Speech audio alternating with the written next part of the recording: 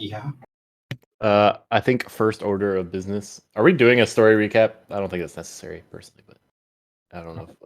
I mean, vague. If we can get the recording started and then vaguely kind of set the scene. Where are we? What are we doing? What's the plan? Yeah, so it's running. I actually had to pull up the vid because it was so long ago, but start of last game was still navigating to try and get into this area. And then basically got in, kind of explored from the main perspective. We moved to the right. There were some guys. There were some things that happened with the guys that I don't quite remember. I didn't get that far in the video, but we primarily explored to the right. A couple of us explored to the left. Saw some guys down the hall on the left and backtracked as the fight started on the right. What were the things that we fought in the main hallway? There was something unique with them. It was lobsters. When you say main hallway, do you mean the second fight, like where the tokens are right now, or the first one? The first one. So the first fight, kind of right in the center here. There was something. Oh, right. When the things died, the piranhas came out. Right. Yes. That was the thing I was remembering. Something unique with the fight. So yeah, we had to be careful to not, get too many out and consider what the piranhas were going to do and kind of stuff like that. So I apologize. It was not lobsters. It was scorpions. Scorpions and piranhas were the primary problem things at the beginning, along with some traps. Yeah. All right, and then you guys move through the kelp nursery and then on to the next area, where Morin did some very genius tactical maneuvering. Yes. I adeptly avoided much of the clam's armor and defenses. What's the guy's name from Guardians? Drock? Drock? Yeah, Isn't it Drax? inside. Drax. Sorry. Gosh. Sorry. It is same Drax. character. That's kind of what I was imagining is but with spells. Me poking it with my staff. Yeah, so we fought some stuff in here, and then we're able to kind of continue on. We got some training crystals. I forget the exact name of the item. Talent shards, correct. Talent shard. I don't remember how many you got because actually I think the person that got them is currently not here. So might have to look in the chat. So if someone wants to do that for me real quick, you go to the in the chat window, if you scroll all the way to the top and then go to view all chat entries for this game, hit the put on one page button and then Control F for talent shard, then you guys can see how many of them you got. Okay. Right, and what were those for again? They did something special.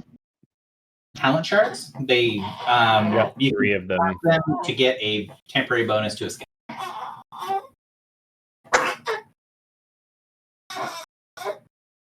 Okay. Yeah. Here's Now the this- message. So much I less see. problematic if you had worked. Gotta say, Gary, Yes. cute when's another person's kid, but oh man, that sound. It's funny because it might not translate very well through the mic and everything like that, but she is very quiet as a kid, even when she's angry. Like her max volume of crying, on a 1 to 10 scale for Tessney's max crying is like, I don't know, maybe a 5 or 6. She's about half as loud at max volume as kiddo number 1. Interesting. Speaking of kiddo number 1, Tessney, come upstairs.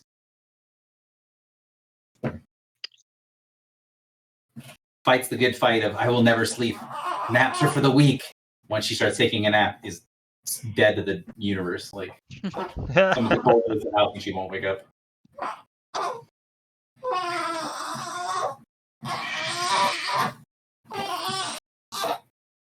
right. So, anything else from last week you guys feel is relevant? Can everyone find the handout for the way that progressing through this dungeon functions? Flow of battle. Right. Yes, the flow battle I handout. have it. I am requesting that we take a breather. Oh, yeah, that's right. I feel like you guys sort of had taken a breather at the end of last time, but I don't. No, we didn't. We didn't pick. I don't didn't think we pick- decided, right? we talked ran- about it, but We ran over, and I think we ran a little over with the combat because it was pretty intense, and then we just left. yeah. Yes, that is my recollection as well. Sorry, kiddo. All right, I'm gonna mute. Be right back. Just one Okay. minute. She said, "I'm not loud, huh? Challenge accepted." Yeah, right. Listen here, bub. Granted, so I think I told you guys, Ronan broke his arm. Yeah, yeah. you did. Yeah, so we Yes, got he the took a cast photo. off this past Wednesday. Oh, that seems And- fast. Yeah, well, so 5 weeks. Okay. Time yeah. goes fast, right? And then, Yeah.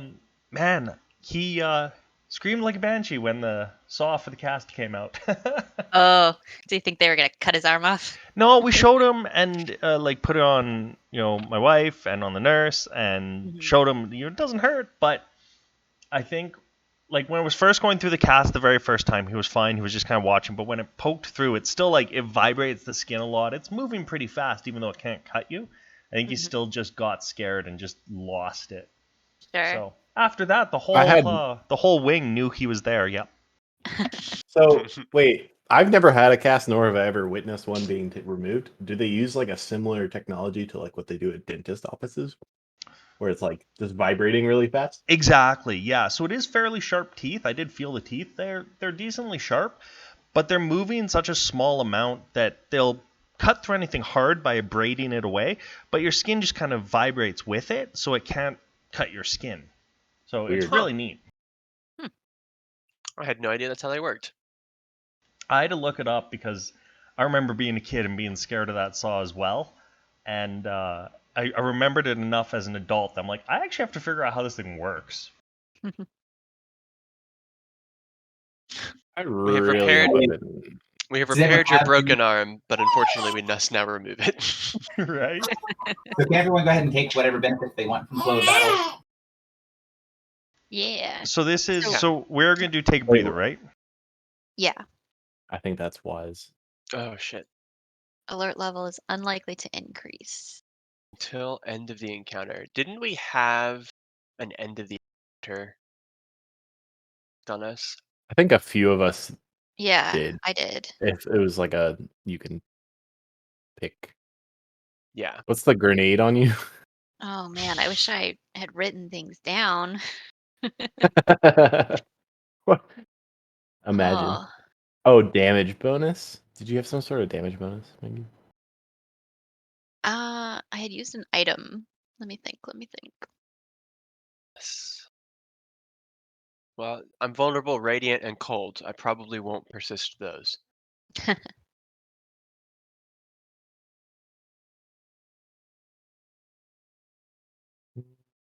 Does this red mark indicate that I have a curse on somebody? Is that what it is for? Yeah, that's just your character's color, Okay. mark color. Yeah.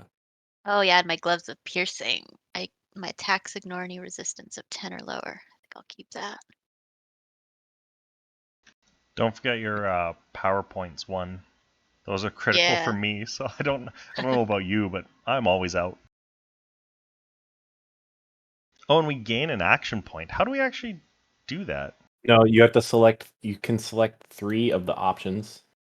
Yep. So you can. Oh, You okay, so can- I'm going to You do can 2 just get power 3 points. action points if you want. Yeah. I'm going to do Gonna 2 power points, 2 heal, well, 1 healing surge. I don't think I have until end of encounter effects on me. So I'm going to do the action point, I think. I would type it out into the chat.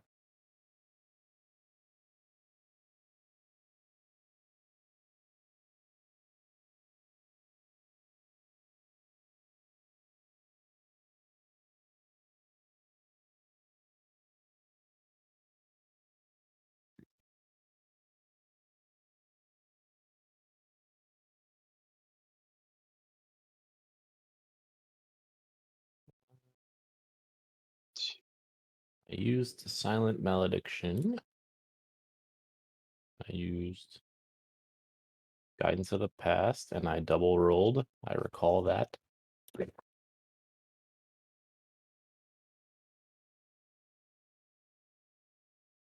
Definitely have healed.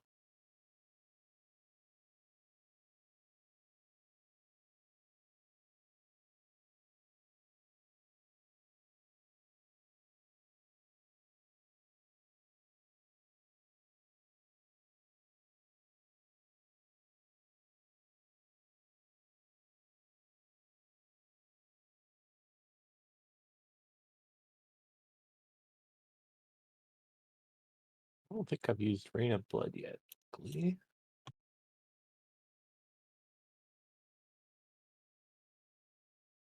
Definitely should have done a better job of. Okay.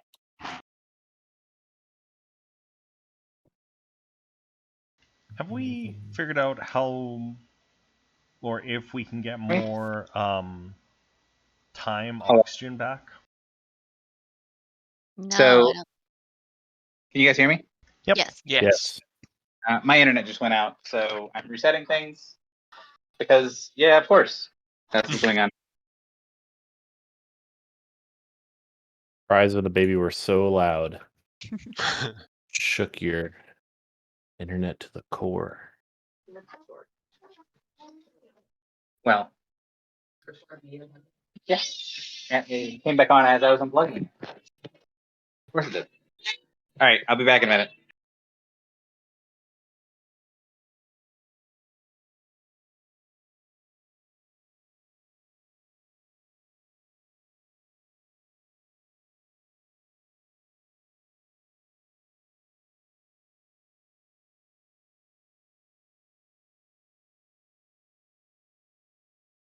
Rox, you know I can steal your card? What? You ever tried to click on someone else's card? No. Oh yeah. Oh, and I have Oh, the option. Oh, it lets you pick? Yeah, it says no way It or let said- it go. Oh. Because it just pops up and says denied.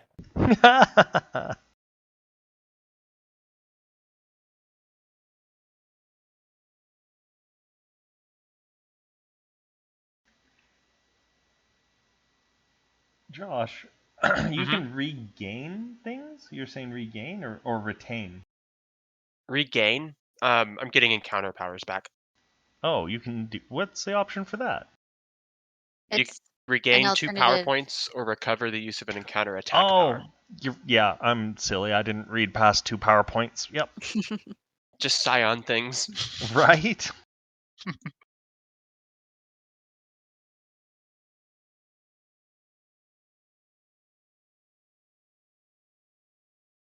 I thought about using 2 healing surges.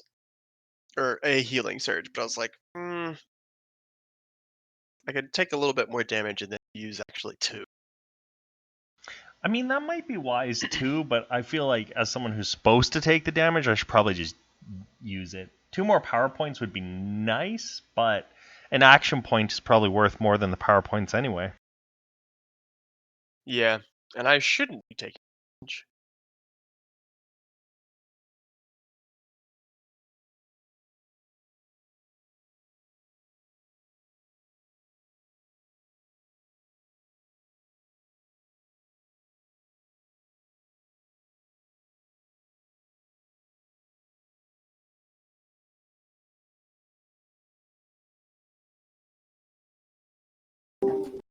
You should not leave her with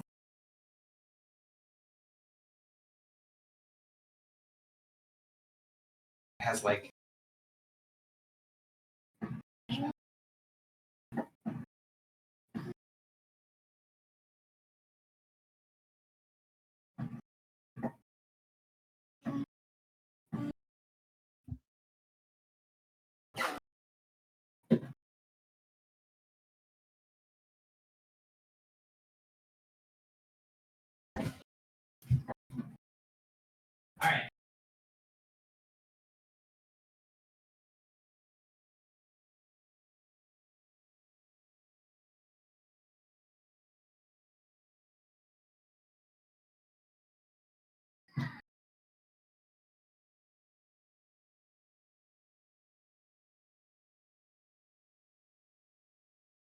One of two happy.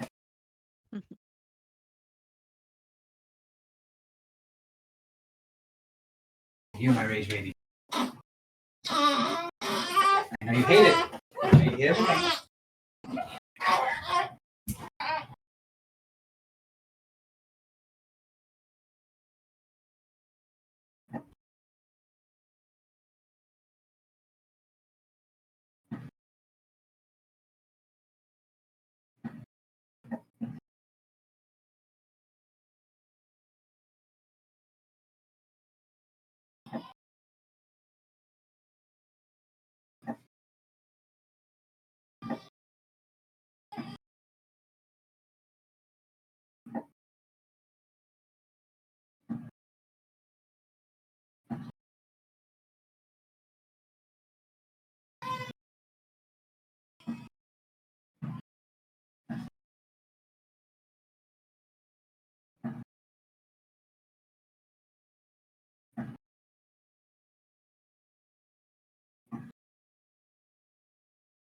Okay, I may ungain my health.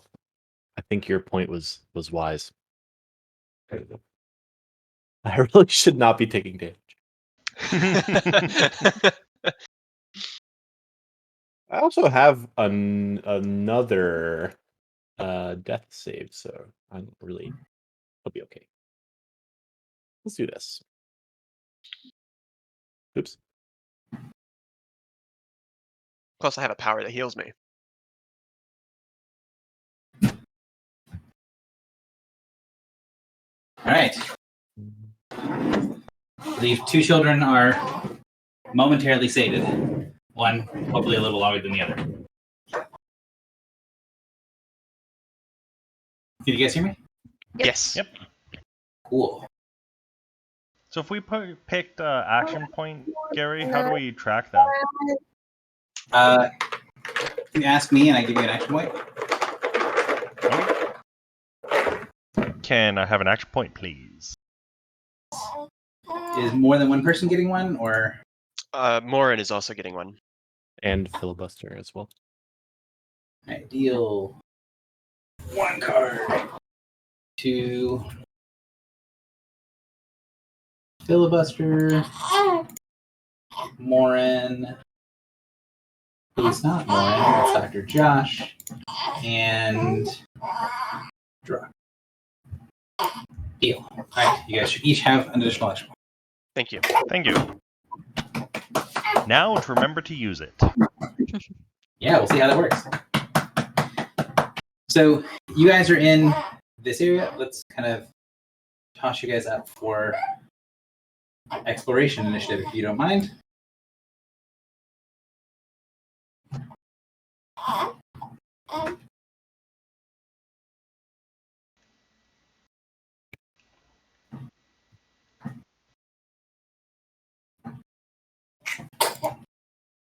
All right, so you guys have taken your short breather. The cloud that was here will dissipate. Oh, it did go away. Yes, it does go. Is that what the death of the fishman? Yes. Okay. Death of the Dark Light Acolyte. And it's sort of hard for me to see on this map with the lights on right now. But can you guys see into this area? No. No. Okay. We can see this square. Hopefully the reveal tool isn't broken. Yeah.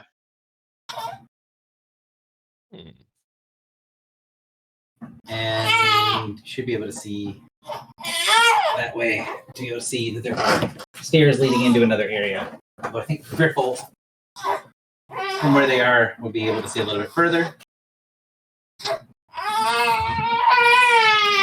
Utter rage. So much rage. Be able to see this way, there is down the hallway. Those stairs going up or down? They're going up, correct? I'm nearly positive they're going down. Oh, that's right. The other way goes up. I forgot.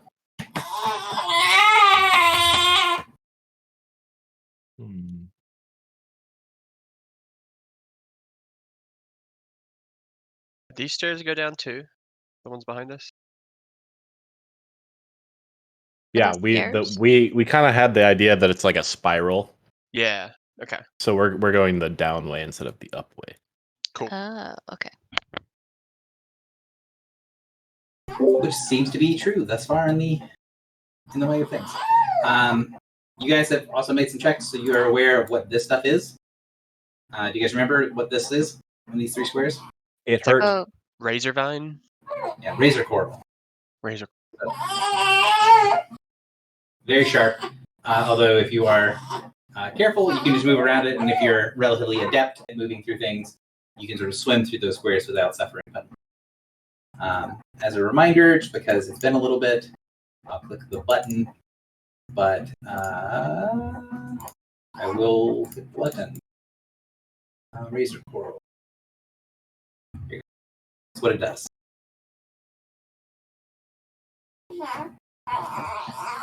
So the check is relatively low if you're trained in those skills.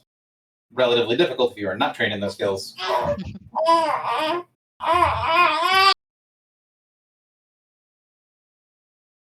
My normally very quiet daughter is obviously having a meltdown now that I'm trying to talk on voice. She did a beautiful thing last night where, like, right up until the point of doing something, she was perfectly fine, and then she had an absolute shit fit. And then as soon as I get done doing what I was doing, fell asleep and slept for like 6 hours. I mean, you're not allowed to relax, have fun, or do anything that doesn't revolve around them, Gary. That they know. I don't know how they know, but they know. it's like a cat. They just know what matters. Axel is sleeping peacefully right And next to me. the answer is then. All right, Yeah, so hurt his Phil, feelings. you are first up. What would you like to do? I would, Oh, go ahead. if you're not bloodied, please remove. Like if you have excess markers on you, like concealment, bloody, other nonsense, please remove. I've asked this before. Is exactly half? Oh wait, I'm above half. You're above how's half. math? So you're not at 27 or near 27, so you're not bloodied regardless. Yeah. But yes, exactly half is bloodied. I've asked that before. I always forget. It's okay. Is this clam? This was not an enemy, It or was, was it? but it was an enemy that was injured and then had like a major, well, at least in the token that I could see, had a major attack penalty. And at the end of last combat, I was like, all right, well, the all of you guys versus this Yeah. severely wounded clam and the Dark Acolyte are not going to be a problem. So I went ahead and called the combat there. Okay. And this bench over here, it looks like a little workbench or something. It does. May I check it out? Sure. What exactly would I would look for? Little trinkets, or I mean, we just found those shards, so I'm like, oh, Chinese.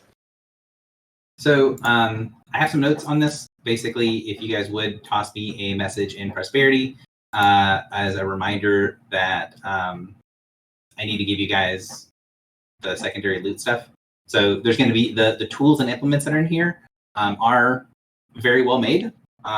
They look like they're some sort of surface made, but also they're metal tools, and they don't show any signs of degrading or corroding in saltwater. So they obviously have some sort of either minor or major enchantment on them, although they don't have a strong magical glow around them. It's probably something fairly minor that makes them stay sharp and functional and not get covered with nonsense while they are underwater. The work table has a bunch of pieces on it that are used for different things, most of which are things you do not recognize exactly what they're used for. However, there are a bunch of different pearls in various states of being cleaned or collected or whatever in this area that you would be able to take with you that are worth a decent amount of money. So this is going to be something that your characters would be able to stick in a bag and carry with you. Oh, and then also, one moment. If we have, this might be stupid. Let me can't recall if this is fast or not. Let me see. Okay, how long would you say we've been in here, Gary? Define in here. In the temple. In the temple, like 10 minutes or less. Okay. So I take it back. part of the thing with the flow of battle is the fact that you guys are in character going through this place very, very rapidly to avoid the one, the ticking clock on your guys' breathing counters, and two, to avoid, the peoples of the temple wandering around doing their thing, doing their business, and then stumbling into you guys.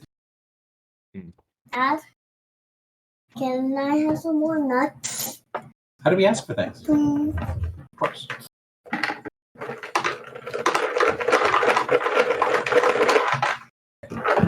Good up. Heavy. All right. So, yes. So Phil spends his kind of exploration turn looting and checking out the items and implements there. Is there anything in specific that you wanted to know or look for other than just, hey, there's valuables here, we should take them? No, there's nothing. I still don't really even know what's going on. So, I mean, obviously they're harvesting pearls, but they could be doing it for, I don't know what reason they'd be doing it. Okay, Warren, you're up.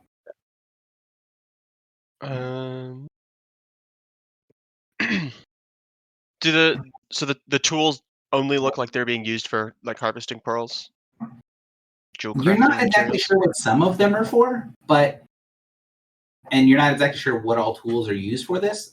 Some of the things show like extra long tongs and things like that maybe they're useful for harvesting pearls, but actually there's one tool kind of on the map that's right here that is sort of unusual. Like a lot of the other things look like, oh, these might be things for either like removing impurities and making the thing shine and polishing, or getting the thing out of clams, stuff like openers and stuff like this. These tongs here are a little out of place, but also since none of you guys are very familiar with clam harvesting, it's kind of difficult to know how out of place it is.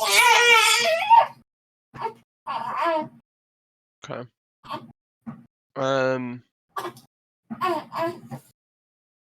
Do I see anything in this room back here? Or is it just, are those pearls or are those like different rocks? It's very heated, I'm guessing. Yes. So this area is, as soon as you swim into it, is very, very warm. Most of the heat, but not quite all of it, is contained to this room. Oh, lady, ma'am. Excuse me. Most of the heat, but not all of it, is contained to this room coming out of vents. And you do see that there are quite a few pearls that are gathered around, but not the pearls that you see in here aren't very pretty. The ones that are outside that were on the work table look polished. They looked like either they had very few impurities or maybe they'd been removed. The ones in here look like they have splotches, impurities. Some of them look like they have like cracks or other sorts of things in them and are being placed. They look like they've been placed relatively carefully around these little like lava vents. They aren't actually lava, it's just heat vents. Mm-hmm.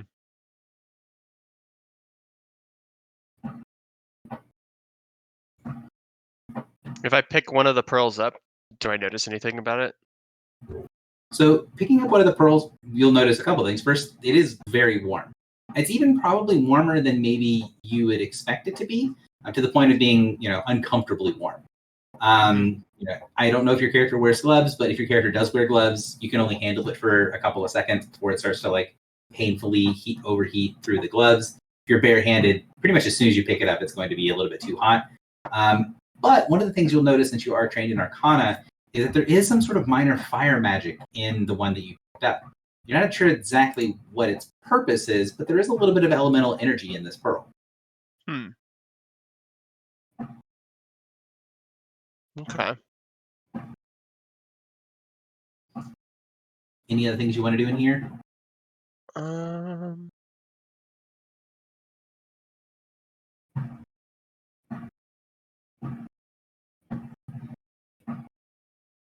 I don't think so. Are these like tools in here? Like that So looks they kind of look like a like- pot. It does. So they look like little containers. And if you look inside of them, you can see that they are heavily lined with what looks to be some sort of clay. But they're like ceramic containers that are full of this soft clay interior. And each one of them has like a lid that you can put on. And combination of kind of spending a moment examining the room and basic knowledge would say that if you put one of these heated pearls in one of these containers, it would likely keep the heat for a pretty significant amount of time. Okay. What can I put some of the larger pearls in that bucket and take it with me? Sure. I will say that if you use one of the buckets, it is going to be relatively heavy. I don't know what your carrying capacity is, but just keep in mind if you're going to take one of these things with you that, it's going to be slightly encumbering to the point of, maybe pay attention to don't carry too many other heavy things. Okay. Drock.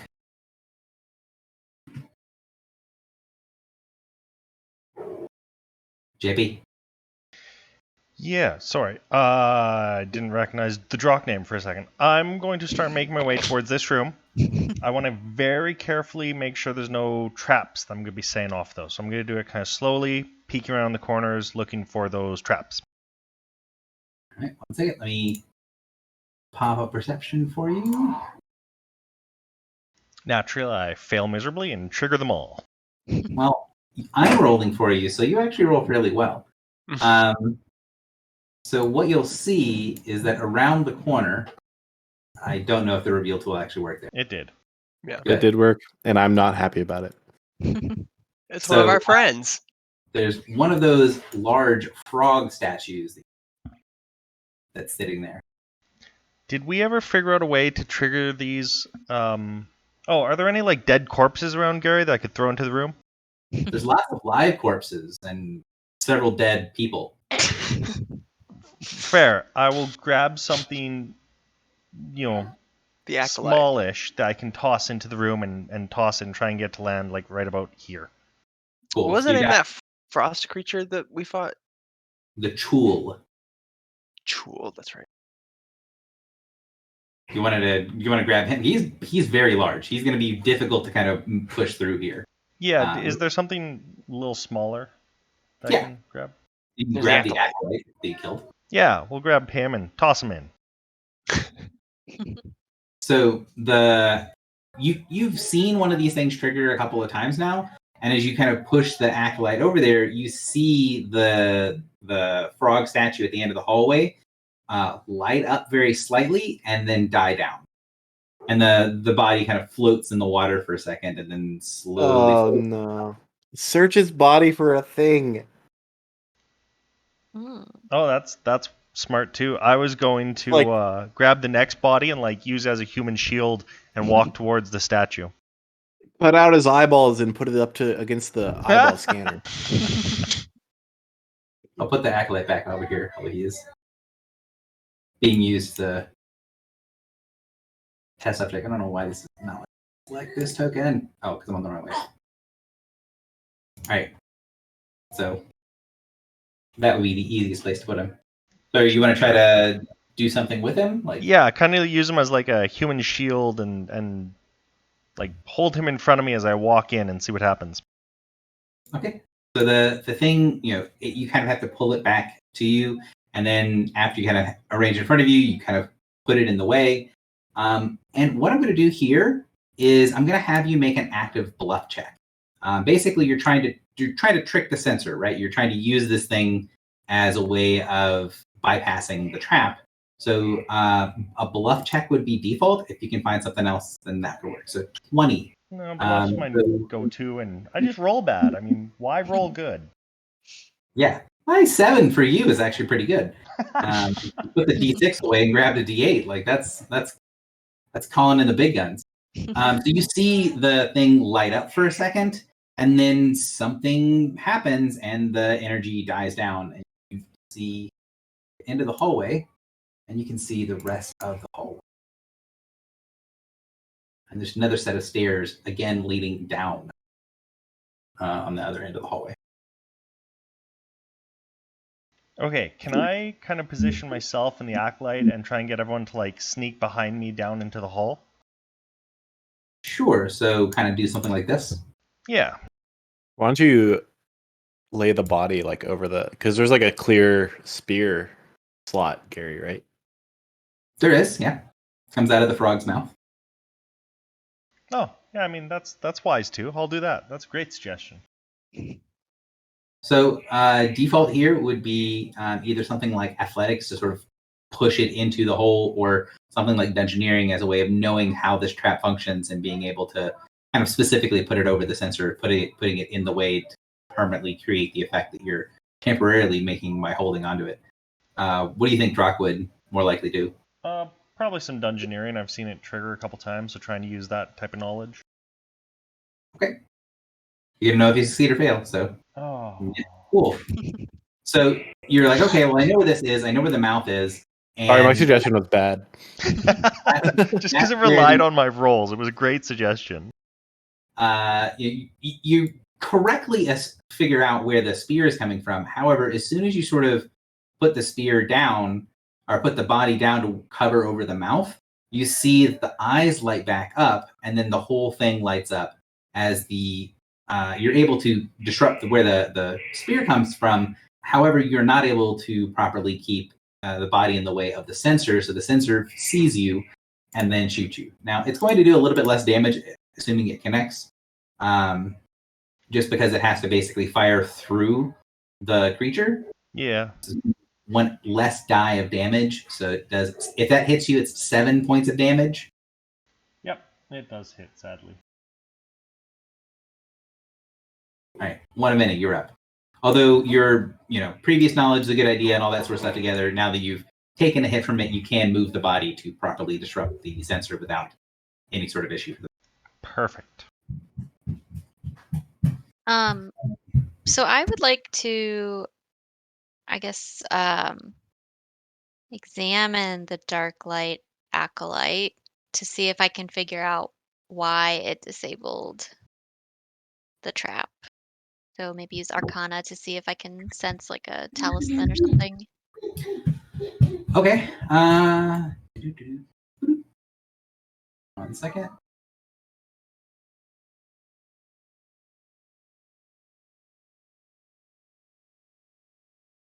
So, examining the body, there doesn't seem to be anything other than the parts. He has a couple of like implements and stuff on him that have residual magic. Not enough to be considered a magical item, but something that he did magic through. But there's nothing on him that seems like it would have. He doesn't have like a magic badge, right? That allows him to bypass the traps. Nothing that you can see that is on the creature that marks him as able to bypass this thing. You don't see anything that the creature has, at least magically speaking, that prevents the traps from triggering on him. Okay. Like, would I have any familiarity with other mechanisms? Like, So I will say that as far as ritual magic is concerned, mhm. things like Magic Circle and other rituals and other spells can be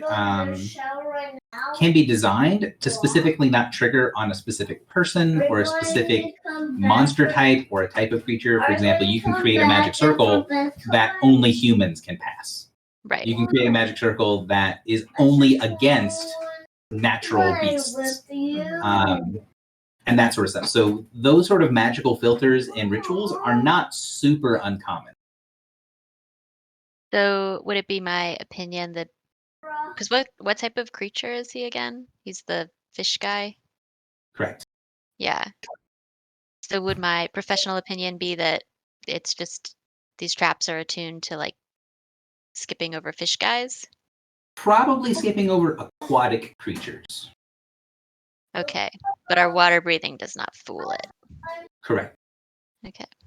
Waterborne does not make you aquatic. Right. Okay. All right, so at the end of the round, basically what I'm saying is, does anyone have a good idea for what Griffle would be doing? Otherwise, I'm going to sort of pass her along. Griffle, when I talked to her, said that she would be game or would make it make sense if she was scouting, because that's what she was doing down the other hallway. So she could go scout ahead if that's something you guys wanted her to do. Yeah, I figured her and I scouted last time, I think, so I figured she'd just be doing similar. So, do we want to make things interesting and have Drock roll for her, or Whoa, someone whoa, else? whoa, no.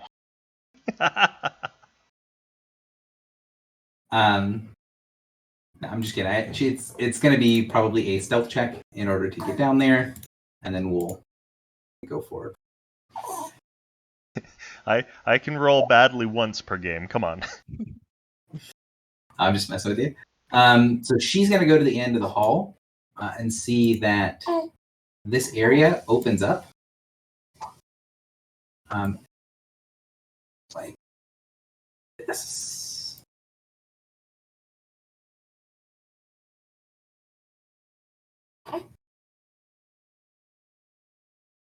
Hopefully you guys can see a little bit into that room now. Yep. And what she'll be able to see is here there is a column of some kind. And then here on the floor, there's a fairly large rune of some kind.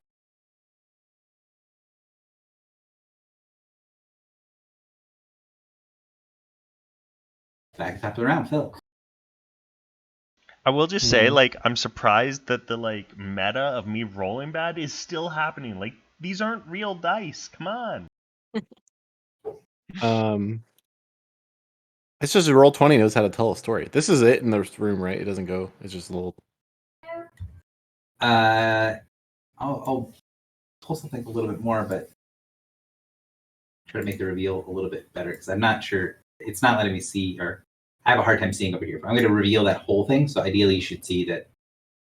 Yeah, it's just. You guys- Well, I can see the edges. I was just assuming that there was nothing there. Okay, yeah. Okay, I'm just gonna walk over here.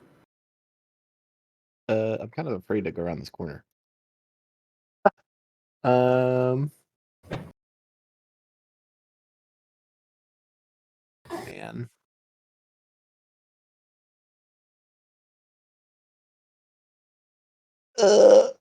Nope, I'm just gonna wait. I'm gonna let someone else go ahead of me. Morin? So I permanently disabled one of the other traps, right? Correct. Using I think Arcana. I think one of you guys use Arcana, one of you guys use Engineering. You can see on the map down there that I think you guys can see on your layer the permanently disabled marker. Yes. Yes. So can I make an Arcana check on this one to disable it in the same way? You can, yes. Now, one thing that's going to be difficult is that because of where the trap is, the acolyte is sort of blocking that area. You're going to need to do something to get around this razor coral because it takes up most of the area. You can either sort of lean on the side of getting too close to the sensor and risk the trap, or you can try to get through the coral to get close enough to it. You see that's it's in the square where the trap is in addition to everything else. Mm-hmm. If we just trigger the trap, it shouldn't trigger again, right? From what we know.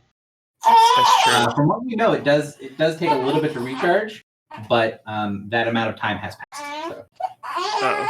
Oh, from when I threw the acolyte on and got shocked? So it recharges it once a round. And it has been the top. Right, yeah, I get it. The different traps have different recharge times, but the harpoon is pretty fast. Okay.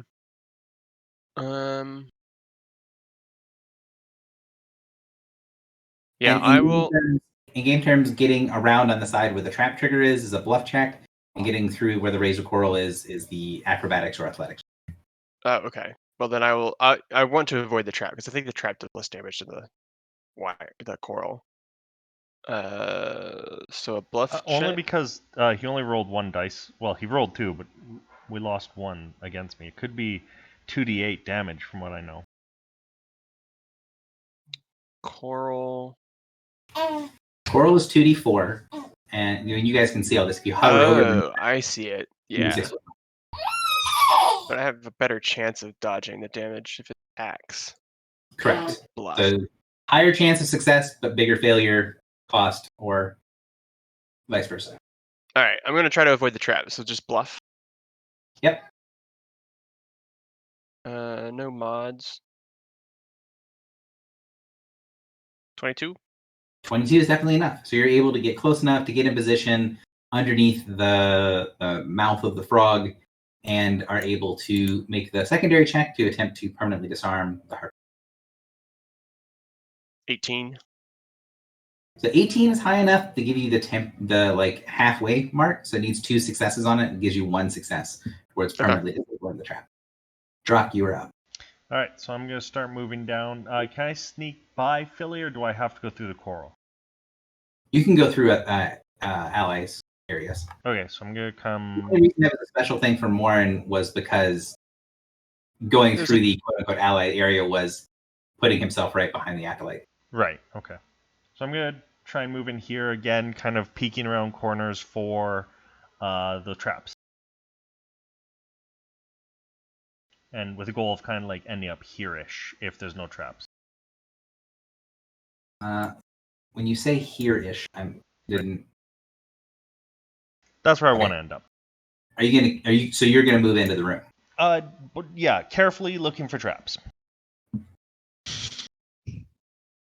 So as you get to about here, let me double check to make sure this is correct.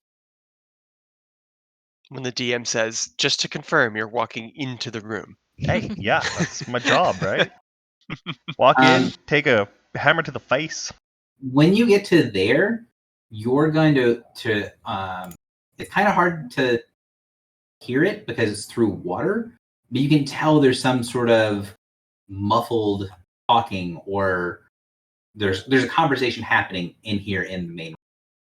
It's really hard to hear in any kind of distance because there is this low rumbling in the entire area, and then in certain spaces it almost feels like it's muted, like it's just very, very silent. And there is this background rumbling combined with this extra silence, combined with the fact that you're underwater and sound doesn't go the same way that you're used to, means that while you can tell it's rhythmic enough and sort of varied enough that it's talking, it's so garbled that you can't understand what language it's in at all. But you can tell that there is talking in the next room. Okay. I will go one more square forward and see what I can see. Stealthily. So you're going to know whether you succeed or fail in this, so give me a stealth check. Dang it. And we all know before the roll I fail, so, here it is. Woo! Oh, 19! Wow! That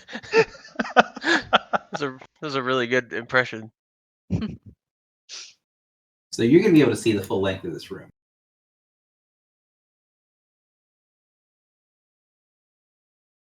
Well, maybe not that side. You'll see most.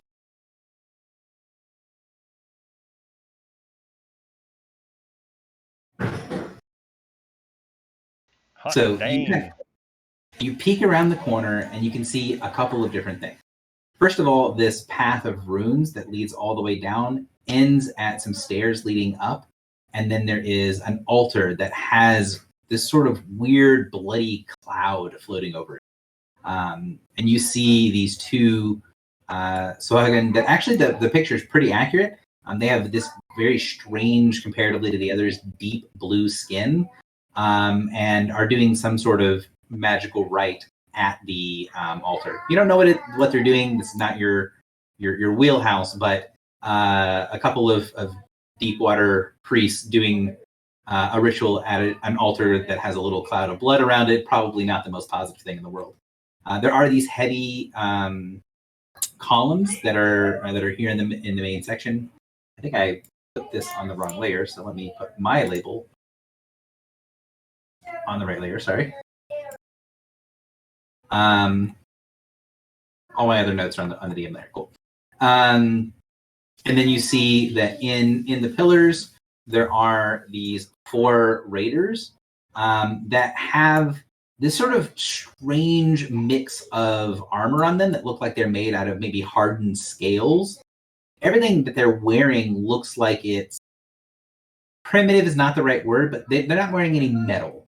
They're not wearing stuff that looks like it's very well made, at least from the surface perspective. But they are very uniform. So these look like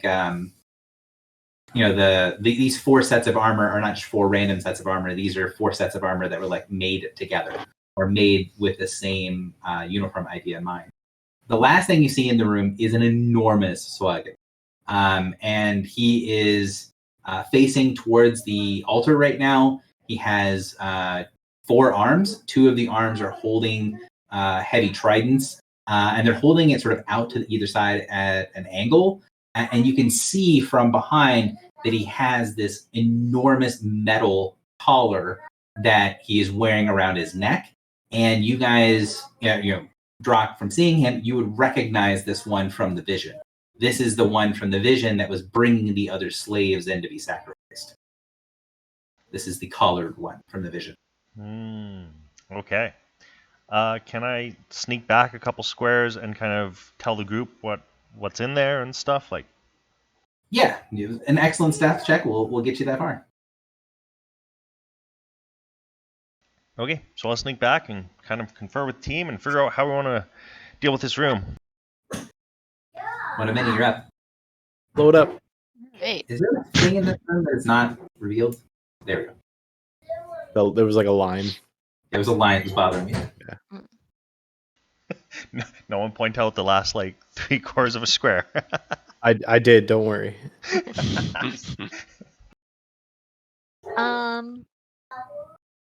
Well, I'm not really sure how to best proceed. Right. Kill. Yeah, I should be first, though.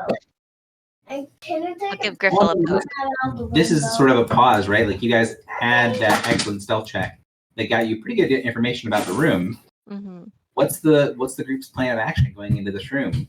That's kind of what you guys need to decide right now. Did they seem totally unaware, like they were facing the altar, or what? Yeah. So the collared one and the 2 priests were very much focused on the altar. The 4 raiders were standing between the pillars, and they looked like they were sort of at attention, but not on guard, right? Like they're sort of bored. So I guess it's been a while. I apologize. I need to remember from the vision. So we know that this guy was trying to hatch an egg, right? A god. He calls a god egg, yes. Yeah, he was like feeding it sacrifices. Did Drock see the egg on the altar? This is not the altar from the vision. Also in the vision, as a reminder, there was a circular room with a bunch of statues around it, and the room was devoid of water. There was this sort of cyclone of air holding all of the water away from the altar. The altar looked very different than the altar. Okay. Is there anything, and this is just my poor memory, but is there anything that would give us clues as to whether this is before the vision or after the vision? You're not sure. Okay.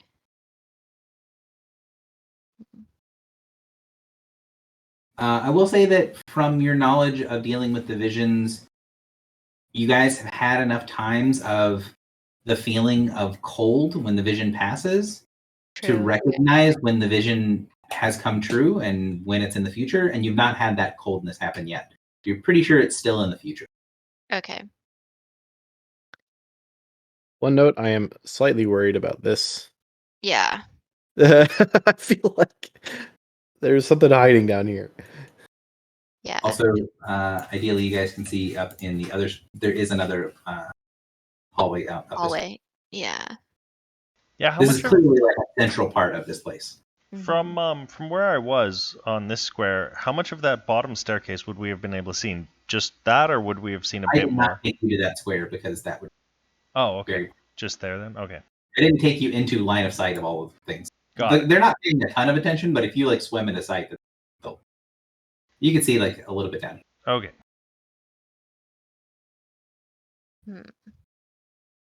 Okay. You'd be able to actually see a little more. That's again reveal tool. Why? Why do you suck? Why? Best tool ever. It's as good as my rolls, Gary. Come on. What more do you want? I still don't understand how this tool can be broken after this many weeks. It's broken in the most obnoxious way, where it hides the things you're trying to remove. This might go straight over here. No, because that's upper, right? We've only been going down, down, down. These and that was stairs up. go up, Gary, right? We do. Yes. Yeah, so it would just Oh. go into this. Maybe there's another set of stairs here that goes into. Oh. Yeah, because remind me, did we think that the things to the left, that guard and that trailblazer, was that the sacrifice? Or that was like the same kind of creature that was sacrificed? Yeah. So in the vision, there were two types of creatures. There was the collared one, the Swagan, and then there were the things that were being sacrificed, which were a creature called Scum. You've not seen any of the Scum in the temple so far. Okay. What was it? And the trailblazer, that was not familiar to us. So he's also Swagan, so he's the same race as the other things we've been encountering. Okay, so he doesn't look different. He just has a different. He does look a little different. Like he's dressed differently. He's not an armor. He's not huge. He's not a priest. Mhm. Like he's dressed differently in the way that like a human fighter and a human wizard will be dressed differently, but they're both human. Right. Gotcha. Okay.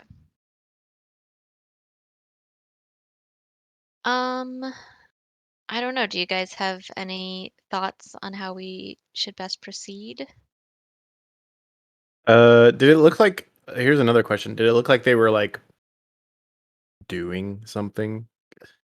Yes, it's pretty clear that the two priests at the altar are performing some sort of ritual.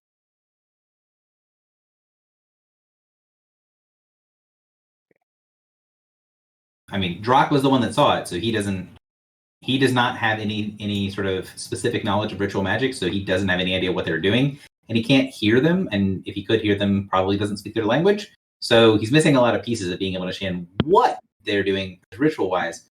But, you know, two priests standing before an altar, waving their hands, making sounds, big cloud of blood over the altar. Uh-huh. It's pretty easy to see if there's something going on. Yeah.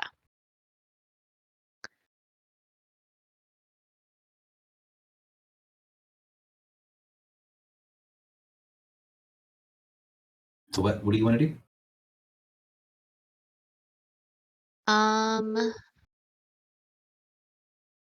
So like I have some good AoEs. Should I just get in there, you guys? Is that what we Yeah. want to do? I say we all line up right here, and then we burst in, and we usually go. Okay. Boop. Yep. All right. Is that okay with everyone? Yeah, I mean, I just didn't want to do a bad roll to get in. So basically, I'll put Griffle and Drock. Anyone that goes further forward than either of the two of them is going to be in line of sight, and is not going to be able to be. And even technically, Griffle's in line of sight there, so it's going to be like this. Okay. So, since this is like a sneak attack, Gary, can I like step out and charge or not? So here's the thing with surprise. 1 second. It's a surprise. even the mechanics are just like, who fucking knows? You do what you want, and then I'll tell you what happens. Exactly. Sorry, saying goodbye to Rachel. So surprise. Huh? Forever. Forever, yes. Gone forever. Whoopsie. They both put them out back. 2 children, I'm out, baby. Getting See ya. some cigarettes. See you in 20 years. You're a real Mattingly. I'm gonna pick up cigarettes just to. Oh, start A that real up. Mattingly, that's pretty dark. But true. So, normally the way the surprise works is that you get a single action that happens. So we roll initiative, you get one action you can take. You can't spend action points. You can't do a bunch of miscellaneous stuff. It's basically you do.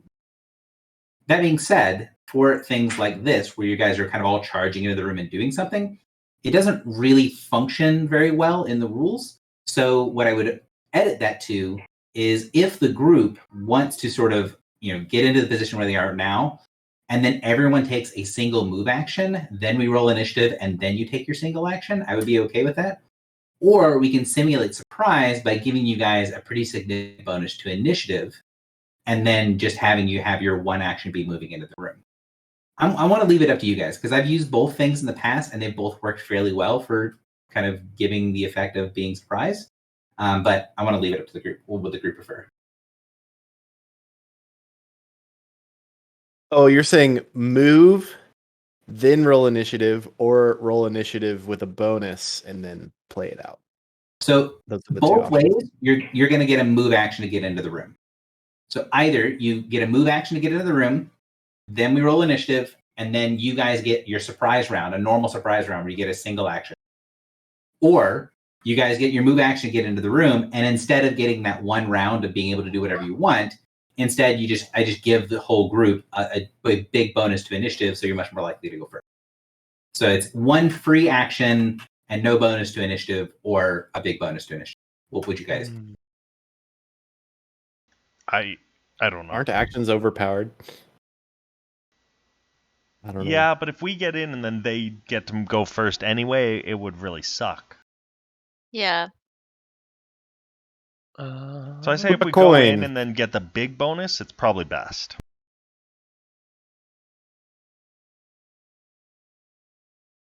How much does the collared one fuck? You know what I'm saying? I feel like he's going to destroy someone. A great question. He's drawing. Oh, okay. Sorry, I thought that was That's Gary me. drawing That's pin me. squares. I was like, oh god. Oh, He fucks were you- this much. Were you drawing that? Can you see that? Hang on. No, I didn't No, see no, no. anything you did. I was drawing something. Okay, you're And that's drawing what- something specifically over an ability he has, and I was like, I didn't think you could see that. Oh. Great. No, he Uh-oh. reveals the extra information. Do you see this? Do you see all of these?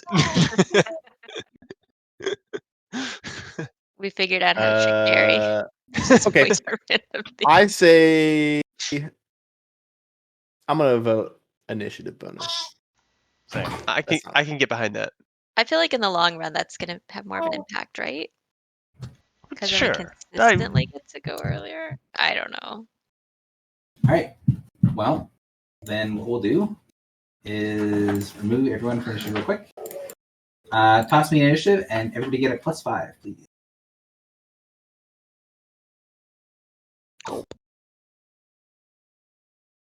I typed it manually in. I can't select my token. Oh, because I have the wrong thing selected. Never mind, that's me. That always gets you. Always. Gets me too. Yeah. 35. Hot damn. I'd be at Hold on a second. 29. Oh, Is that right?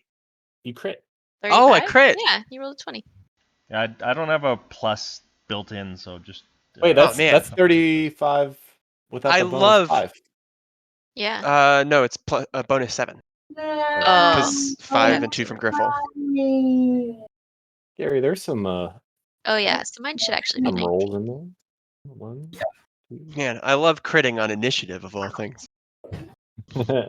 There's your crit for the day. And Drox for the year.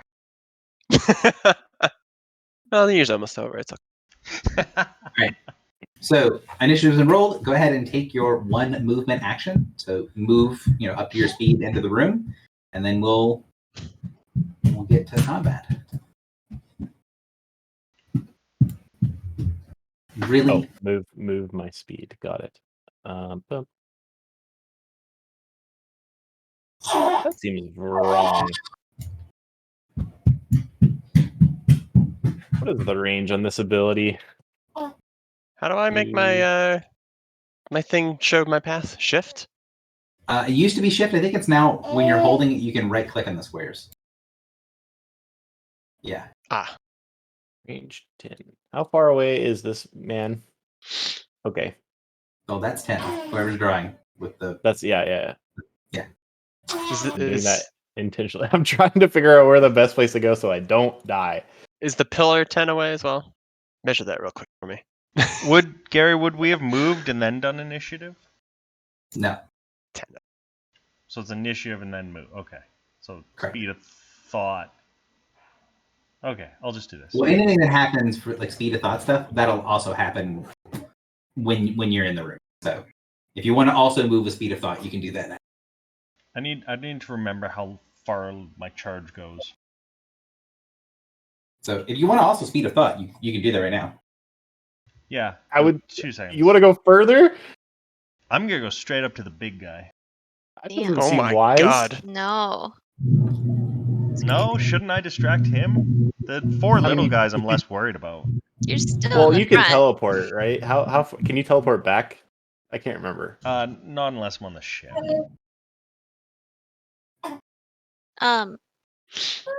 Gary, I have a question. I have an answer. Is it kosher for me to pay a Scion point to add 3 to my initiative now that I see all of the initiatives? Yes, and that is something that you do once you see initiative. Okay, then I would like to be a 22, please. I will change it. Here's the question: would anyone like to swap initiative? Does anyone feel the need to go first? I could swap with you. Yeah, because we'd still be above all of the raiders. So you guys think I should just like focus on tanking the raiders and not the big guy? I mean, Like- do whatever you feel. Yeah, I feel like it'd be good to have them come in towards us versus us having to like go through the raiders. Okay, But- then I'll stop here. I have another plan then. Because also, what if something comes in from behind us? I don't know. Yeah, no, good point.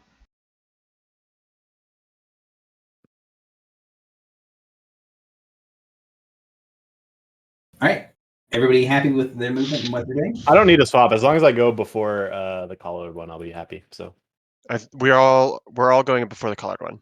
Yep. Yeah, he's And low. all of the raiders. Yeah, the priest. Is All right, Morin, the you're up. colored one is carrying giant glaives, right? That's what you said. Tritons has Tritons, a it's the Triton same. in each of his upper arms. And he's like jacked. He's very muscular and he has 4 arms. He's like Goro.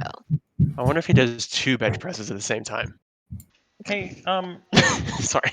Josh, would you be okay if I go before you? Because then the thing I want to do will give everyone attack and damage bonuses. Sure. Now you don't have to use the helm to do that. You can just delay. Yeah. Okay, cool. So I am going to Vanguard charge at the raider on the left bottom. They're numbered. That's not so what you said you were gonna do. Sorry, what, Gary? they are numbered, so you can just. Oh, number 1. Raider. So charge. Landing here. Attack 19. 19 is not going to connect. Seriously? Oh no. Does that include your bonuses? So +1 for charging and well, it doesn't really matter because no +1 for charging. How you doing? You stop. Is that not? I may not have built that in. I don't remember. So +1 to charge and +1 for the weapon because the weapon gives you a +1 bonus. Yeah, I rolled a 2. Yeah, I rolled a 2, but I didn't know if it included your bonuses. I think so. I don't know. It's like 2 plus 16 plus 1, so I'm assuming everything's in there. Okay, but that does unfortunately miss. Yeah, a 2 naturally would, so that's fantastic. So, cool. One day, Drock, you'll have your glory days will come. Right? Morin, your turn. So hold on. So- I have the action point. I'm going to use an action point. Okay. Got to do something this turn useful. And so I will use... well, Battle Mind's manned as a mine. Oh no, the daily power is the miner. Never mind. Super useful, guys. So I'll just do Spectral Legion.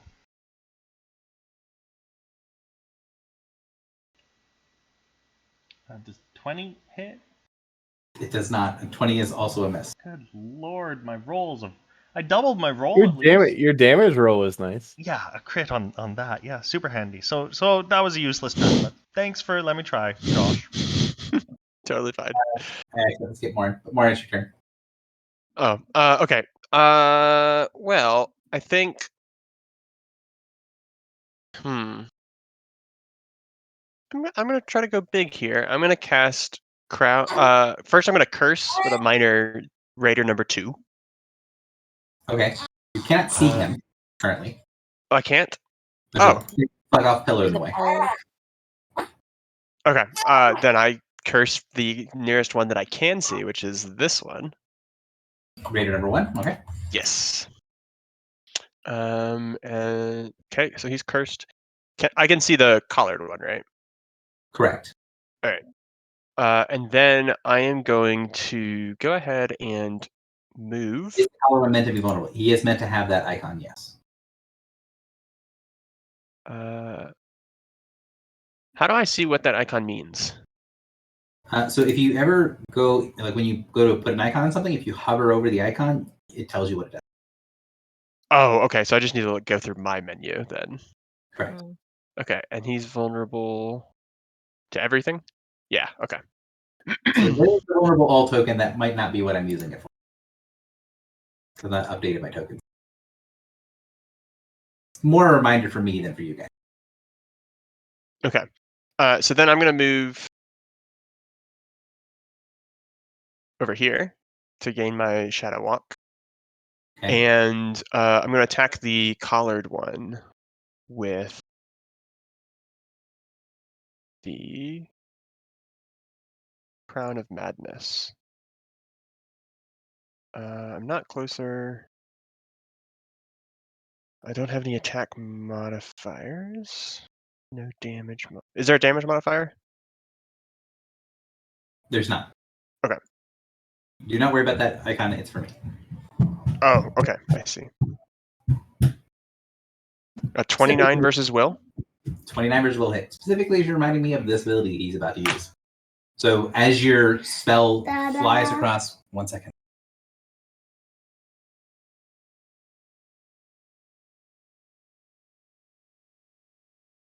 I will say, guys, when I did a talk to myself and rolled the charge to make sure I had all my abilities worked out, I did roll much better. I got an 18, and then I rolled not talking to myself and got 2. So, love this system. So Crown of Madness. So 24 damage is definitely going to deal damage to him. And free action to made basically one of his adjacent allies. He does not have that right now. He's subjected to madness, say that. So this is one of the like radioactive nonsense abilities.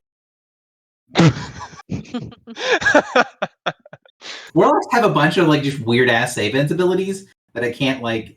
I want to remake my tokens, and one of the token things I want to add, because these are all custom. One of the ones I want to add is like weird warlock ability. I just have like a symbol that's for warlock because warlocks have so many powers like this. I mean, they're cool powers. It's just it doesn't fit into the little grid of abilities very well. All right, so you slam into him with that, and you see this pulse of energy from the collared one, specifically from his collar, and the other Swaggin in the area sort of tense up slightly as you are going to gain 1 stack of something. Yes. And I'm going to click on what this does.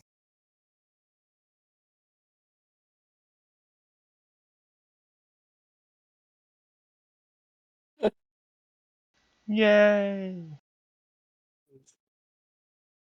To attack that target, meaning the attacker. You.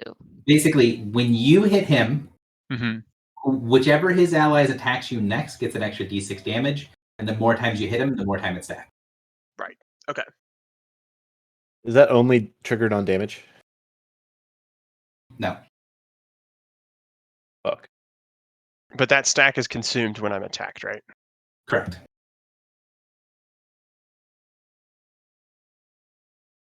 Or all stacks are consumed. All stacks are consumed when you're. This seems like we should get rid of all the little dudes. Wait, all stacks are consumed, or just one of them? Yeah, because no, all of them, because it's gonna do Triggers. just a bunch of extra damage. Triggers no more than once per action.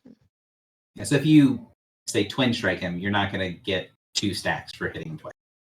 Got it. Ah. But if you hit him once and you action point and hit him again, then you get 2 because it's 2 actions. I see.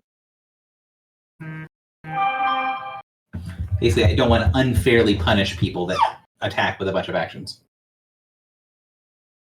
All right. Anything else from Warren? No.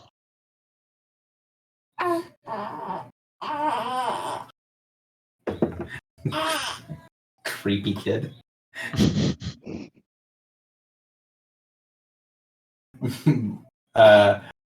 Rachel was backing out of the garage and Destiny was standing in the window and like has her face like pressed against the window and Rachel took a picture of it and sent it to me. She's super like, Children of the Corn. I know it's worse. Dad is trying to do things. Is there anything else, Lauren? Sorry. No, I'm done. What is it, Destiny? Can I see that in picture? The picture for you? I will show you later, promise. Okay. Because of course you heard me from the other side of the house. All right. Darklight Priest. So priest number 1, he's going to turn and see that there's things going on down here. He says something in deep speech, which I don't think anyone has, and no one's got translations on right now, correct? No. I speak something now. That is accurate. What do I have? Abyssal? It's not a kind of deep Speaking speech. Speaking in... Actually, oops, they might actually be speaking in Abyssal. Let me Aha! double check. Deep speech was like dark elves and under gnomes, and They are Abyssal in was point of like fact speaking in Abyssal. What version of Abyssal do you have? Modern demonic. So you have one of the things, but you're missing the culture. So they're Okay. speaking modern Hadal Abyssal. So you'll be able to get bits and pieces of what he's saying. And you can tell the priest is saying something to the collared one, something to the effect of, as you see, our magic does work, but maybe not in the way you intended. You're not exactly sure what it means, but there's definitely a brag in the way that the creature talks. Do the collared one? Yes, so the priest said to the collared one, as you see, our magic works, and then turns towards Drock and points at Drock and shoots a little, well, when it comes out of his hand, it's about the size of a marble. But by the time it gets to you, Drock, it is expanded about the size of a cannonball of ice that flies across the room and tries to strike against you. Water bolt. So 34 AC, which I assume is going to connect. Yeah. Or 25 points of cold damage because we are underwater. Yep. seems bad.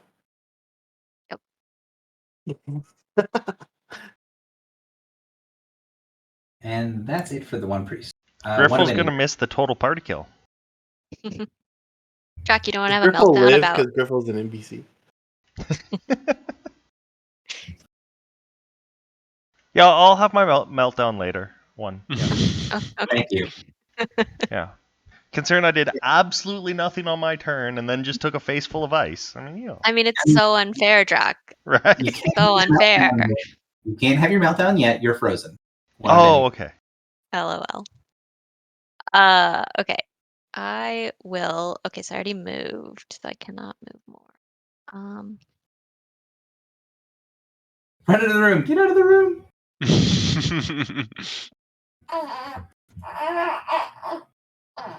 Whale. Okay, so I guess this one that just attacked, or the Jock is standing next to, I will attack it. And I will do just the Secret of the Way, I think. Nobody's grouped up yet, so.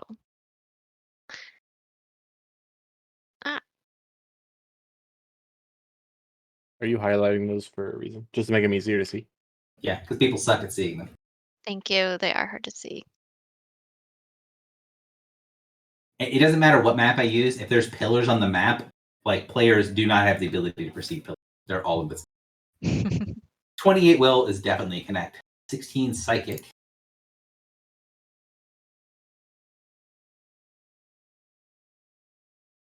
All right. Anything else? I think that'll be it for now. All right. other Dark Light priest sees the spells being cast, and you hear. Well, you can probably not actually hear him from as far away as you are now. But he's going to move up.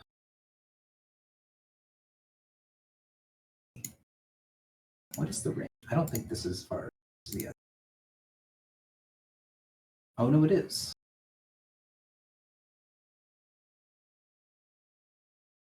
One, 6. There. And it's going to shoot at one of many. Heck? Rude. So the priest holds up his hands. He kind of cups his webbed fingers on either side and then slams them together in front of him, muttering some sort of curse. And around you, one of many, you feel the world closing in, and spectral shark's jaws snap into place around you. Oh, creepy. 30 will. Yeah, that'll hit.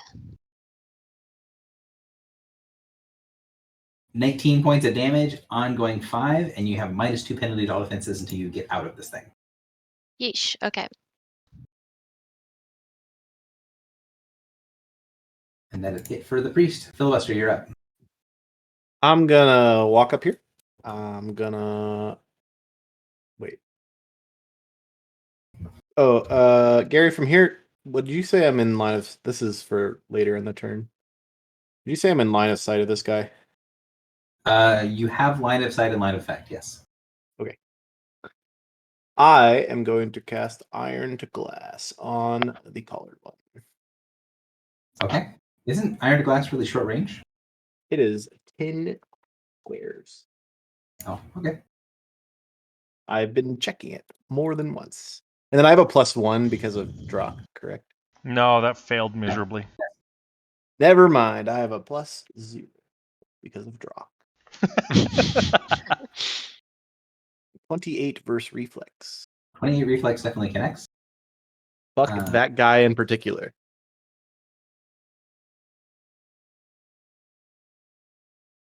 And this is the damage rolls penalty, right?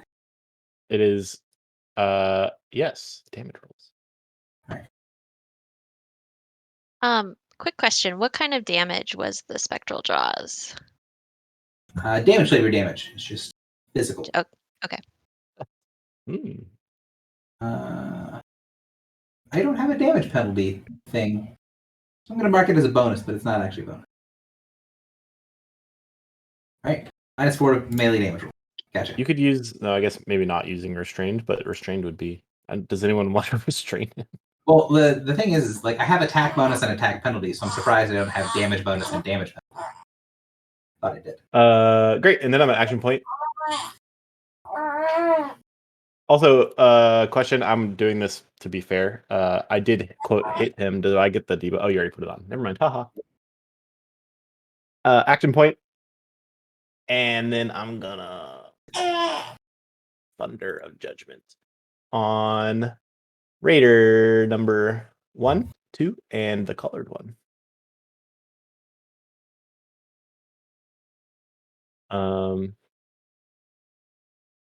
Is the colored one larger than me? Actually, are all of these larger than me?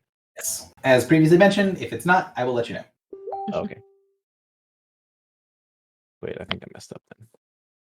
No, I didn't yet. 30, 25 fort on the colored one. 30 and 34 for crit. So that is hit. What point to the things that you're doing? Colored one, and then these two.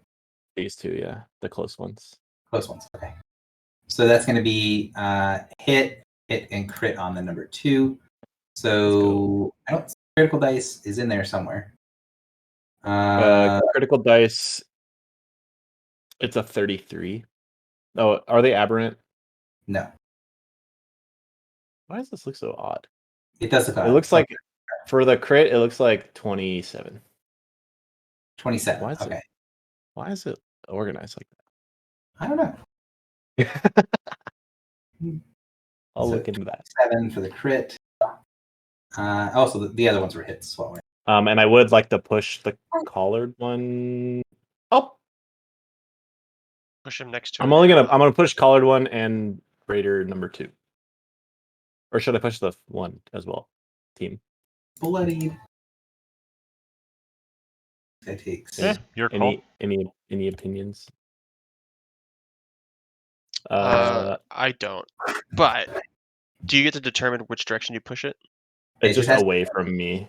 Okay. So For me, I the would more like to groups, the push. better. Is it how There. many squares is it? 3 squares. Do it the third one as well. And then yeah, send him away. Get him out of here. Actually, it's probably better if you push him there. Okay. You gonna do this one as well? And then also push the collared one. Where do you want? I think where to push the collared one? Yeah. Put him in That- front of the priest. Here or I here? mean, it doesn't affect anything, but that's perfect. And minor action. Just, might as well pop off, I guess. Minor action healing word. Drock. Thank you. Well, you did remember to make it 2d6. I'm not sure that matters, but Hey, I got all my good rolls in, then I gotta give my shitty roll to Drock. As is tradition. so Griffle has a bloody dazed target to wail on, so that's probably what makes the most sense for them to do. So, since the dazed creature can't take an attack of opportunity, I'm gonna say that she's gonna come up here. And then I think all of the big stuff is places, so we're gonna just open up with Twin Strike. So Quarry as a minor action, and then Twin Strike as a standard.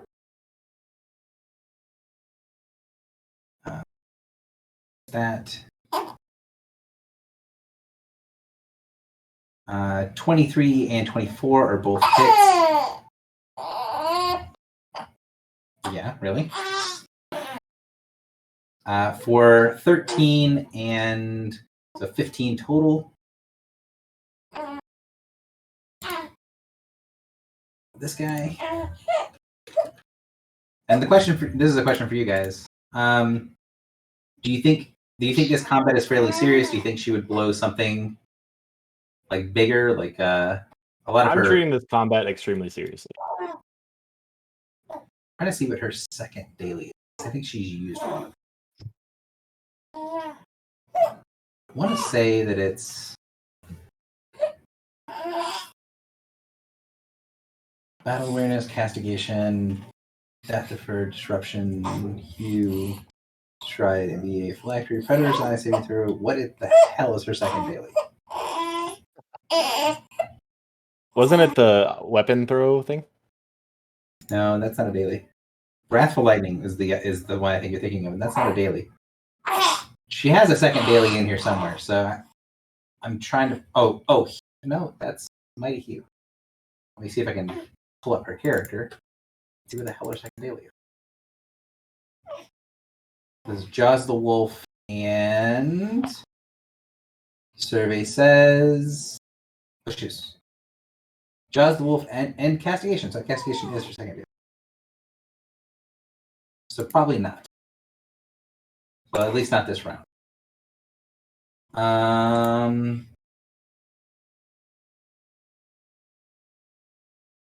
guess she could go engage the big guy, but that sounds like it's really dangerous. You also dazed. I think it's okay. So she could get Drock. Would you want to be next to, be over here next to where she is? Because you guys tend to function well together. Yeah. Okay, so I'm going to assume that she does Wrathful Lightning first from back here, zapping the dazed person, and then we'll move up afterwards. So, Wrathful Lightning. So attack bonus is that, damage bonus is that. And that's a critical hit. So yeah, the I think follow-up- he evaporated. Actually, I'll have to aim the twin strike at a different target. So Drock, teleport next to into one of these squares here. All right, and then she's going to move up to here, and those twin strikes would be on the other target. His defenses are slightly better, but it doesn't matter, so he just takes 15. All right, cool. And We should let Gary play our characters every time. I really want to see Gary play Drock and see how bad the rolls are. Hey, when I roll like hidden skill checks for you, you tend to roll fairly well. So I don't know. So Swaggin Raider number 4. Get inside of. Nobody is bloodied. Well, so probably not doing that. You did see Griffle just walk up and rip somebody to pieces. So yeah, let's charge into flanking. 3 to hit. It's a miss. And he does need to hit to mark. Okay. The collared one.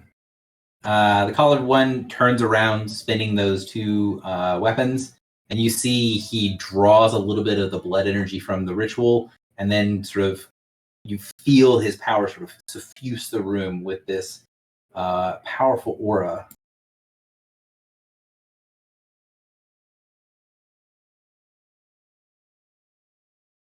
Oh, well, don't leave bloodied enemies alive. It's you guys. Any ally in the aura. His ally, which are the enemies of you. It starts if adjacent to any of us that are bloodied. Correct. So if any of you guys are bloodied and the creatures start next to you, they'll get health. Okay. So just don't get hit. Yeah. Forehead. He is a melee fighter, so he is going to charge in. I guess technically he doesn't have to be.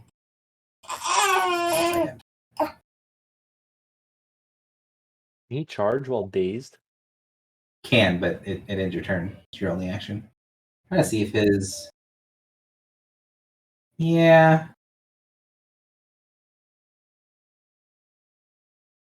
So he is going to charge to there. And yeah, send another charge in at Griffle because. All right, I'm gonna use my lightning rush. Okay, you're provoking 2 attacks of opportunity. Do you care? Oh, even with right. Not from him. Yeah, from but- there too. Yeah, no, I'm forgetting where I am.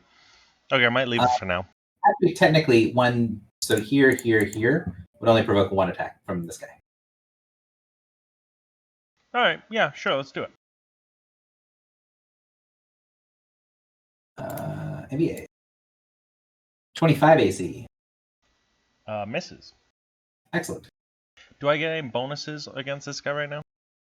He is currently dazed, so you have +2 to hit. 29 will connect with him, I'm almost positive. Does indeed. 22 points of damage, and you become the target. Yay! So he is going to swing the trident. Oh, that's wrong. That's talking to myself, which is good because that crit. So, not a crit when I attack you in the open. Do you have any bonuses defenses right now? Don't believe so. Nope. Okay, So that's so that should hit for 15 points of damage. Is then going to action point. Remind me, Iron to Glass worsens by 2 because when you hit, it decreases the damage done by 2. Okay, so it should be 11 points, not 15, because I didn't remember that with all the redirection stuff. And the penalty increases to 6. And then he is going to multi-attack. He's going to use the Master's Fury as his action point. And he's going to shoot a trident at you, and then well, yeah, I give a claw to each of you. So Trident at Drock with a -6 to damage. Crits for 36 minus 8 is 28. 28 points of damage. Okay, I'm bloodied. And his penalty increases to 8. And then he is going to claw on Drock. -8. No. 8 damage. -4 damage. It deals -4 damage. You gain health. Yeah, he might not have the ability to deal damage. Well, I mean, if he hits, he does 1 point of damage because you can't deal less than 1. So 29 will hit for 1 point of damage. And then, unfortunately, He hit you so hard he gave you blood back. No kidding. unfortunately, that means that he also. Oh, are you bloodied? I am. Oh, hang on. He has blood hunger. Gary, this character is dazed. Yes, he did. He's So doing it would have 4 things. done 1 damage. Sorry, what was that, Gary? So he did -4 damage, but he had +5 to damage rolls. So he legit did 1 damage. Perfect. But I thought you got bloodied. Oh, I see. Yeah. On his Yeah, last like- From the attack. first attack. Yeah. Guy So really this likes bloodied enemies. final He's a blood claw. Final claw at Griffle, which is I think hilarious, unable to deal damage. Oh, well, it didn't take the minus to damage for some reason. I don't think. Let me double check. So this is the claw without any penalties. Yeah, it didn't take the minus to damage. So does 1 point of damage to Griffle, except I put it in. What? All parts of that macro are fucked. Oh no, it's not. I just put it in the hit. So it was a 20 versus AC, which doesn't connect. Okay, so it doesn't deal any damage, and that's it for him. He is done. Is his thing a save ends, or it's end of your next turn, right? Judgment. What? Oh, you're Your- talking about it's the end of my next turn is when he stops being dazed. Pretty sure, but all right. Raider. Does he want to make a save check against the Crown of Madness? He should be able to save. He succeeds. Okay. No longer has the warlock bullshit. It's okay because ultimately I could just make him do melee attacks, and filibuster nullified that damage. When does that damage nullification end? It When does he not. dies. When he dies. Oh, hallelujah. That's why I was like, this man is large. He will beat your ass. Yeah, he hits Yeah. kind of hard. So, and he gets lots of attacks per round. So, giving him a blanket penalty is pretty crippling. You probably saved my ass. This guy's in flanking. Has no reason to not attack Griffle. Griffle attacked him. He's going to do the stabby stab. So 2 to hit. No to damage. Hit for 15 on Griffle. And Griffle Marvelous. is nobody's using blue, I believe. So not number 1, is it? Blue 3. Blue 3. All right. And he's pretty content with how that goes. So, hang on, Griffle would have battle awareness. She's good at remembering that. So I'm going to battle awareness for that. Would have happened when you redirected that attack. So Griffle's going to battle awareness. Slight rewinding of time because remembering off-turn actions of a character I'm playing is a little rough. 22 versus AC does connect for another 16 points on Big McDude.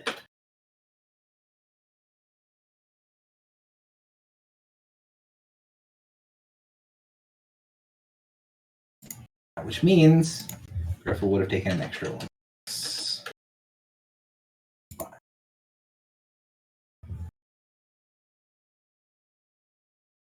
And Drock, you have one of the vulnerable ones. I marked it on you, just try to remember it. Okay. It's for me, the Raider. He has the capacity to charge. He's going to do that. Because this guy over here did all kinds of crazy shit. So stab him. Not very nice. It was not very nice. You messed up the boss. He rolled terribly. So he has dropped his turn, and Drock, you're up. Okay, Bop him on the nose. I'm gonna do something I haven't done in a long time. So. Roll a crit. Ouch. True. I'm just Ouch. I mean, you had a very effective turn just a minute ago. So. Right. Where'd it go? I saw it and then I lost it. It's my battle stance. Aspect of Bitter Ice. Do I need? Well, I guess it doesn't really matter. Because this is kind of a burst, right? So I don't think I have any situational attack bonuses for a burst, correct? You do. He's still gaining counter. He's still dazed, so you still get +2 on the big guy. Okay, so I guess for him it would be +2. For everyone else it would be. So I'm just gonna roll once, or do I have to roll? You have to roll once? one for each target. Yeah. Okay, so I'll do it in book order. I'll just have to hit this 3 times. So that's against the big guy. Ideally, at some point in the future, you should add multiple attack rolls onto. Oh, absolutely. I use this once every never, so I've never remembered. But yeah, so 36 against the big guy, hitting for 16. Definitely hits. And then I'll do the 3, I guess. Yeah, like book order, I guess. 16. Is it cold damage? I can't actually see. It is cold damage. You also need to note that it's cold damage. I see that it says cold damage. Yeah, it's cold polymorph. Yeah, It's I guess not, I can see it now. It's not great. I need to work on this macro. I forgot I even had it. It's not super easily formatted. Yeah. He does 26. pretty significantly reduce damage from that. Oh, it's cold, so it's not doing great damage against him? Okay. Yes, Okay. correct. So Um, it's 1 damage roll, so all of them, if they get hit, will take 6. Okay, got it. I see what you mean. So last button. So far, 3 hits. Yeah. Does No, the crit on the last one help at all? that's what? The last one crit? Yeah, 3 crit. So crits for 27 on this guy down here. And the little guys are not resistant to cold. Good. Excellent, he says. All right, and mobilize save ends. Do you want to push them? No, I kind of like where they are. Should kill the priest. And then I'll use Balmind's Demand on the colored one. Okay. Your mark color is what? The blue. Oh, I Yeah. guess you use the blue, but that's okay. It doesn't. Pick another color. Doesn't matter to me. I'll do the light blue because that's easy for me to find. I can't find my macro for Balmind's Demand today. Like, what is going on? It's called Battle Minds Demand. Starts with a B. Right? Right here. Anyway, he's marked.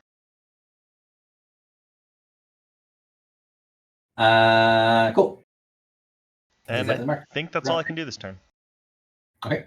And you did hit him once, so you gained a stack, and you hit him once off turn, so you're at. Morin, you are up. So do you think we should focus on the collared one or priests? Sorry, I'm gonna ask one other question, Gary. Because one guy, the Raider 4, start his turn beside me while I was bloodied? This guy did. Raider 3. So Raider 3 would have regained him. Yeah. And then, sorry, I was gonna ask everyone: should I use like my action point and like second wind, or just leave it, ignore it? Who cares? Do you feel safe? I'm more worried that they're all gonna get health. Yeah. I might do that. Sorry, Gary, I completely forgot about that. If that's okay with everyone, I'll action point and second wind. Send it. Sure.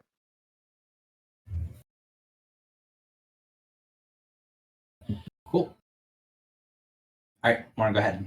So yeah, the question is: do you go after the big guy, or do you go after the priest, or do you go after the Raiders? Raiders are pretty immobilized and sad, except for the one after Phil. Mm-hmm. Up to you.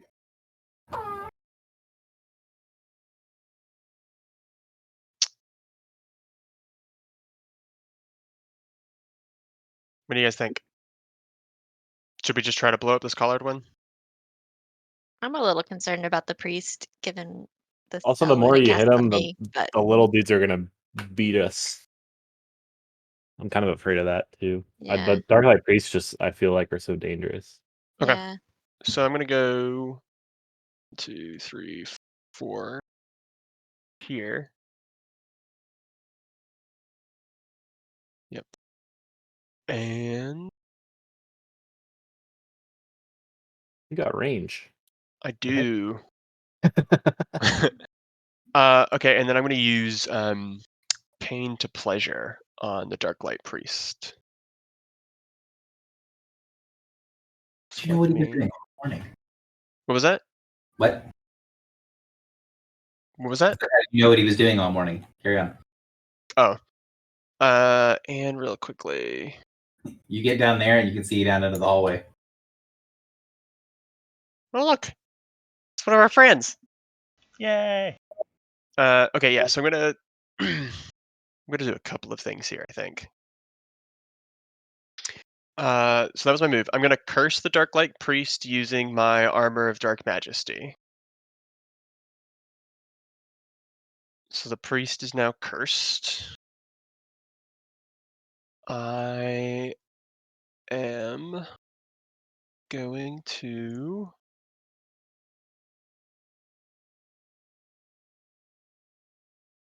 Did you ever get your boon from the guy that died?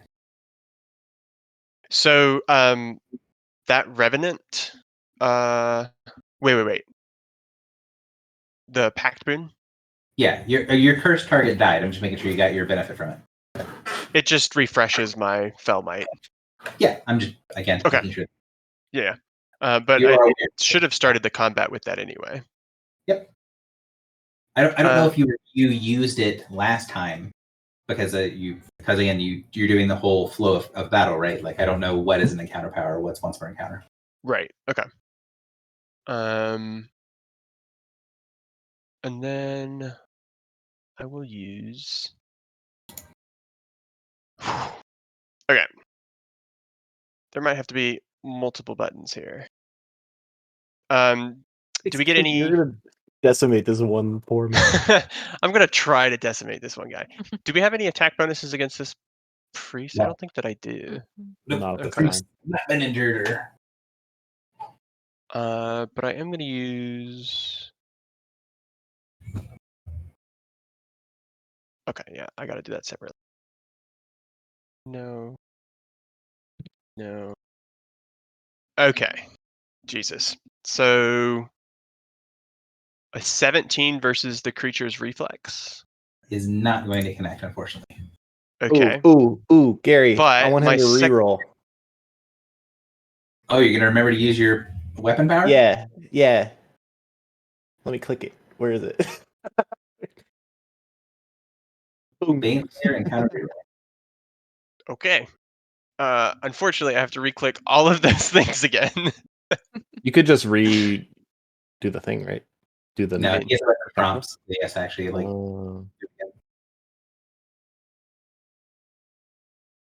A 33 hit. I mean, it's a crit, so yes. What about a 21?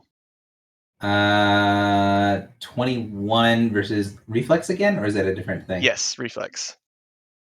21 reflex also connects. Okay, so he takes 24 fire damage. However, he will then take an additional 7 psychic damage Okay. and an additional 3 fire damage. Okay. And the secondary hit does something? 15 No. damage? Or- Nope, because I didn't miss with the first ones. And I will regain 3 hit points. it doesn't have a special crit value.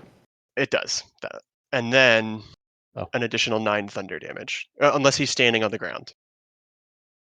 He is not standing on the ground. Okay, so it's 24 plus 7 is 31, plus 3 is 34, plus 9 is 42, 43. I was just using the Fire, psychic, necrotic, and thunder damage. He's not. He's resistant to one of those things, but it doesn't matter because it's all types together. So, he goes from being uninjured to bloodied. Not dead. Oh, hold on. My Fell Might didn't trigger for that one. So let me just roll a d8 real quick. It's maxed. What is? Fellmite. So anything that is a roll on a crit is automatically maxed. Oh, so okay. the curse would also be maxed. So instead of 7, hang on, Oh, instead of That 7, means it's 12 plus 12. another And 8, then so the 5 plus 8 is 13. An extra 6 instead of 3. And then 9. And then what's fell is 8? Yep, 8. Okay. So 59 damage instead. You know what, Morn? You can have all of my crits. All of my good rolls can just go to I you. say Okay? I claim this crit. Yeah, yeah. This one If is it weren't- from me. Very bloody. Still, I feel fine not doing any damage if you can just keep doing that.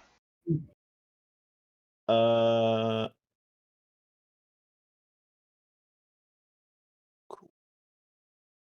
I think I don't go with it for a while. Anything else? Move minor Um, standard, whole bunch of things triggered that did a bunch of damage. Action point, just finish her off? I don't know. yeah, that might be worth finishing that off, right? Yeah, we'll do it. Action point. Drop And- dejected, so -10 to your roll. I will use. I'll just Hand of Blight it, I think. I'll say you can tell that was a lot of damage. Like that is a gaping wound in his side of a single blast. Oh, you know what? No, Fell Might does not go off. 8, take 8 off. It should be 51. Fell Might only triggers on Hand of Blight. Okay. But then I cast Hand of Blight. But then I cast Hand of Blight. Which won't benefit necessarily from the crit, but I will go ahead and Hand of Blight him. Well, just crit him again, and then it will benefit. True. Take another of my crits. I'll roll a 2 next turn.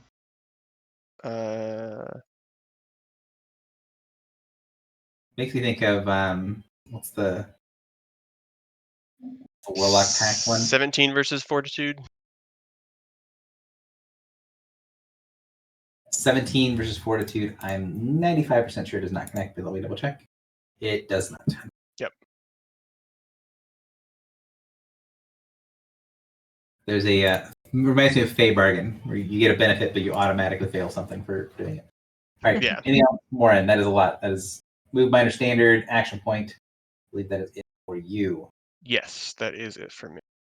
Darklight Priest, the one that didn't just get his face ripped off. Sees there's another spellcaster casting spells in his sanctum. Does he have the ability to do anything about that? That's full cover. Like a second So move. there? Is that right? Pretty sure it is. You're getting covered behind. That's. He'll do that and take a shot from behind the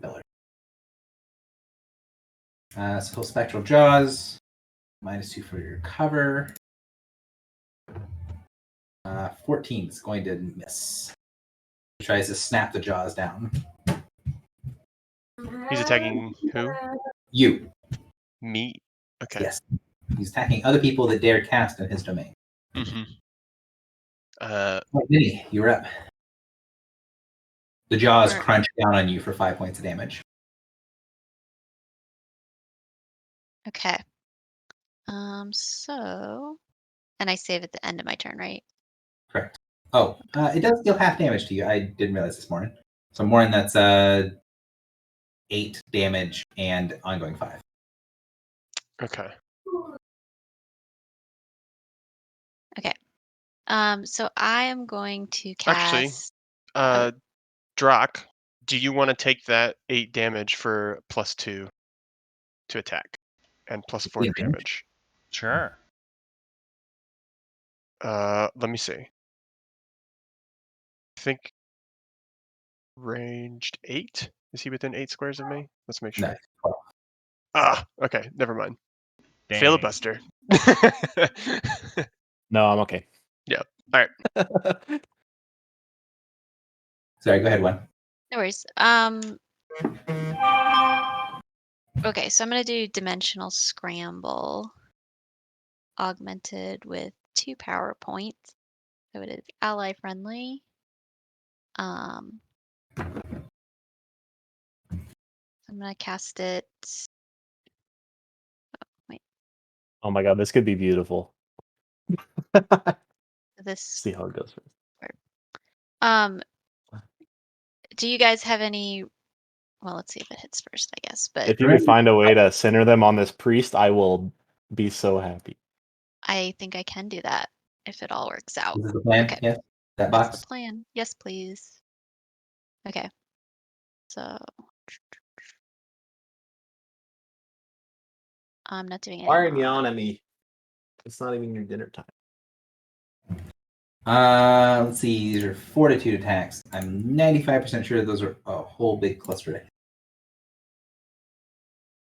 Yeah, the low roll is a 19 fort, and that means we've got 3 hits because there's only 3 targets, but 3 hits. Cool. So I can put them in or adjacent to the burst. Mhm. So I think putting them just like here in this area would be Yeah, ideal. put them in the same area of burst somehow. Yeah. So they could go kind of in here. Oops, that's another shape.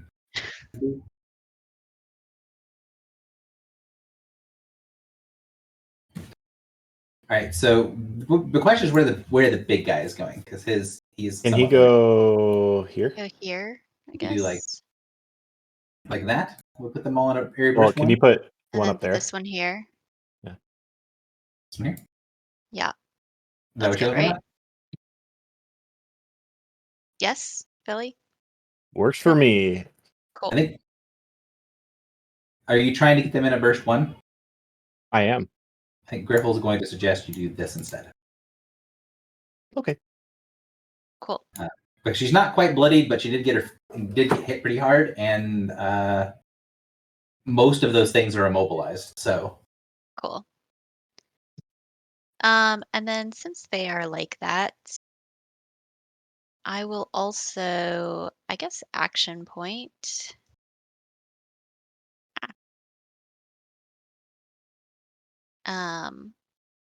And I will dishearten them with augment 2.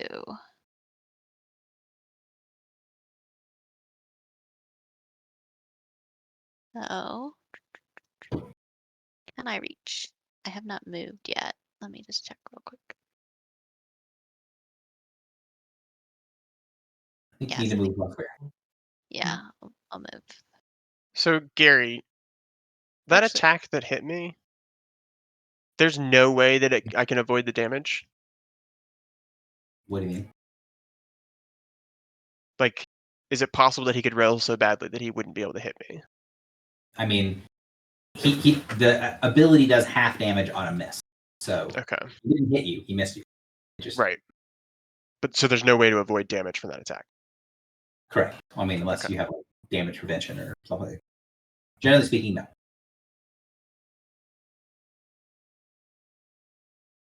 I don't know if you can cast through the pillar. You might have to step forward or something. Oh, Let's see. So you're trying to get to this square. yeah. You got line of sight from there. You can just cast it Oh. one over.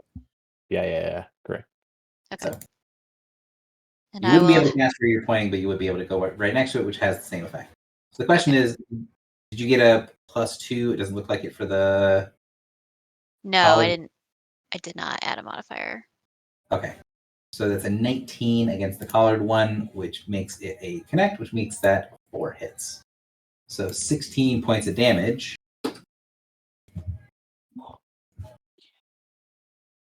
That guy's bloodied. Happy day. That guy's bloodied. This guy is also. And the big guy's bloodied. So everybody's bloodied. Oh, they're all bloodied? Wowee. And then I need to do my saving throw, correct? If you're ending your turn, yes, you do. Yeah. Okay. And that is just a d20. Yep.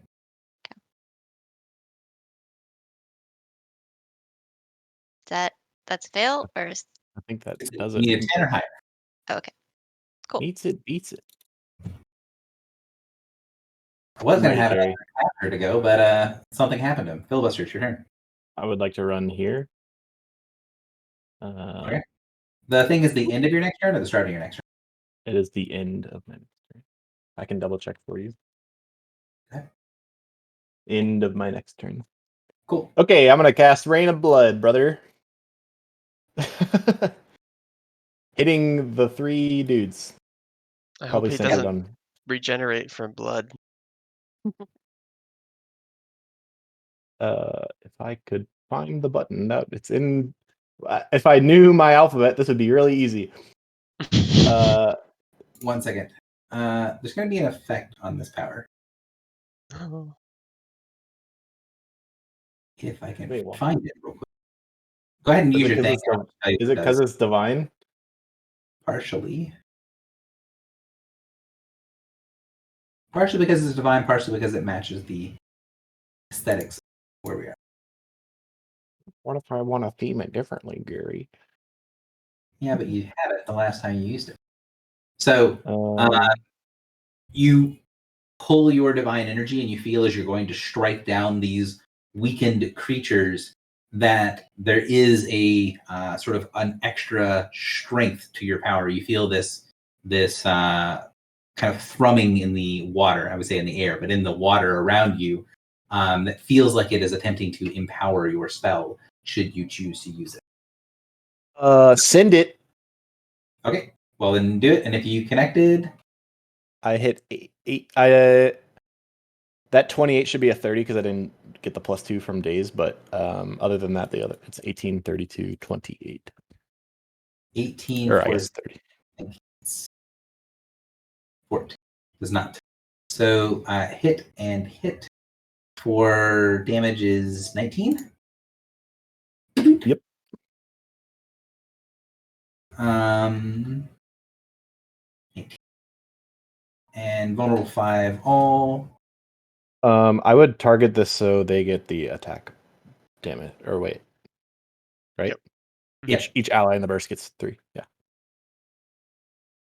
3 to attack rolls. And yes, Drak gets that as well. Yay! And the Altar's Blessing is a channel divinity. So if you choose to use this, you will not be able to use any other channel divinities you might have. I don't think your character has them anyways.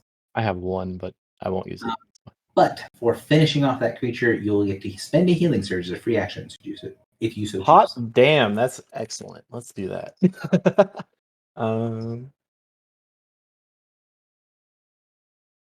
What is my value? It's 13. That's right. Griffle. Cool. Griffle has some bonuses. Griffle about to go wild. Griffle is going to heal themselves.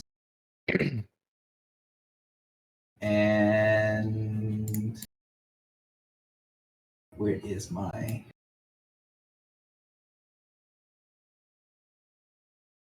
It's not. Is it actually just labeled heal? It is. So she gets 15 points of healing. And she's going to designate... Actually, I think she's probably going to designate... Well...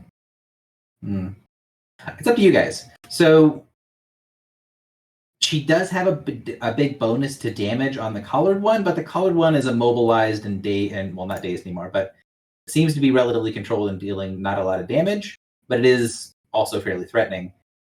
Or since she's not encumbered, she could also move over and engage the Darklight Priest, which seems to be doing pretty heavy damage. What would you guys think that she would be more likely to do? Move in to try to kill the the leader, or would she try to go over here to take out this artillery? Does Griffle have the thing where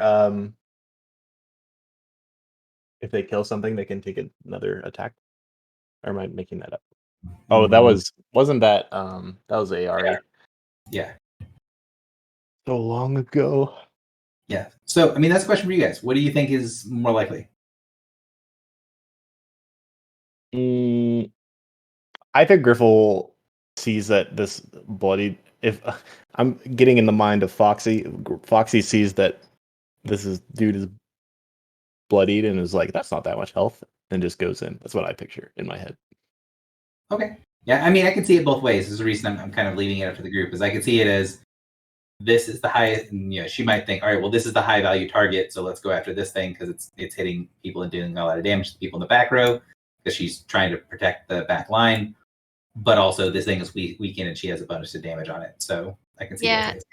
I think the collared one. I mean, especially because it's about to go next. I feel like it makes Okay. sense to take it out. Yep. Makes sense.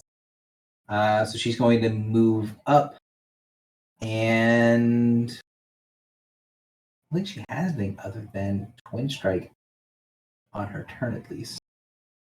So let's do that. So that means the torque is on him. So we're looking at 3 and 4 is +7 to hit, and +7 to damage. 7 to hit, 7 to damage. Easy to remember. 2 solid hits for no exploding dice, does it look like? So looks like 27 points of damage. Would she have quarried? When does quarry happen? So quarry normally happens as a minor action. She does not have an action to do quarry though. Okay. Because she spent the minor action to heal herself, and also get a pretty big bonus to attacking. I think that's probably it for her because again, I don't think that she would use the big Bailey now that he's really weakened. Collared 1 is immobilized, big attack penalties, vulnerable, bloodied. I don't think that. Oh, she technically can. Let's see.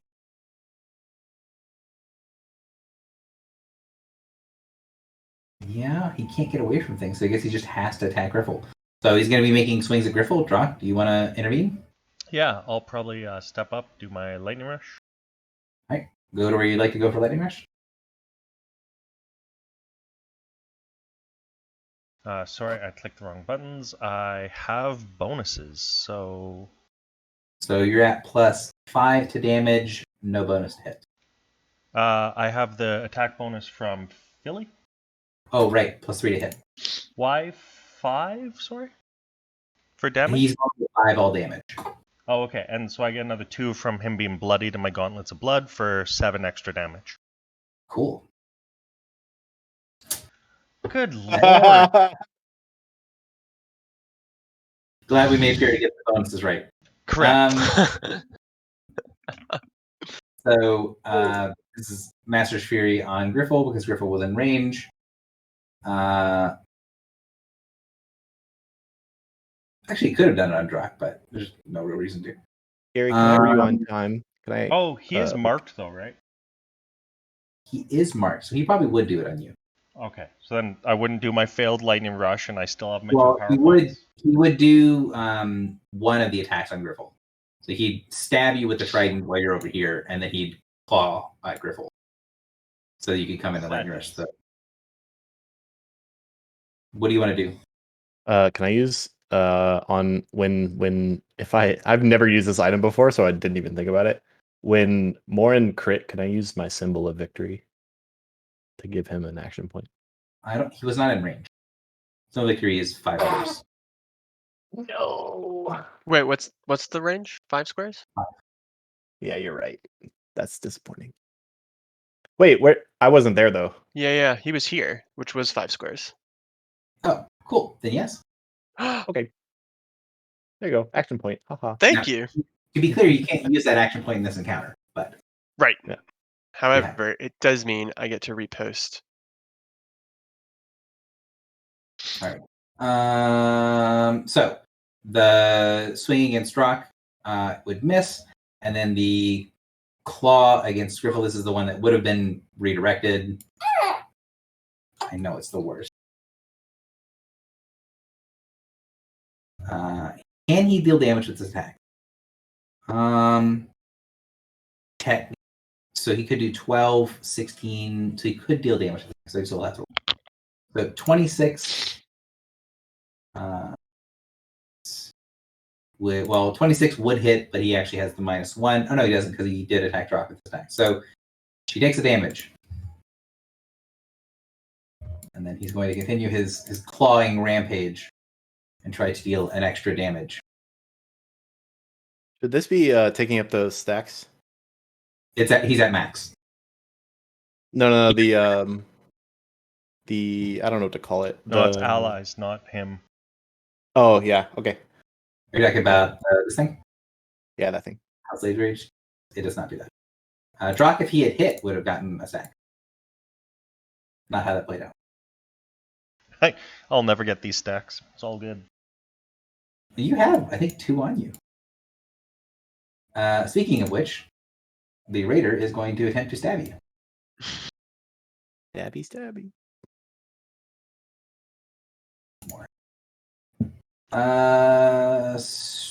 He's immobilized, so he can't get in a better position, so just going to do the thing. You have +2 to defenses, so I'm going to have you count that on your side. And if he connects with this, will have extra damage. You are not bloodied. So there. 25 AC, which I don't believe connects. Nope. Would have been Big a ol'. very painful swing. Yep. Does that get rid of my stacks or not? Yes, they go away. Yay. Wow. On attack, not on hit. And that's all he can do. He's very effectively crippled. This guy down here is no longer dazed. He's going to look around the room. And you should have stacks on you, shouldn't you? Yeah, I was gonna ask when I got a chance. Yes, I think I should have 2 stacks, right? I put 2 stacks on you, but I think you might have. Oh, Try I to- thought that was the I thought that was the vulnerability too from the other thing I had, and I took it No. off. Sorry. All good. I'm just using that one because it's again, though I don't have everything properly marked. Gotcha. So the 2 of you guys are tied. One of you guys is actually more injured than the other, so he's gonna could check a spear, but there's no reason he can't just charge. So he's gonna charge on in. +1 to hit. Damage. 19 AC, which I believe is a miss. Yes, it is. So you do not take 22 points of damage, and you no longer have your stack. Oh, good. Drop, you're up. Okay, let's hit something. I'm gonna go for the collared one. Oh, sorry, I had a question. On Griffle's turn, she healed as a minor. What Mhm. heal is that? It's a healing word. It's a cleric ability. She's a cleric. Yeah. So I can't. I have nothing like that. Also did it for the attack roll bonus. What's the? Yeah, I mean that was a bigger thing. Is when she heals herself, she gets +4 to hit and +2 to damage. So Yeah. No, fair. So I'll use Whirling Defense on the collared one. So I get 3 to attack, and still a 7 to damage, right? yes. Is the extra 2 just from your gloves, right? Correct. Yeah. A 37 better hit, Gary. You are talking to yourself. It doesn't count. Oh no! Ah, No shot. You gotta. I'm gonna. Yeah, now I'm gonna. Sad days. I'm gonna. If you miss, I'm gonna flip. Okay, thank Right? God. 31 definitely hits. Oh man. Yeesh. He was already marked. He is still marked. He takes a good chunk of damage, and it's sad about his life. Is I that- did not have to roll against his immobilization. His level was. Here I am. Okay. So I mark him. Does Battlemind's Demand on a different target get rid of my other mark? You can choose to supersede the mark, but then if like this only will last for one turn, so like you can basically take off Battlemind's Demand and get it back. But it means that the mark on the collared one will only last for one turn. Oh, that's okay. I'll put a mark on the Raider with Battlemind's Demand then, and so they're both marked.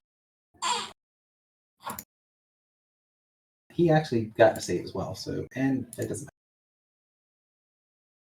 All right, and that's it for my turn then. Morin, you're up. Okay. Do you want help with this raider one?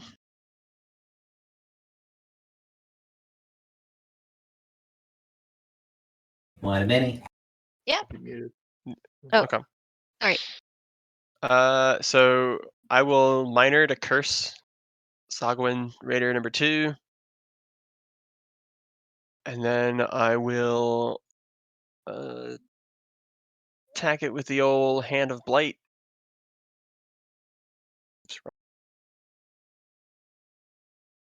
Don't have shot. No modifiers. Will use Fell Scorn. That. So the 29 Fortitude. 29 versus Fortitude definitely connects for 20 points of damage. Okay, it'll be an extra 7, so 27 damage. All right. He is quite bloodied.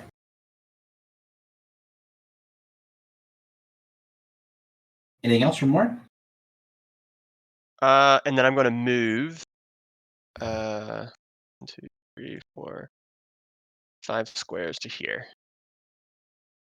And can I get my action point? Please. Right click that and take. Thanks. All right. I'm sorry. I need to take 5 points of damage from ongoing. And Yep, this reminds me, I'm updating the value when I click on myself, but it's not updating my actual health bar. It just On my went lower token. for That me. move. Okay, mine still says 40 out of 58, despite the fact that when I click on it, it says 27. No idea. It says You 27. might Wow. want to refresh your Reload. page. Yeah. Okay. Yeah, it says 27. Okay, perfect. And then I need to make a saving throw.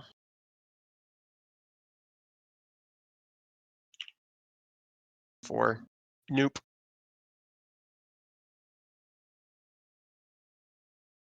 All right. Dark Light Priest.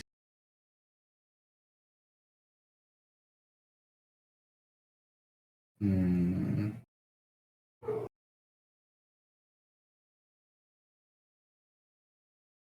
Yeah, he really wants to get a good angle, but there's not a good way to do that. 1, 2, 3. He's gonna swim to there, and then shoot straight across at Philibus. Perfect. Excellent movement. His ability was on. He shot Morin, so his ability is still down. So he is going to instead use his bolt. Oh, did Morin roll to get out of that? A saving throw? I did, and I failed. Oh, okay. Sorry, I missed that. Bloody. Thank you for reminding me. He does have blood. So he's not going to shoot Filibuster. He's going to go for the shot on Morin. Morin has less stacks, but bloody. So where was he? He was over here. Yes, he was right there. Step up to no longer be to give Morin cover, and he's going to shoot. So he is at a total of -1 because you're concealed. I also get a +2 to defense against ranged attacks greater than 5 squares. Oh, nice. So -3 to hit.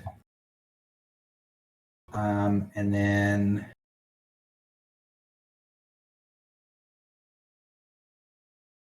actually, he is the baby blood frenzy. So he's not gonna do that. He's gonna do what he was gonna do. Forgot he had the smaller one, and the collared one has the big blood frenzy. All right, so same plan. Come across, shoot at Filibuster. Because he has the most stacks. That broke. Yep. That will hit me. Oh, never mind. I mean, it will hit you, but the damage broke for some reason.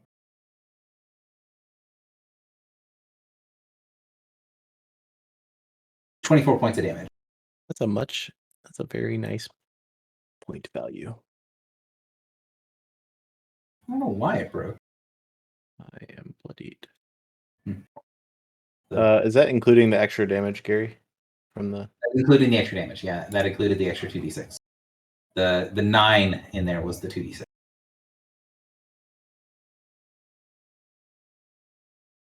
And that's it for the Darklight Priest's turn.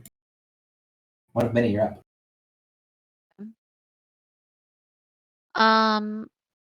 So I am going to use Secret of the Way on the Darklight Priest. Does it provoke? Good question. So I have don't you my have staff training, don't you? no, but I've Shadow Danced armor, so area and range attacks don't provoke opportunity attacks. Okay, cool. Yeah. Worth noting, the other one wouldn't help you. Wouldn't Like staff Staff? expertise would not help you. Oh, what's the expertise that does that? So the thing that she's using doesn't have the implement keyword, so it wouldn't help. Oh, I see. Oh, interesting. Okay, well, here we go. This is your boon attack, right? Yeah. Yeah.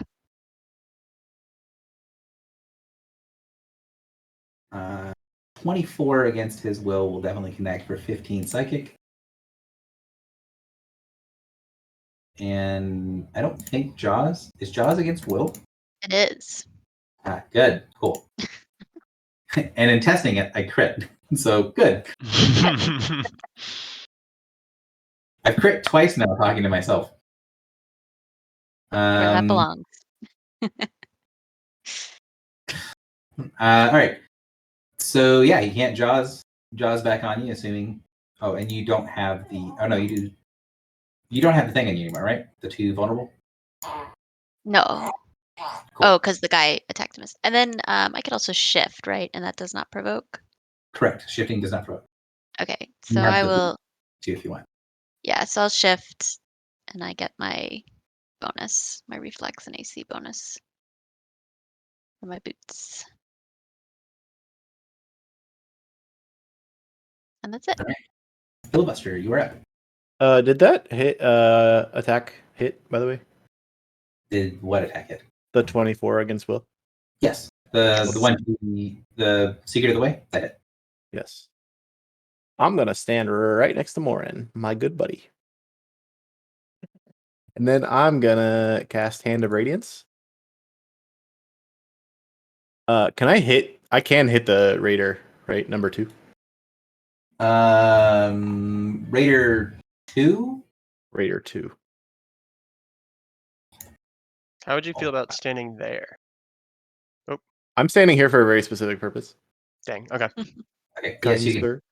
You can hit Raider. Okay. 2. That's what I thought. Okay. Hand of Radiance on Big Man, Priest, and Raider 2.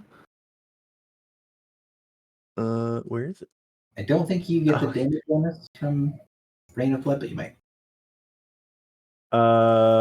It should be the end of this turn because I do just get a remember benefit. ally. Wait, repeat. Nope. All right, Karen, you do get the bonus. Remember, it's that super overpowered ability.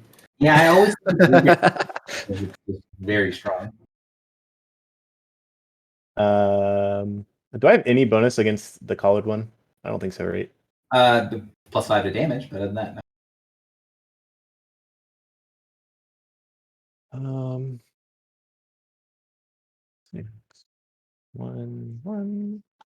17 or 27 reflex against the collared one. 19 reflex against the priest, which misses. So 1 hit, 2 misses. It was 17 to the collar.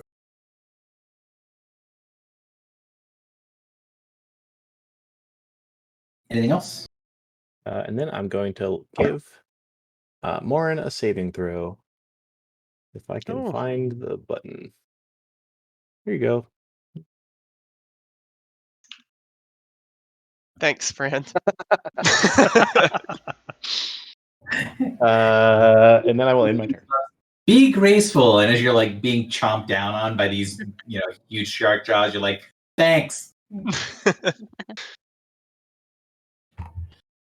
right, Griffle. Well, I mean, Griffle. You guys said last time to try to finish off something. Yep. I think Has so. just as many bonuses this time. Well, no, it doesn't have the +5 to damage, but Yeah, no +5. still has her bonuses. Or no +3 either. Yeah, but it's +2 instead. +4, sorry. That's how our buttons work. All right. Let's see if she can get a. I feel like Griffle, every time she rolls damage, explodes her dice, and I have yet to do it. So let's see if that works. Would she quarry this round? Yes, she would quarry. 2 today. Hey, I exploded one of her dice on a hit in point of. All right, so that's 4, 11, 10, 3. 28 points of damage. And were she here, I would have her describe her kill. Gary, describe your kill. I'm not taking that type of coolness from her because I don't want to Please- narrate stuff. Please do the voice. Oh, there's no way. I cannot do that. the like gruff. Kill him. Take my axe, slice up through him. No, I can't do it. This So is as for my soon as- captains. As soon as the collared one dies, you see this sort of like that blood frenzy that he had sent out. The two raiders throw down their weapon. They are not going to continue fighting with the collared one dead. Mm. So I'm going to mark them as here and here. Mark them with X's. So they're not going to continue to fight, but if you attack them, they will rejoin. So that they look like they will defend themselves, but are not willing to continue fighting. They don't. Drop, you're up. And then The priest looks like he's still, gonna take this to the bitter end. Oh yeah, the priest is going to fight them. All right, I'm gonna charge the priest. And since I would normally just end the combat here, but since the priest hits relatively hard, and getting one more attack off can be relevant. Yeah. Some I've of us still known- have a chance to get fucked. Yeah, and he's not bloodied or anything, right? No, he's fine. he's got some damage on him. He does have some damage on him, and now he's got 9 more points of damage on him. The one time I roll a decent attack. That's your best roll today. You gotta roll both dice good. I know. I do. I'm trying. And with a charge, that's basically the whole turn, right, Gary? That's the whole turn. All right, I'm good. Morin, you're up. All right. So I'm going to Take curse 5 the Dark Light Priest and go ahead and skedaddle. 2, 3, 4, 5. And I think I'm just gonna Hand of Blight again. But just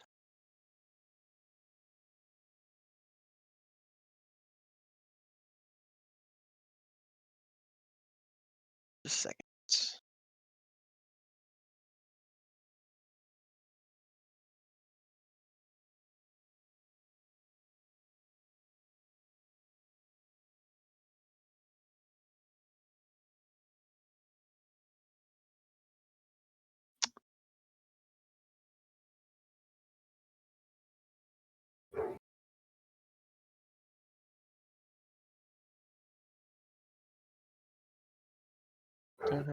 Okay, so a 25 versus Fortitude.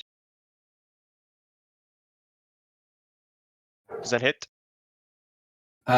25 versus Fortitude definitely connects. Okay. With an additional So 13, 19, 24 fire damage. 24 damage total. Yes. And he will now grant combat advantage until the end of my next turn. Bloodied flag of shame. Anything else? That's going to do it. All right. So he is going to start cursing in Abyssal, and he is going to provoke an attack of opportunity from Druck. Yay! Where'd that button go? So does he? I get +2 because he's combat advantage. Yes, Oh, let me Oh, roll my and he's saving. bloodied. he's bloodied. Yay. 31 for 13. Ow. 13 out. So you smack him as he swims away quickly. He goes to the center, and then you see him hold up one of his hands, and you see the blood kind of dripping, or well, flowing from the wound into the water around. As he stands on the line of runes all the way up to the altar, he says to the dark gods, "Slaughter for slaughter, my life for life." He is going to kill himself with his attack. He doesn't have enough health to survive anything other than doing the attack. But he's going to deal how much is it doing? That's not a crazy amount of damage, but it does more of the health than he has left. So he's going to take 17 points of damage to bolt everyone in range. So first shot is that critical? So that's just range. I can't like lightning strike or lightning rush do something crazy to direct it all. Do you get power points left? No, but I can do the base lightning rush. Yeah, you can base lightning rush. And why not, right? Yeah. So yeah, I mean, it doesn't matter who the target is. So yeah, go ahead. I mean, it might matter because lightning rush happens first, so you have the potential to kill him before he gets his attack off. You could also give me cover. No, 32 for 18. He did it! You did it! Little call to his dark god, and then goes to summons 5 of those little shards of ice to rocket around the room. And then right as he does this, as he's sacrificing his life, Drock rushes to the center of the room and Drock chops off his head and does a little victory dance for finally doing some damage. How do you chop his head off with a flail? That's a good point. I forgot I have a flail. I smash his head. All right, 1 second, hang on. Let's go. That got me excited. That's Yeah. pretty good. I'm glad you did it. Perfect. The perfect culmination. Slaughter for slaughter. And the god said no. Yeah, pretty much. Yes. Well, the Just god said yes. Point Just for to the here. wrong I'm person. curious. I'm just doing d20s to see what my attacks would have been. Oh, that's not so bad. 3 solid hits. I mean, that's with no bonuses. Oh yeah. Oh, okay. So So wait, that would have been a 7 against me, right? Was that just a a attack 15. roll or a damage roll, Gary? these are attack rolls. I was just curious how much. I don't 15. have his token out still, but I mean that thing does like 3d8 plus 10 or something. It hits really hard. Oh wow. That's why I didn't want to just call the combat. Minus. Well, Here is this thing, right? where's his So- bonuses? I think Yeah. I might have not gotten hit by that.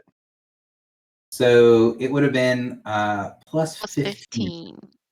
So would have been 22. 30 something, 30 something. Yeah. 22 against your AC. And would have been 25 cold damage to everybody hit.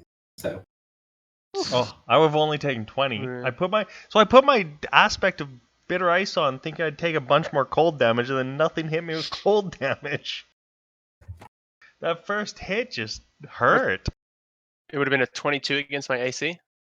yeah, 22 AC. Yeah, I would have missed. I just want to say something. This seemed like a very big battle. I just have this feeling that Gary's like, this isn't it. I mean, you guys know that this isn't the end because you've not seen the room that you saw the vision in yet. But we did kill the guy who did the thing. You killed the collared one. You killed the servant of the guy that was doing the thing. Oh wait, what?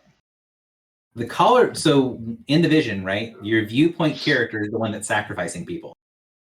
His servant, the collared one, is the one you just killed. Oh. Oh, okay. So we've already changed the vision. Yes. But we haven't defeated the big bad. You guys have altered stuff. I mean, actually, you altered stuff in the other room for the vision. So it had already been altered, but it now is severely altered. So question. Does the party think that potentially this god egg could be the seed of divinity that That was Odd wants? a thought that we had. Yes. All right. So here's the question at the end of the combat. Yeah. I need a short rest. I think that would be really nice to have. So the breather, though, everyone would get 2 healing surges. What extra benefit, or could pick 2 healing surges? What extra benefit would short rest give? You I can had 0 of my encounter powers. Yeah. spend healing surges. You don't gain them. Right. And a short rest gives you back the encounter powers. Correct. Yeah. Or all your scion points. Yeah. All your power points recover at short rest. Oh, okay. And then, like, because our items aren't recovering their encounter powers either, right? Correct. Unless we Your take a item short rest. abilities. There's very few things that recover unless you rest. Yeah. Mhm. I think one of the very few things that does is Fell Might, because Fell Might is once per encounter, not an encounter power. Mm. There are a couple No, that's things dark. that- You're thinking of Dark Reaping, I think. I think Dark Reaping is actually a power, though. It's a utility power. Yes, so And- it's still an encounter power. Yes, but that Yeah. doesn't recover with the flow of battle. Take a breather because it's not Correct. an attack power. Correct. Fell Might, however, is an ability that is used once per encounter, Mm-hmm. so it does recover. Anyways, regardless, if you guys are taking a short rest, don't have to worry about this. So when you're taking a short rest, go ahead and have your characters get the benefit of a short rest. During the short rest, you guys see Griffle kind of, as she's going around, kind of cleaning up things, scuffing some of the dark symbols on the ground, and sort of muttering to herself a little bit. She then stops moving and starts talking, and you guys can tell. You can't hear the other side of the conversation she's having, but you can tell that she's talking through the helm to somebody. Griffle? Are you going to speak for her? Or So if you go up to Griffle and you try to get her attention, you can see that she has this like really glazed look on her face. Like she's like her eyes look clouded.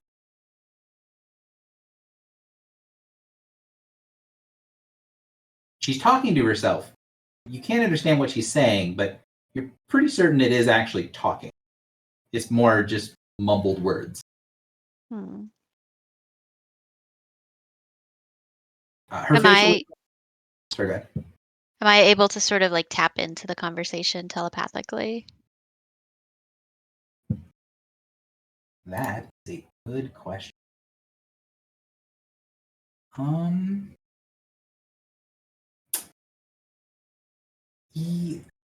So the answer I think is yes, that should be possible. I need to figure out what the DC would be real quick. Okay. Normally it's fairly easy, but there should be a specific DC for this, and I need to look it up. Could we take an IRL short rest? Yes, I'm gonna have to take a bit of a longer rest because I need to put my daughter to bed. So we're probably gonna end up taking about 15 minutes as soon as I get done with this one spot. Oh, okay, cool. Sure. Also, while he's looking that up, I want to know what's going on with the raiders, and maybe like sit them in a corner so they don't go warn other people of what's happening. Good point. Okay, I have the DC. I'm ready to go. Go ahead and give me your Arcana check. All right, here I go.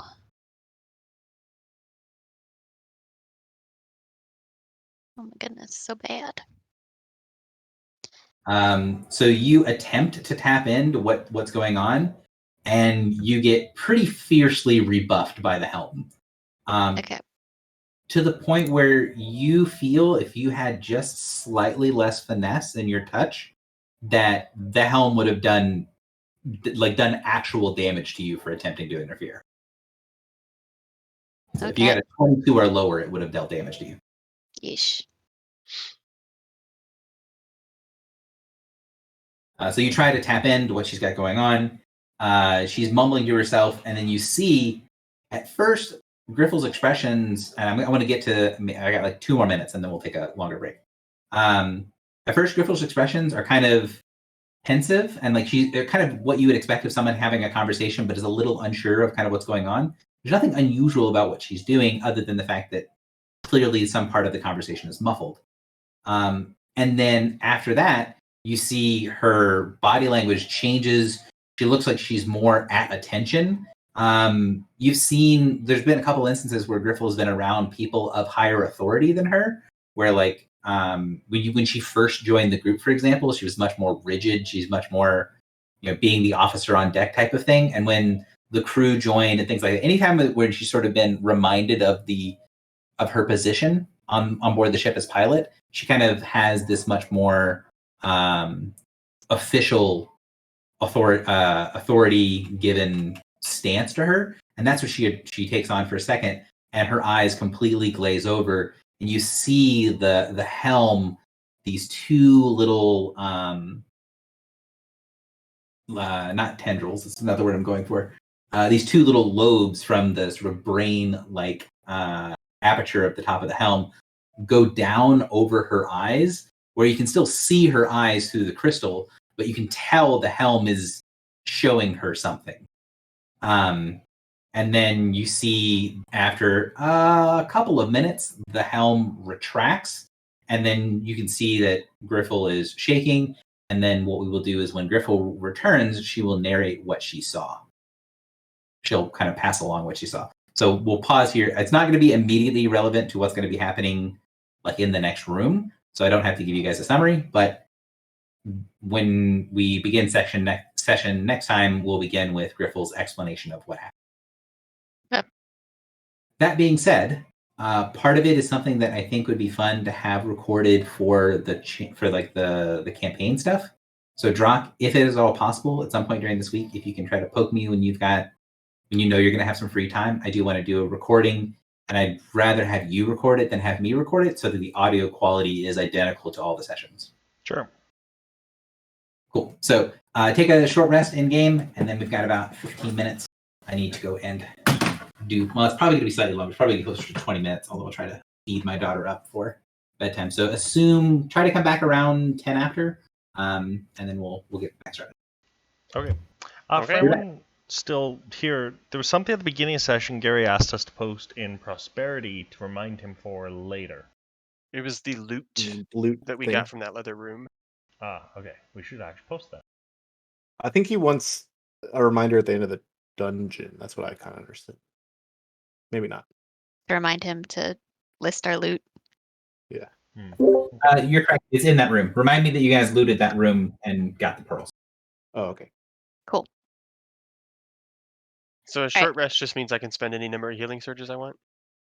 Yes. Yeah. Do you get them back or not? No, do you get not them back at the end any of the day. surges back. You need a No, long you get rest. healing surges back specifically with a long rest. The end of the day just indicates Oh yeah, true. that you're tired. Right.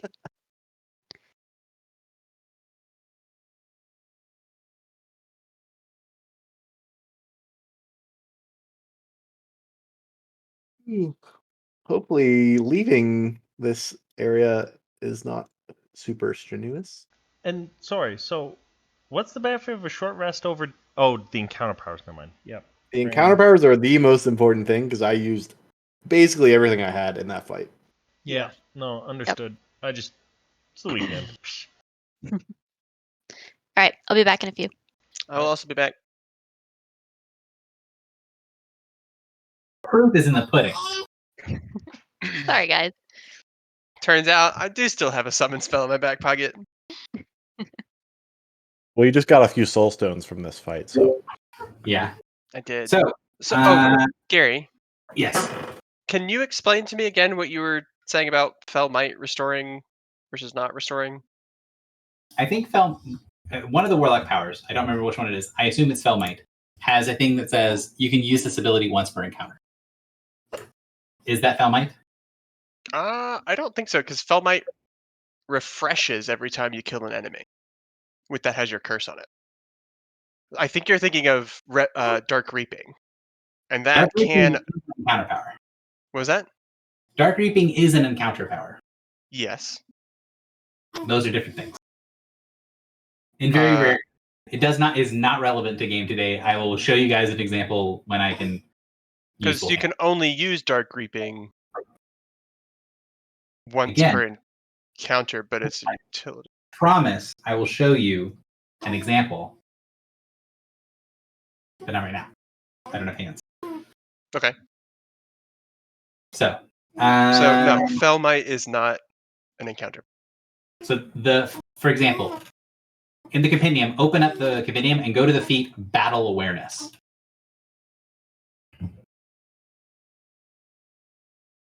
Mm-hmm.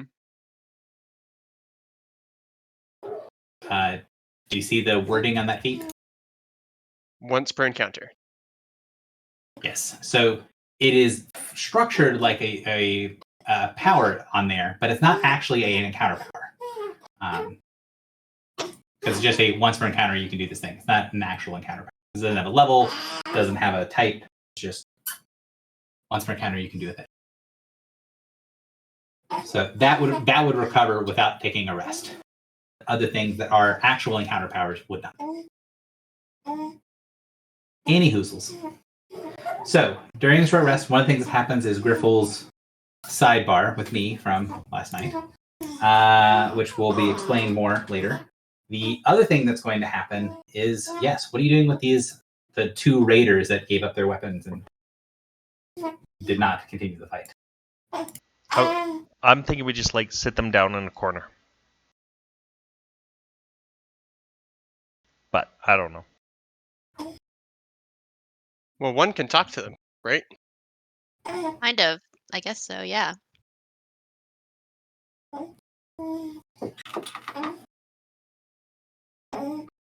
Okay, so what do you want to do? What do you want to say?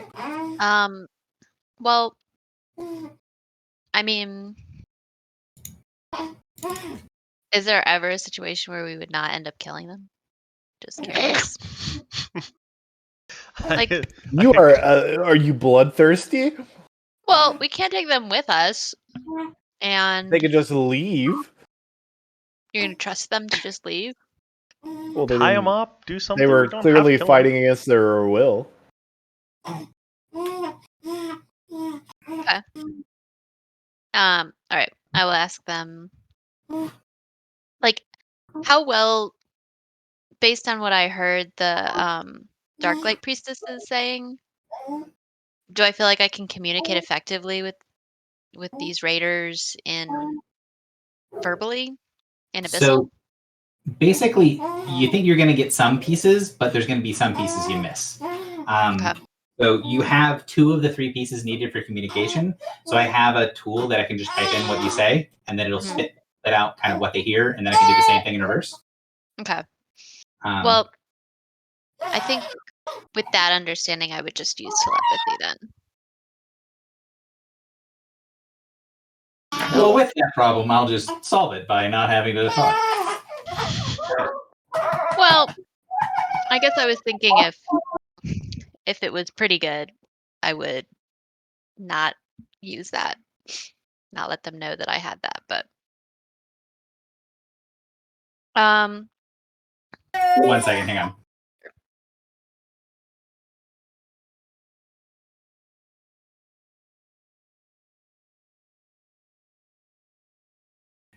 Because this is less important to needing to be heard for a second, I do want to pause for just 1 second and brag about my older daughter, who before a game, when she woke up, I sat her down in the front room with an activity and said, play with this.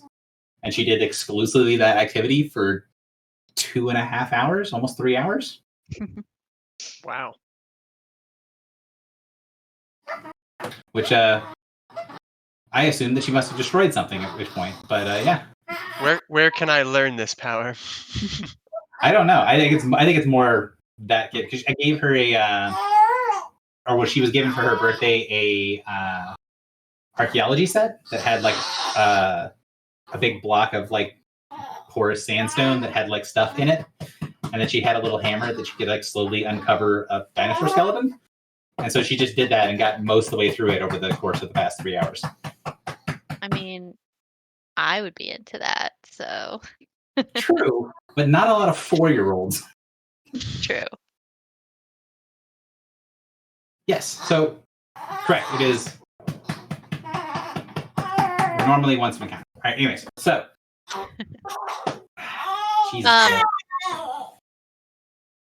So I would say to these captured raiders telepathically.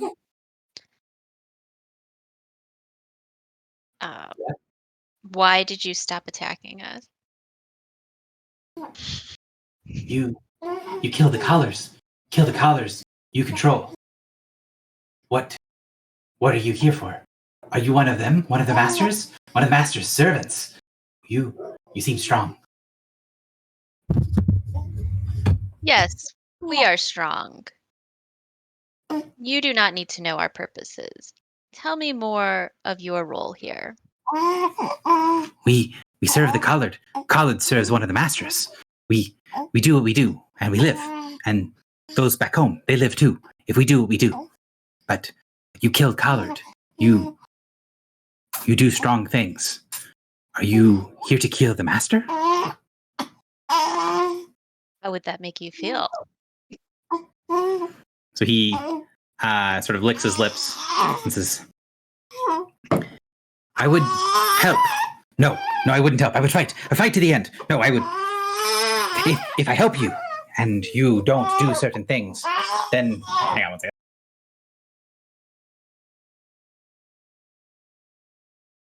So to answer your question, one about is there a scenario where we don't kill him? Yes, this sounds like it. So, what? Hang on, she just majorly crapped her pants. All right, so 3-4 minute break. Apologies. Sure. Maybe we get these guys to tell us where the god egg is. Mm-hmm. Totally.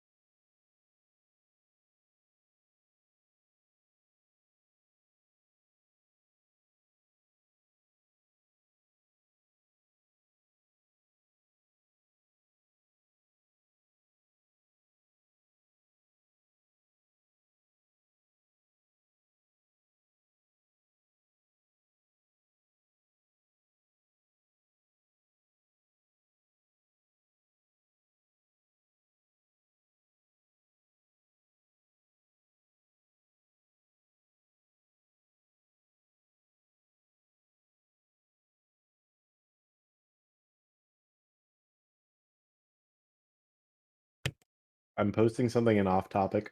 Please click on this link and just look at how unusable this website is.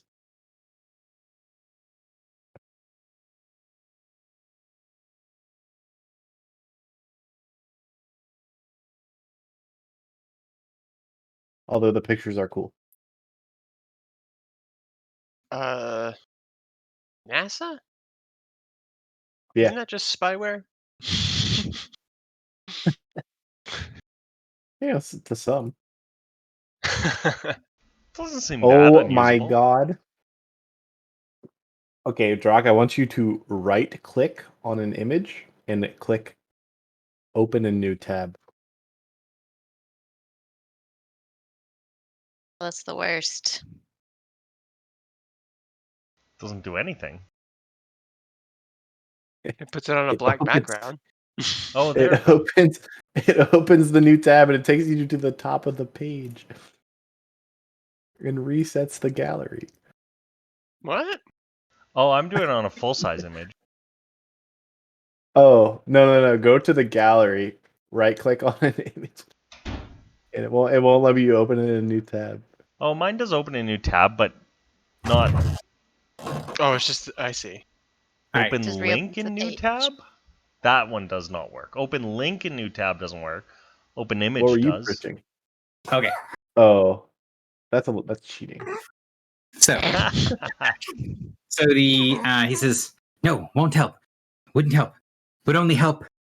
They would see. They would see. I'm coward or traitor. Only would not know if you destroyed the head.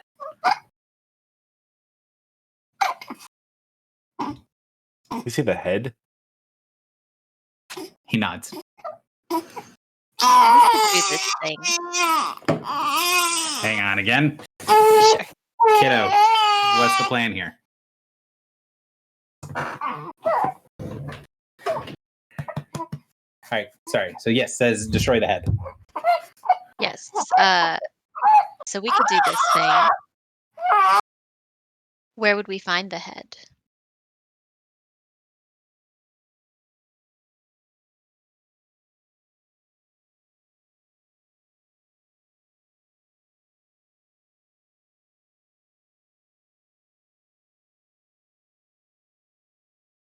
Hang on, trying to get her to stop hyperventilating. No worries.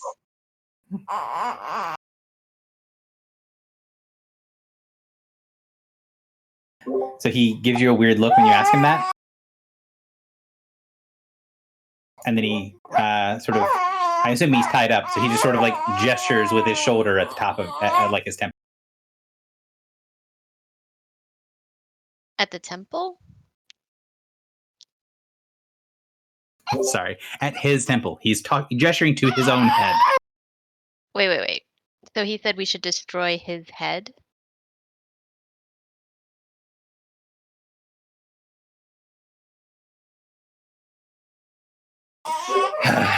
So sorry again. I'm going to try to get her to stop screaming because otherwise it's going to be really hard for you guys to hear me. Yeah, no worries. Gary, I feel like trying to have this conversation with her screaming is like trying to have a conversation in a somewhat normal language, but different enough that we don't quite get it. Nice.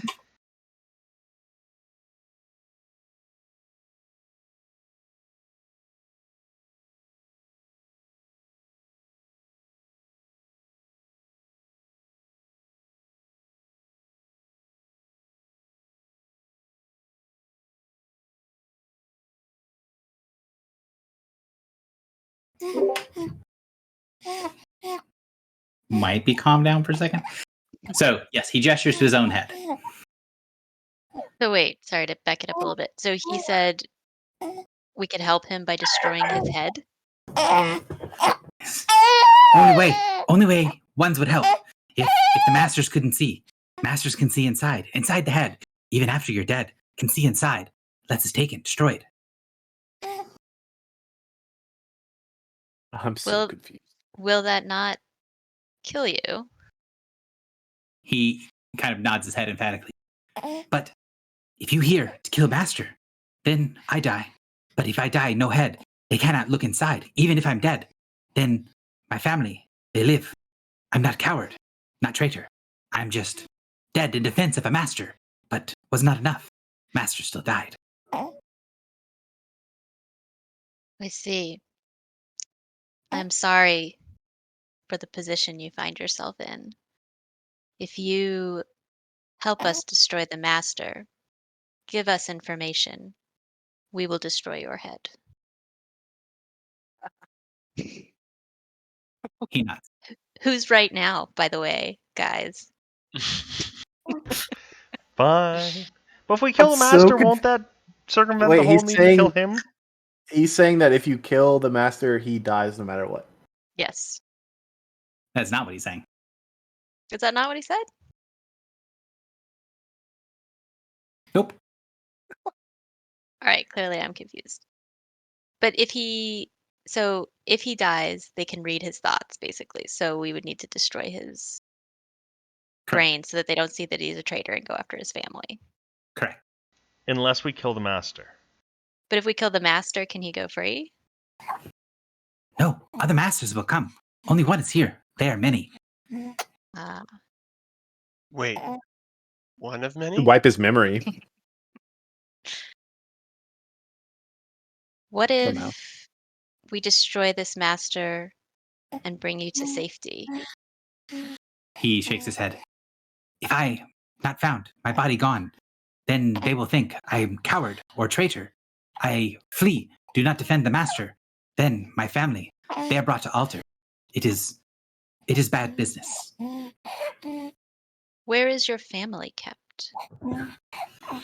He gestures sort of vaguely behind him. In the ridge, down below, where the dark lights. I see. What would you wish us do then? This one, here, the master here, he does things, hurts people, hurts lots of people. They all do, but this one likes it. This one talks to things, and he is special. He woke a dark light. He has one as pet, and he will wake more, will kill many more, enslave more families, more like mine. But if he stopped, then maybe others will find, but we'll find later. Will be harder to find. 1 second. I like the idea that the baby crying is what Abyssal actually sounds like. So Gary talking over it is like the translation happening in real time.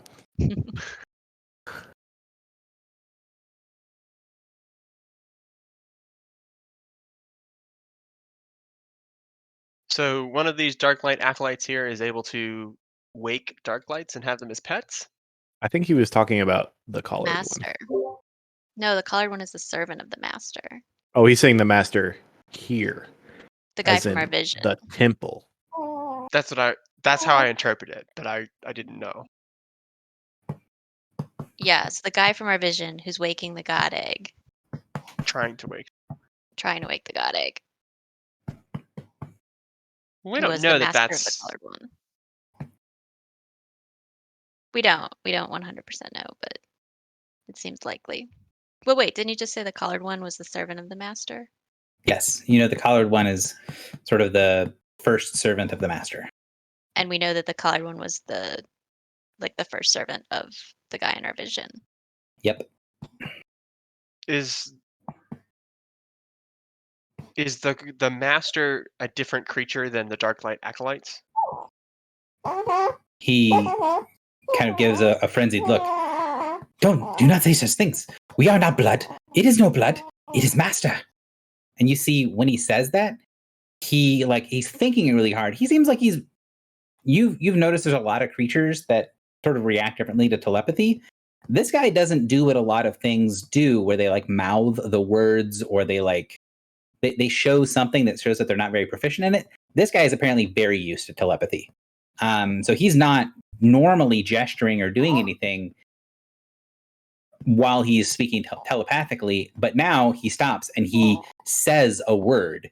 And when he thinks master, he says a word. He says, Kuatua. And what does that mean? Kotor. What's that race?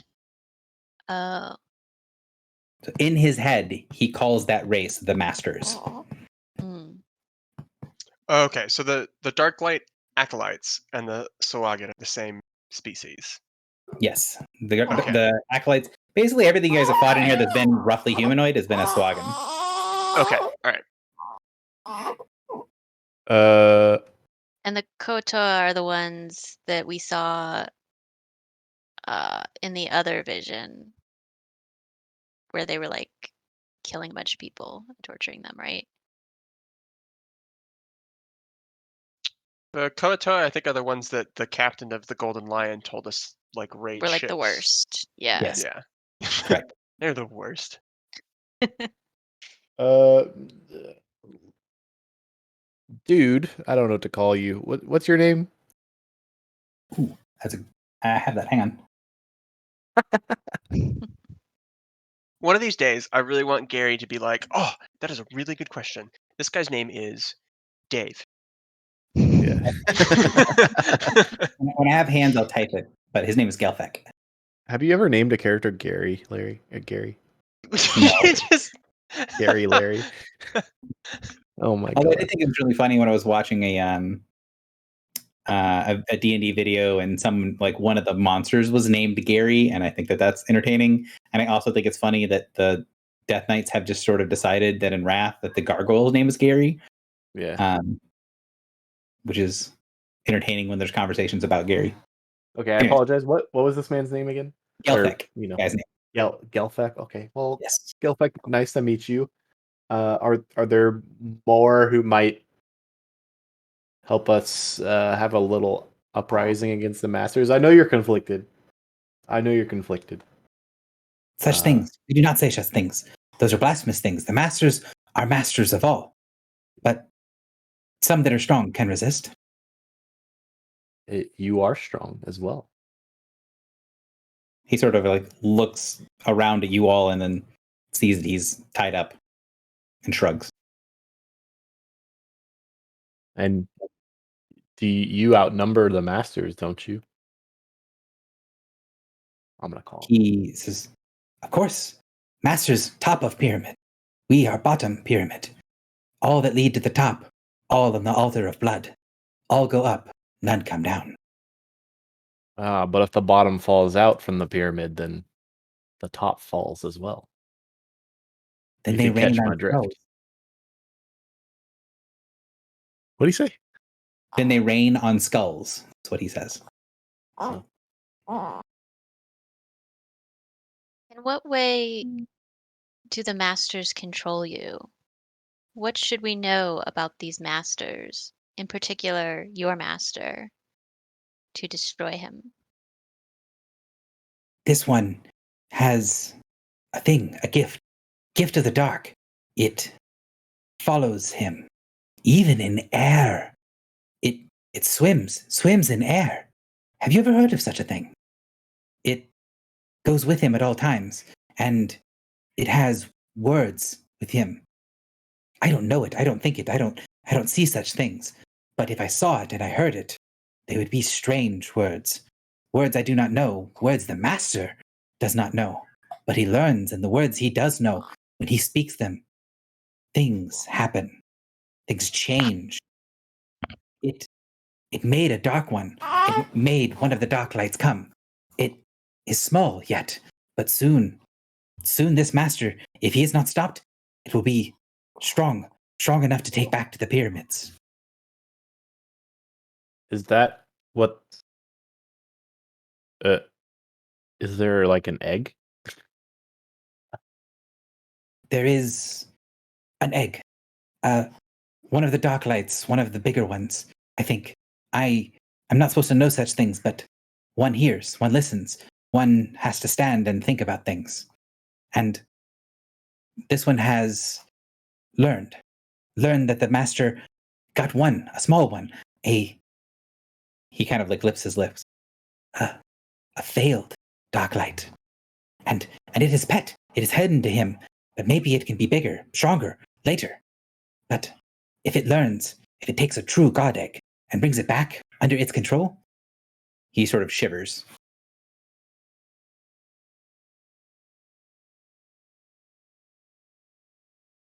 What can you tell us of the dark lights? What is their purpose? Where do they come from? They are gods, of course. Gods of the deep, gods of dark places. They should be worshipped and fed by the faithful. But if they hurt you, why do you remain faithful? Some die, but so that others can live. The waters are dangerous. If they were not fed by others, they were not fed the sick and the weak-willed and the rebellious, then they would consume all. We would all die.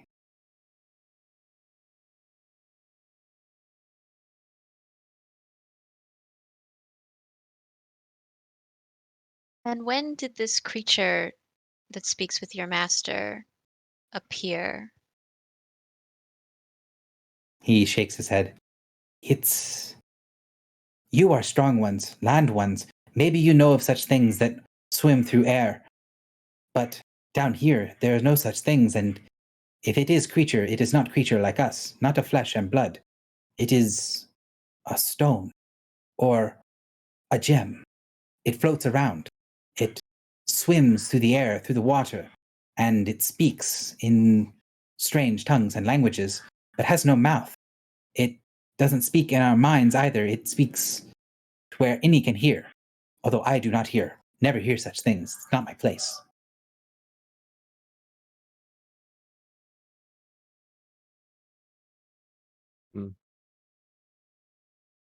And what would you like to do now? I am failed in my duties to protect the Collard. I am dead. But if I am dead to you, and you are to take my head or destroy, then I might be able to help.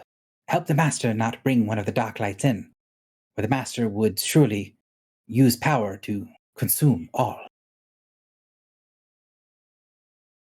The voice, the gem, it speaks to the Master, says dark things, darker things than even the Masters think.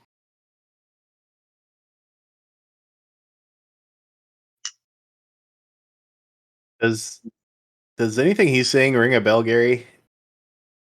Like to In your what I have vision, been there having? wasn't a gem or anything like that that the character had, but you're not sure.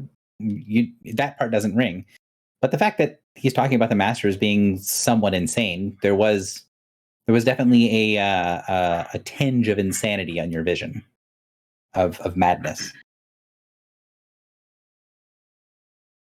Okay. I mean, it kind Uh, of sounds like like uh, like Baneslayer or the Spear or something.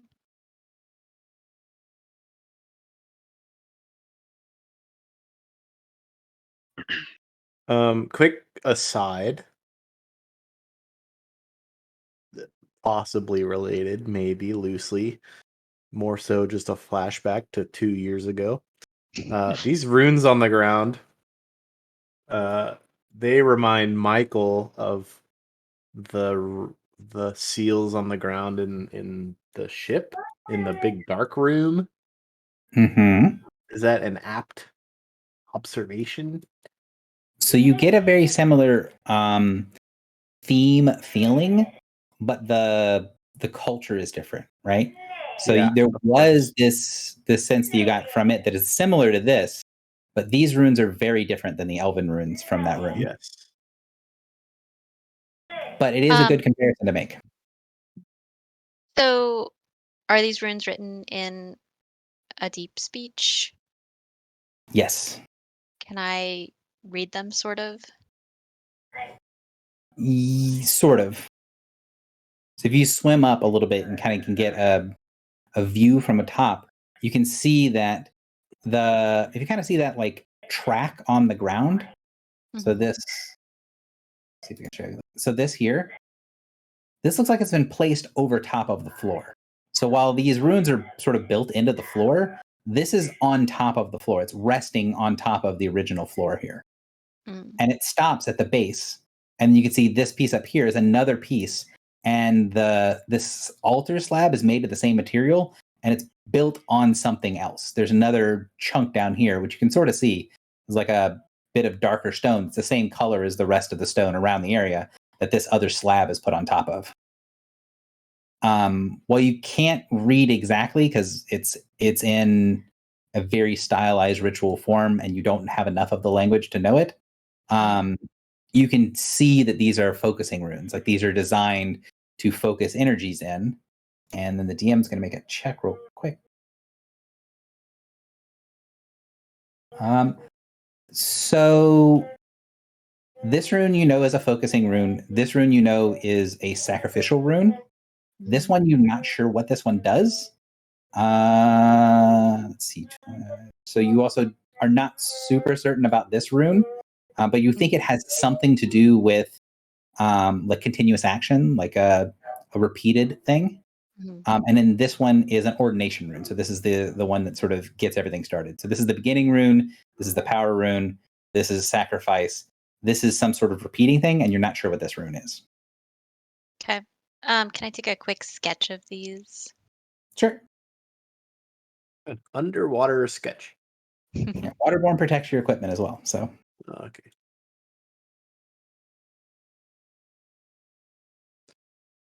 Oh, I want to search the big man's body. Can can I take his collar?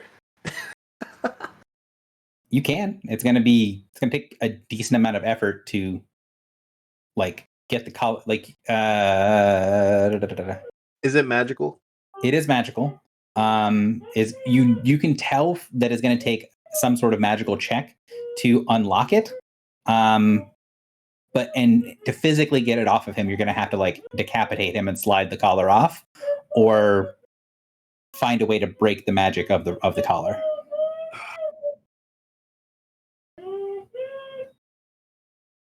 One second.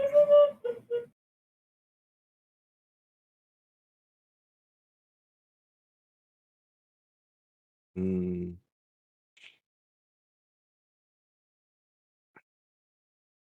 Sorry, my daughter was having her dinosaur sing to her, and I need to tell her to stop.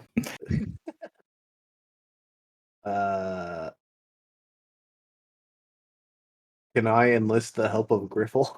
This feels like something Griffle would do with me. Okay, to pop off the collar? Yeah, just an assist. Sure. She's stronger than I am. Likes to cut shit up. It's out in the open. Yeah, so she's got axes, she's got arms. Chop the head right off and slide the collar off. Cool.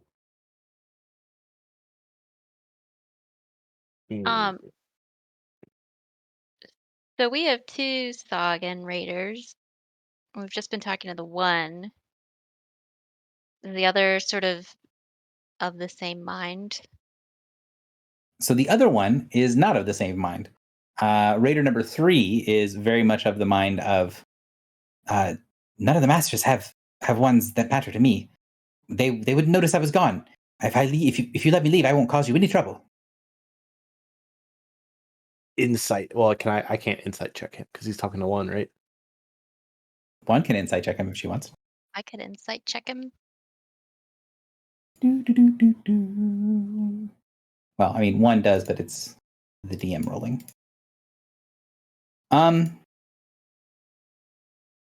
You get the impression that the whole like, oh, he wouldn't tell anybody is probably false. Like he's probably not going to report to someone immediately, but if someone, put a knife to his throat, he would immediately spill all the beans. He's pretty much thinks that he's just saying whatever he needs to say so that he can leave and live. Okay. He doesn't have the same, when you're talking to Raider number 2 has like some sort of deep hatred for the masters and doesn't want to get in trouble by betraying them, but also would prefer to betray them if given the choice. Right. Raider number 3 just wants to get out. Like he prefers to live over everything else.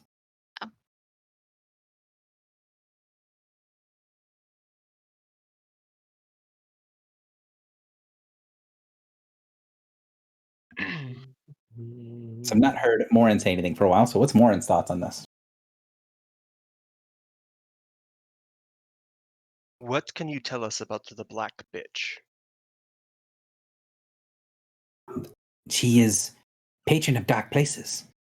We have pyramids to her, service to her. There's many things in the deeps that look after her. It's a powerful thing, stronger than even the dark lights.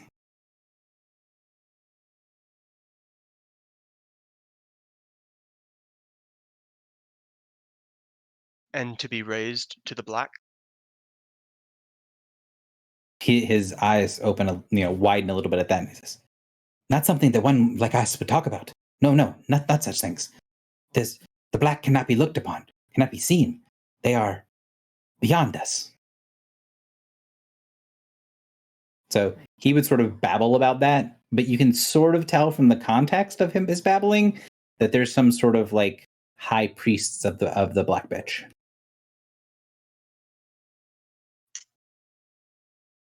And we know from our vision that the person whose eyes we were seeing through wants to be raised to the black. Correct. So he believes this is like an exclusive order that he wants to join. Okay. And did he tell us where this god egg is? He's not. You've not asked him. Then where will we find god egg? The master has set things so as not to be disturbed. He's controlled things and people. There's a clutch of crowd between here and there. They will protect the entrance, protect it to death. They are simple creatures, more simple than me. And there is the pet. The master's failed dark light. It's below. You can hear the room, hear the drain. He kind of pauses and like puts his ear to the ground and kind of like gestures for you to do the same. I do it. There is that sort of low background, like something, but beyond that, like you're not really sure what it is. Is this because our ship would have noticed it, right? Or is this too far? No, it's definitely within range of the ship's sensors. But he keeps saying it's a failed dark light. Mm-hmm. Oh, okay. But it still would have noticed a Leviathan of any kind, right? Would have, if it's a certain size. Mm. How large is this failed dark light? He thinks for a second, and then you can tell that he's sort of like doesn't know at first how to describe. And then he says, "Is long and thick, is like an arm, but arm of a giant. Is," and then he'll basically give you an estimate of it's about 25 feet long. It's about 15 feet across and about 10 feet tall. And normally they're like 100 feet. Yeah, like even the category ones are like way bigger than that, Right. like gargantuan monsters. Gotcha. Didn't he mention something about stopping the pet from coming? Or something? Basically, he thinks that if the master of this place is able to awaken the god egg and figure out what it did wrong the first time, then he'd have the ability to reverse whatever's wrong with his pet, and then he'd have 2 dark lights to control.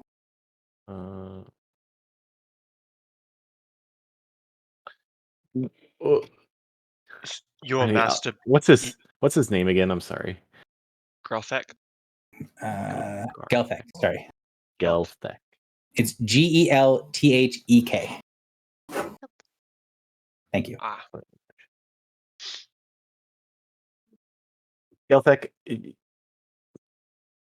1 second, Michael, because Morin was about to say something. Oh yeah, Morin, yeah. Go ahead. Michael first, or go after. Your master believes this god egg will be a dark light. He says, it has to be. It came from dark light. Came from one of the ones of the true dark. I know. I was there when the sacrifices were made.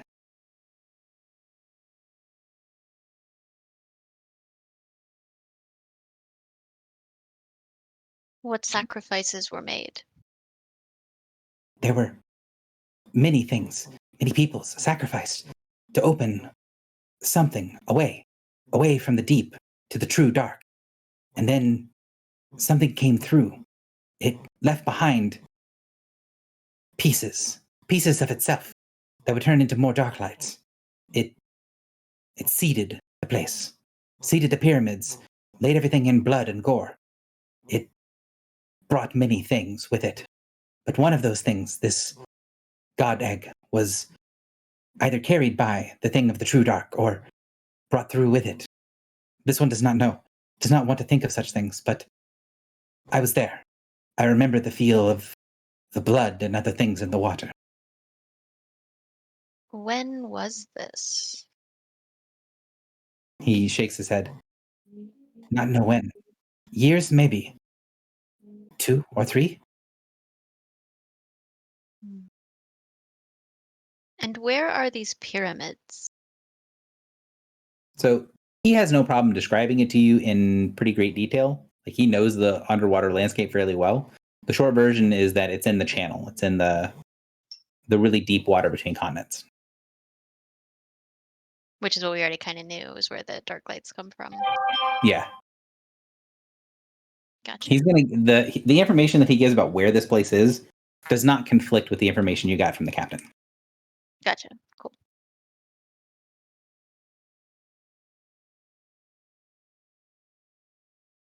And Geltec,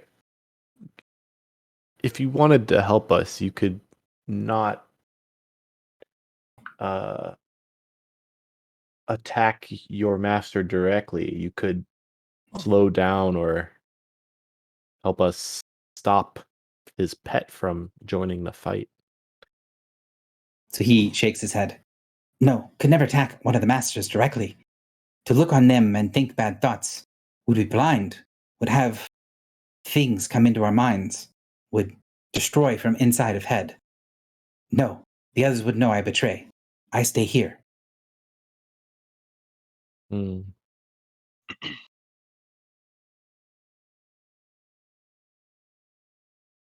You can tell that he doesn't like the idea of dying, but he's actually pretty scared of the idea that one of the masters finds out he's helping you. He's protecting his family.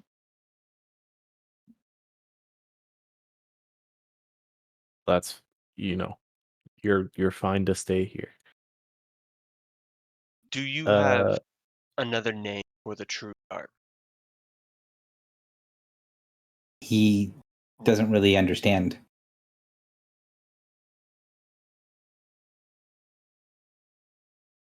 Basically, he doesn't know enough. He knows basically in hushed whispers that they call it the true dark. And you get the impression that before he saw it, he didn't know what it was and found out later that that's what this is. I want to know, I want to see if there's a way to figure out if he's talking about the Shadowfell or if he's talking about the Alandar or some other location. I would say you're going to know whether you succeed or fail, so give me a streetwise check. Streetwise is a lot of putting in context from contacts and information, trying to figure out things together. Because he is not describing it in a way that makes a lot of sense to you. Mm-hmm. You're not sure. From the way that he describes it, it's probably something like the Shadowfell. But because when he describes the hole opening up, it's probably some kind of portal. Right. And we know it's the portal to the Shadowfell. Yeah, maybe it's a portal to Shadowfell or a portal to someplace else that he calls the True Dark, but you're not really sure.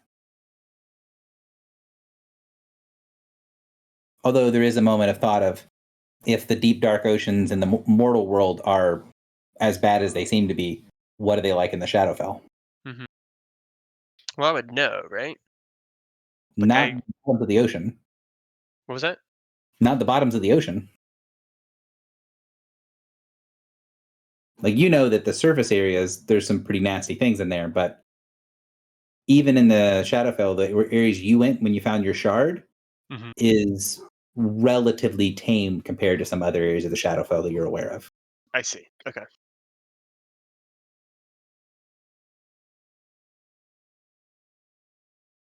Like, you knew before crossing over that the Shadowfell, even in normal areas, can be very deadly and dangerous, and thought that you'd taken all the precautions to go to some place that was sort of within your ability to handle, and were still incorrect.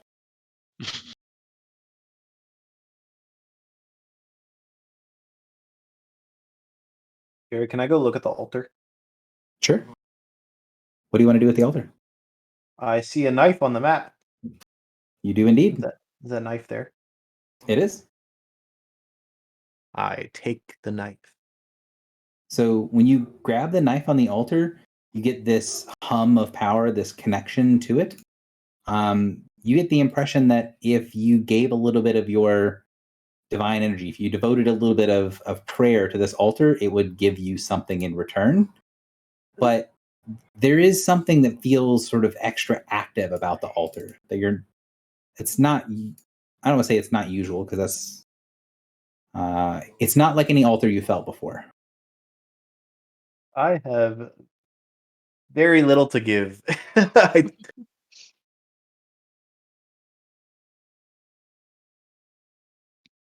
Is there anything else? Do all of the runes look like of a similar style?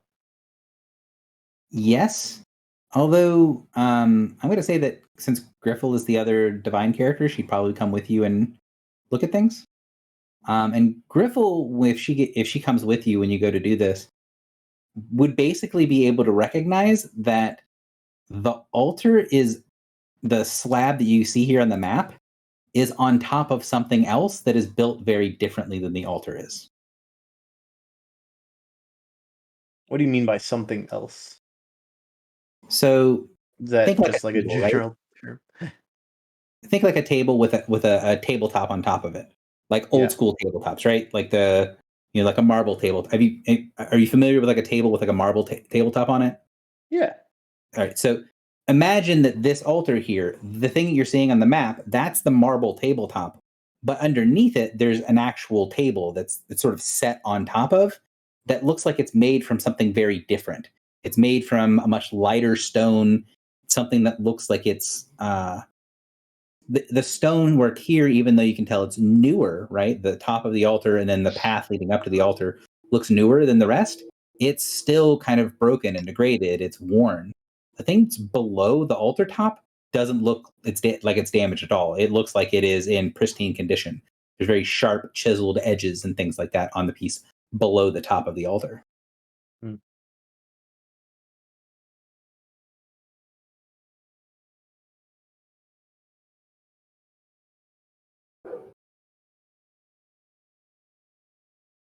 So, let's see. Could just roll a d4. Assuming I can actually do that with one hand. Yes? Haha. 2. Drock. Give me a d20. We'll have you roll dungeoneering for Griffle. Seriously. 12. 12 is pretty good. Let me hit That her is pretty dungeoneering. good. Griffle's got a good bonus. So that's plus 8 on. So her bonus is 15, so that's 27. So Griffle would be able to tell you that this thing, the altar, the top of it, looks like it's a later addition to the temple. And that whatever's below the altar looks like it's more original craftsmanship and is like, while the thing on top isn't poorly built, whatever's below it is like a masterwork. Like it's been underwater for however long and it looks like it was just made. And we know this to be possibly a temple of It was the storm giants, right? or the god of war or whatever. The foe hammer. Yeah. Are we able to like pry off the top? Yeah, you can. It'd be difficult, but you guys can do it. I will assist. So there's not checks that I will put in here, but I will say that it's going to take a decent amount of time for you guys to get this thing off. And while the sound is going to be somewhat muffled, it is going to make quite a bit of noise. So if you guys want, basically the thing is, if you guys want to dedicate the time and energy and effort into taking the top off, you can do so. Just be aware that it's going to, in game terms, it's going to raise the alert level of the temple. Maybe we do it after then. Does it weigh 400 pounds or less? No. Hang on. Classic. Need to something real quick. Excuse me while I enter the density of the stone into Google Calculator while I calculate the weight of this stone slab. I know what the weight of the stone slab is.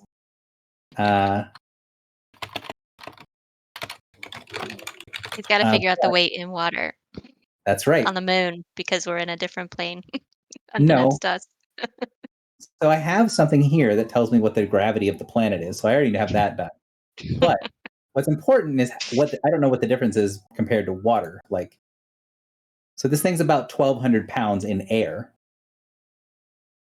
But Soaking wet.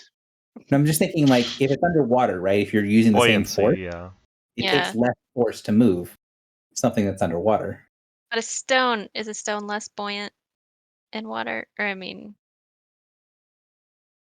how does that work? Don't know. Like we're buoyant in water because we have air inside of us, but a stone does not. Some air in True. them. Most things tend to be at least a little buoyant. If it's marble, there's a lot of air potentially trapped inside it. It's definitely not made of marble. How much air is trapped inside this stone, Gary? Yeah. I'm gonna go. So you're trying to use telekinetic lift, right? Yeah. I'm gonna say that just for the sake of simplicity, that you'd be able to move it, because I think it's probably too big if it was in air, but in water, I think you probably could get it done. You could just say that it helps enough that it doesn't raise the threat level, although it does not manage to successfully lift it on its own. Yeah, I don't think that. I think the main problem with the threat level is the fact that it's going to make a shitload of noise when you put it down. That's the hard part. So maybe it will cushion the. I have Tensor's disc why don't too. we? I place Griffle under the slab to cushion the fall. If you want to spend a Tensor's disc and spend, how much time does it take for a disc? Isn't it like I an don't know, hour? 10 minutes? Is it 10 minutes? No. I don't know. It's a ritual. That's a long time, considering we've only been here for 15. Okay, how about I have Dimensional Scramble? I teleport it to the side. That is definitely not going to work. So Maybe it's not worth I it. will say, if you guys want to get it done, it is going to raise the alert level a little bit. I like the ideas. So I'm not going to take like surges or checks or whatever. But so doing what, using your arms, using telekinetic lift and those sorts of things, you're able to move the slab. And once the slab sort of crashes back in the back, you can see that there is a smaller altar underneath. It's not that much smaller. It's maybe like, let's see if I can do like this, right? Mhm. And you see that there is actually, I'll see if I can do a little thing here. So that is not drawing. And then Alt? No. How do I make this a circle? Circle. So you have a little area on the left that has a little inlet that has a bunch of markings on it. And then in the center, you have, like right here between these two things, you have what looks like at some point was some sort of symbol, but it's completely scorched. Like it looks like it was burned. And you can tell there was some sort of vaguely circular symbol that was carved into the top of this, but it's been destroyed in a way that you haven't seen outside of Celestia.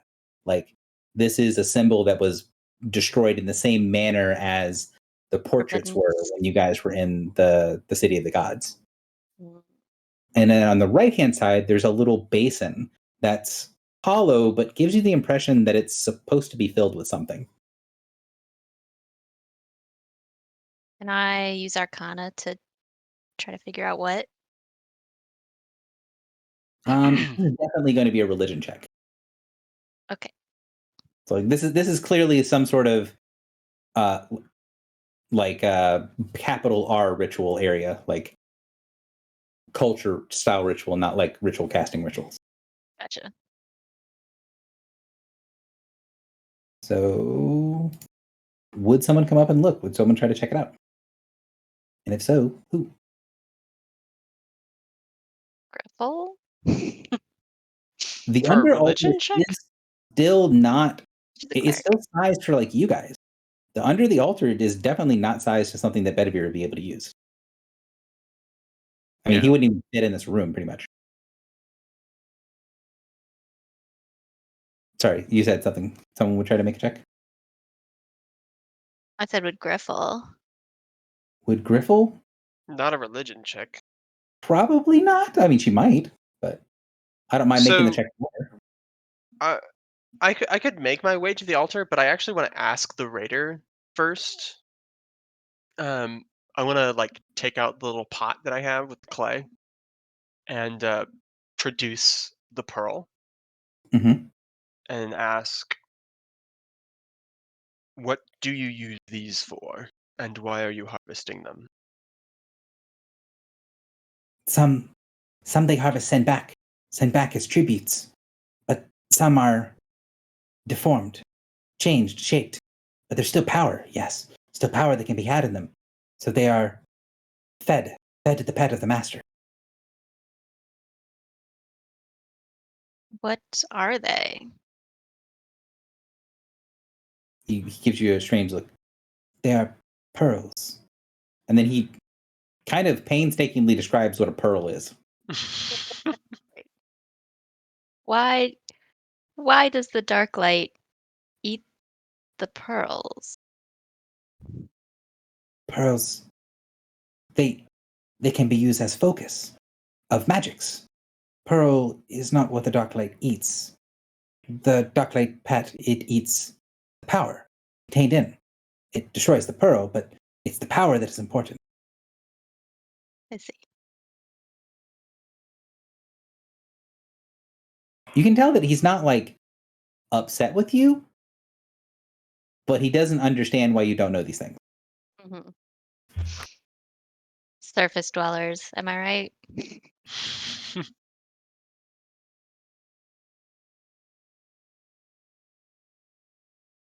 So, in the interest of making sure that we get through to things, what do you guys want to do in here? So can I look at the altar and see what might go in that impression? And I'm kind of wondering if I put a pearl in there, what will happen? Da-da-da-da.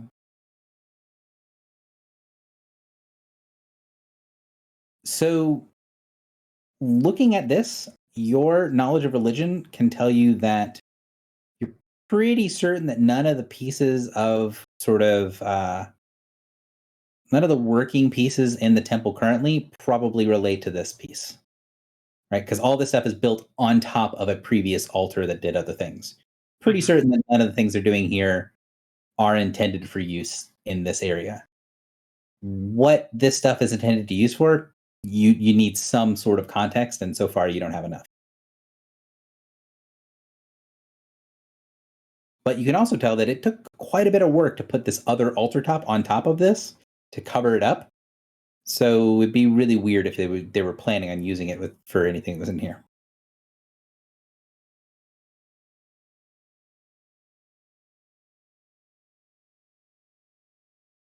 Are these hallways off to the left and right? They are hallways to the left and right.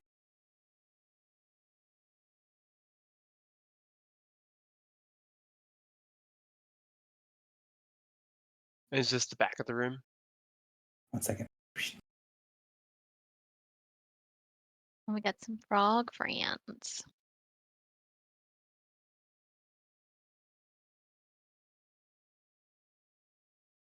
I see a treasure chest. It's probably a mimic. It's a You do crab see a- claw. I also see a clam. I've had great success with those.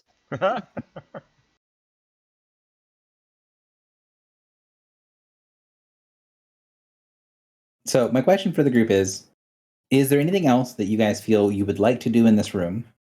Or can we continue to move forward? Because in game, you guys have taken quite a while in this room, knowing that the temple is still sort of busy and doing things. Yeah, I think we can move on. Did Gelthek point us to the master?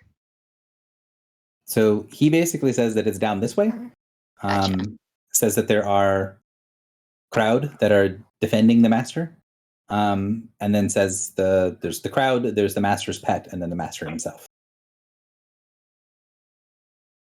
Gelthek, are there others like you who would wish to not fight us if they knew our mission to kill the master?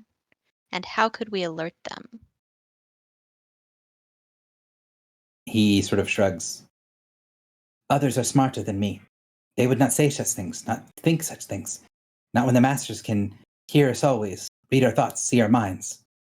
If there are others like me, they're probably dead. Their families probably dead.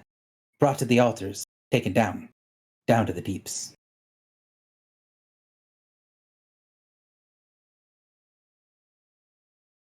Basically, he's getting across like their masters can read their minds, so they don't typically talk about dissent. So if they exist, he has no idea. Gotcha. But he will let you know the crowd, the thing that he says are protecting the master's pet, they're kind of dumb and will just mindlessly fight. They're controlled more directly by the master. Okay.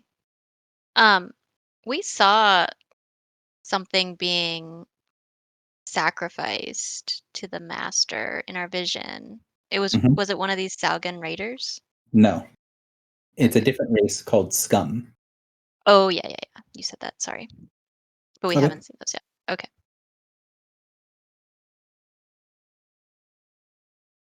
Yeah. Well, I'm ready to move on. Gelthek, you have said you wish us to destroy your head. Do you wish us to do that now? He says, if you're going to destroy masters, if you fail, then my family is gone. If you succeed, then maybe you forget. Don't come back. Don't keep bargain. If Gelthek is done, you are done with Gelthek. Gelthek has served his purpose. Then, yes, make Gelthek's family safe. Sort of sticks at his neck, and then you can see he's like shaking a little bit, but then he looks down at the ground. Like he's pretty scared, but he's still sort of putting his head out. Oh my goodness. Is there anything we could do to not kill Gelthek? You're a mind woman. Why don't you try to wipe his memory or something? Also, I love that you've gone from, is there any way that we don't kill these people, to, is there any way I could not kill this person? Yep. I mean, I never wanted to, but Gelthek's so sweet.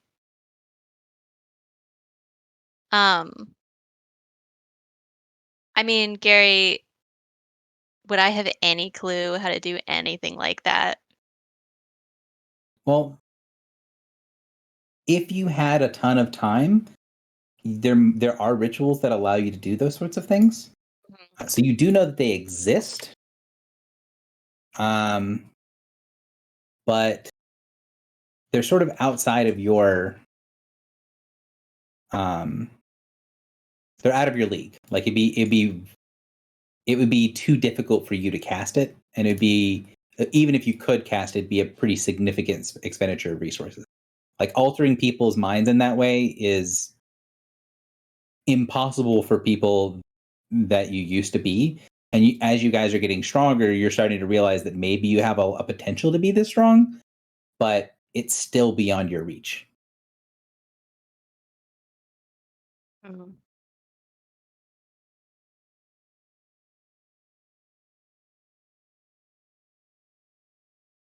So for context, your character might not have this clear of an understanding, but if you open the compendium and you search rituals for something called memory seal, that's about the level that you would need in order to do this. So that's a sort of an equivalent type of thing that you would have to do. Gotcha. All right, Gelthek, can you get on this altar for me? It might make it easier. So he kind of shudders, and you can tell that like when he stuck out his head, that took a lot of his courage. And then like when he looks back up, you see him like wanting to go and like do something else. He is like shaking all over, and it doesn't look like he's refusing to go to the altar so much as just like he's sort of too shaken to do anything. Okay, wait. So, like, my whole character's everything is centered around like ejecting presences from her mind. So, like, I have Bastion mental clarity, my mind is my own, protective trauma. Like, can I attempt to teach him how to resist? Or, like, I don't know, like, tell him, like, this might not work, but I could try to give you tools to resist them reading your mind. So that makes me think of something that I think your character would have, like, if you're sort of, if your character, if one is sort of racking her mind of what she could do, I would think that she would know that in order to teach him how to do some of what she does, it's Mhm. going to take a pretty significant amount of time. Like, this isn't something she's going to be able to teach him in a few minutes. Yeah. That being said, I think that the thought would occur to one, whether you want to explore this or whether she would want to explore this or not, that there is someone that has the power to do what you would want to have done here Yeah. Mhm. because she's done it to you. Yeah. Do we have a way to, like, get in touch with An? Would she just, like, pop in and do this real quick? Hey, here's this weird fish person. He's a little slave who might his family might get sacrificed. Do you give a fuck? No. So Maybe we could. Yeah. you Sorry. know that sort of crystal fortress that she built for you when she unlocked part of your mind, that whole thing that happened in court? Mhm. You're pretty certain that that would have the power to do what you want to have done here. Yeah. The problem that you have is you don't really have, I mean, you could do ascending, right? Like, you could just literally send on and you'd either get her or one of her people. Mhm. The problem is kind of what Phil said, is that I don't know if one, and this is something that is a thing for you, right? Like, if you think that you can come up with something that would make it worth On's while to actually try to do this, then maybe, but you're not sure what that would be, right? Like, Like a certain god egg. so I mean, yeah, if you can impress upon her that this is something that's, being done under the course of what you're doing for looking for the seed of divinity or whatever, like, I can definitely see that there's a path there, but that's definitely going to be have to something that we're gonna have to sit down and try to do, right? Like, if you're gonna do ascending to ask for an audience with On, she's not going to just appear here next to you. So you're going to have to make a case to On using that special connection that you have to have her do something. And it's probably not going to happen right now. Mhm. I would say that while it is a bit morbid, he wants you to either destroy his head or take his head with you. If you really wanted to do this to get him out of it, you don't need an entire body to raise dead. So if you wanted to do that, you could take his head with you and bring him back. Granted, that's going to take a good chunk of money, but if that's something you want to do, that is something that your character in world would be able to understand that is a possibility. To be honest, I don't give a fuck about this fish guy. Or at least not that much. But I mean, this is one is trying to find a way around this. Yeah. Mhm. I think that what I've given you is as much as one would be able to say to like the character would have more knowledge than the player, right? I think that's about the extent of the extra knowledge the character would have. I want to put him on the altar and give him a pearl. Or at least I don't know. So I do want to know what one wants to do. I mean, I want to know what the rest of you guys think. I don't know how much I care about this dude, but I'm definitely not going to be the one to chop his head off or smash it. So for the record, Raised Dead is 500 gold. So the question that one would have is saving this guy's life worth 500 gold? Yeah, that's easy. I'll foot the bill. Is he cool with dying temporarily? Are you going to tell him that you're going to bring him back? I mean, sure.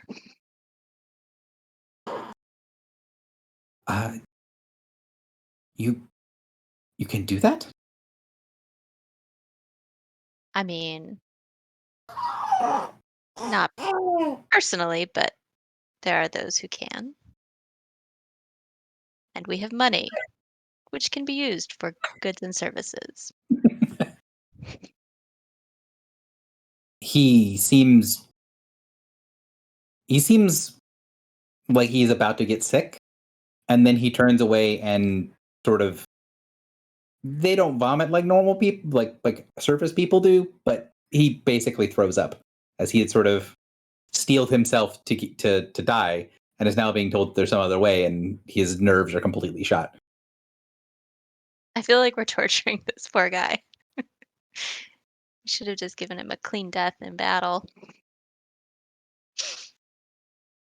He says, if you are great ones and can do things like this, can kill me now and bring me back later, then I would do a thing, and I would owe everything to you, and I would try to take the hold the masters have on me and take it away.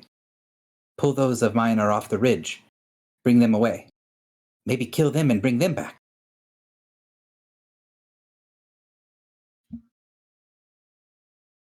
That would be a great help to us, and we would devote our resources to bringing back all those who aid us. What? I will devote my resources I to feel. stare at Morin. I feel. Sorry, you want to kill an entire group of people that make up the base of a pyramid in this society's hierarchy and bring them all back from the dead?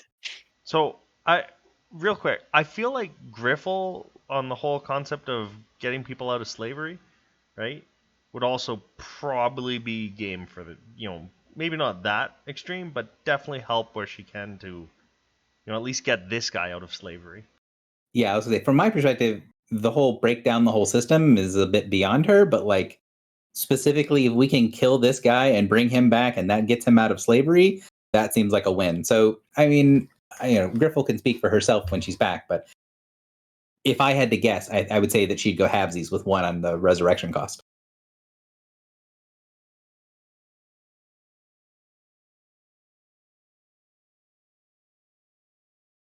So, I mean, if that's what you're going to do, then you kill him and take his head with you? Yep. All right, then.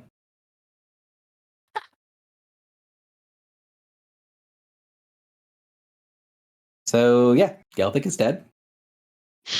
I would like to stipulate that I have killed him in the nicest way possible while giving him nice visions. Did like the Demon Slayer thing? Do you even know what I Has don't. anyone seen in Demon Slayer? He like the first demon he kills, he feels bad for, so he like silently kills it. I don't know how to explain what happens. It makes it feel really good. I forget that scene. It's been a while since I watched. I think it's more like one does psychic damage, does non-lethal psychic damage to knock him out, and then just when he's unconscious, kills him by breaking his brain. Literally rips his head off. I think Bare Griffle hands. would probably do that part because, axes. Because Griffle's the only person with an edged weapon in this group. Technically, Gary, I have every weapon. Nah, but you don't use it, so I can conjure a scimitar. I believe that's on page 134 of the player's handbook. So, what to now? So, do you guys want to spend more? Because again, you guys have spent quite a lot of time here, and on the DM side of things, I do have a tracker that I'm keeping track of how long we're spending in this area. So, you guys know in character, you've been here for a while, and eventually people are going to notice there's no chanting coming out of this room. And Yeah. there's no There's- what's his man? Collared one. Mm-hmm. Yeah, there is still the I other wanna guy in the move room, on. right? Yes. Yeah. Yeah. The one who's now looking very terrified because all of your conversation has been telepathic, and you saw basically he seemed like, oh, he's making a deal with you guys, he's going to get out of this, and then you killed him. But in such a loving way. That doesn't make it nicer Some to see. psycho shit. More terrifying. Did he direct us to the left or the right? Right. This way. Oh, that's the way I want to go. So Perfect. I want to look at the treasure chest. But we do have to kill this other guy. No, we don't. He's gonna tell on us. Isn't he tied up? He Yeah, is but tied up. what's gonna happen as soon as somebody walks in this room? Well, you can kill him. I refuse. But you wanted to like kill that other guy by experimenting on him on the altar.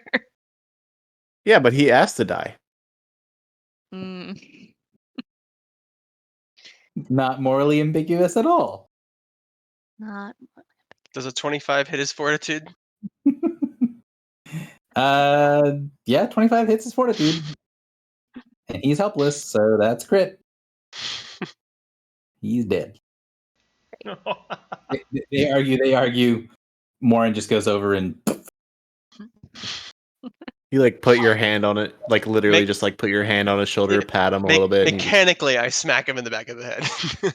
I mean, you have to be adjacent to him in order to do it. So yeah, Adjacent. yeah. It does say melee touch. or range 13. Or ranged 13. In order for it to be an auto crit of a helpless thing, you have to be adjacent. Ah, okay. If you're doing this as a coup de grace, like just a bam one shot, Yeah. you need to be adjacent. Sure.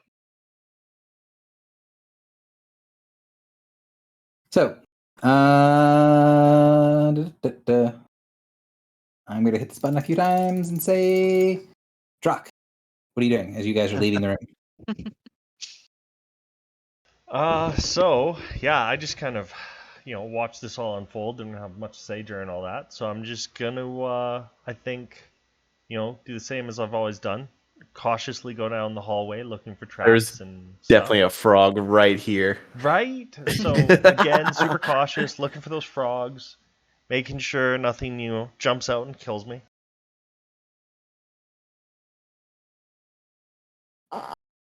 So you can see that in this area, there's a bunch of sort of spare weapons and armor. There's several of those tridents that are sort of put together kind of off to one side. This looks like it's sort of an equipment kind of dumping area.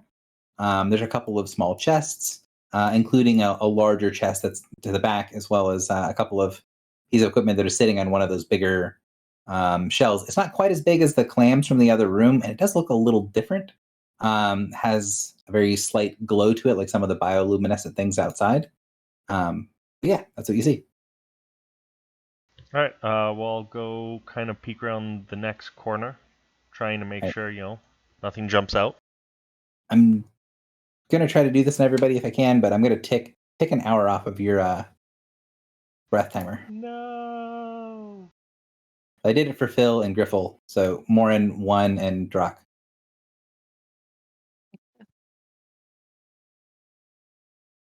I think I'm at the lowest health, or lowest air, and that scares me. You're tied. You're tied for Phil with Phil, I think. Although I don't know what Morin's air is because he doesn't have his things on anymore. But I was at 9. Shouldn't I be at 8 now then? Oh, well, yeah. If you're at 9, you're at 8 now. Yeah. What is this little grenade on me? That was for something else, but it's gone. I did not have the least amount of air, but Well, we might have to You check may and see what your actual air is at. But you that may should have be- had one more than me in drop. Well, I'm at 8 now. I have always had the least. Oh, okay. Morin, you were at 11, so you're now at 10. 10. Okay. And what symbol are we using for that? The radioactive. Radioactivity? So the cold symbol and then the radioactivity give you a double-digit number. Oh, cold and then Or you can just do a 0 for the radioactive because that gives you a that's a 10. Oh, sure. not a 0. Yeah. All right, so Drock moves up to there. You see. Da-da-da-da-da. Let's see. Check real quick. Rolling like Drock. Okay. So mean. Perfect. So you get to the edge of that and see this hallway turning up. You see that there is a ledge going down, and sitting on top of the ledge. Actually, I should reveal more because you can see a little further. Sitting on top of the ledge is one of these statues, and the DM is going to reveal things. You just love these frogs. I really do. This is really. 1 second, hang on. Need to make sure that this is not. This is the third time Drock has walked around a corner without carrying the corpse of one of our enemies with him. I did say stealthily. I did say that. Yeah, you just failed that time. Can't Oh, stealth the okay. frog. That makes sense.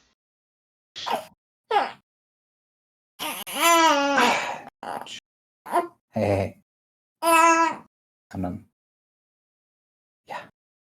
All right. So this is this one. It's going to use the Master's Disdain. That sounds fun. So 16 versus Will is going to miss. Yep. So you get this weird emanating thing from the statue. Doesn't shoot lightning or a harpoon or anything like that.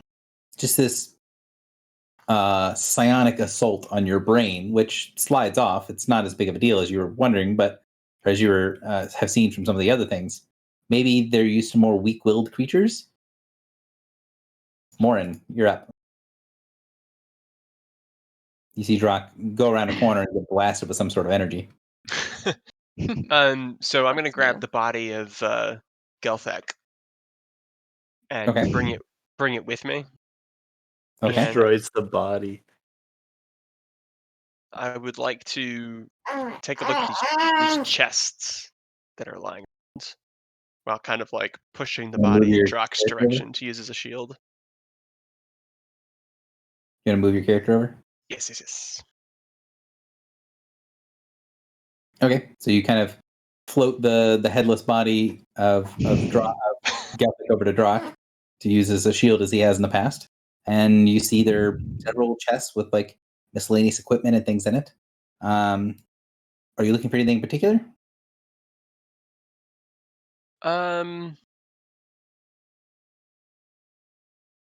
One second. Let me see.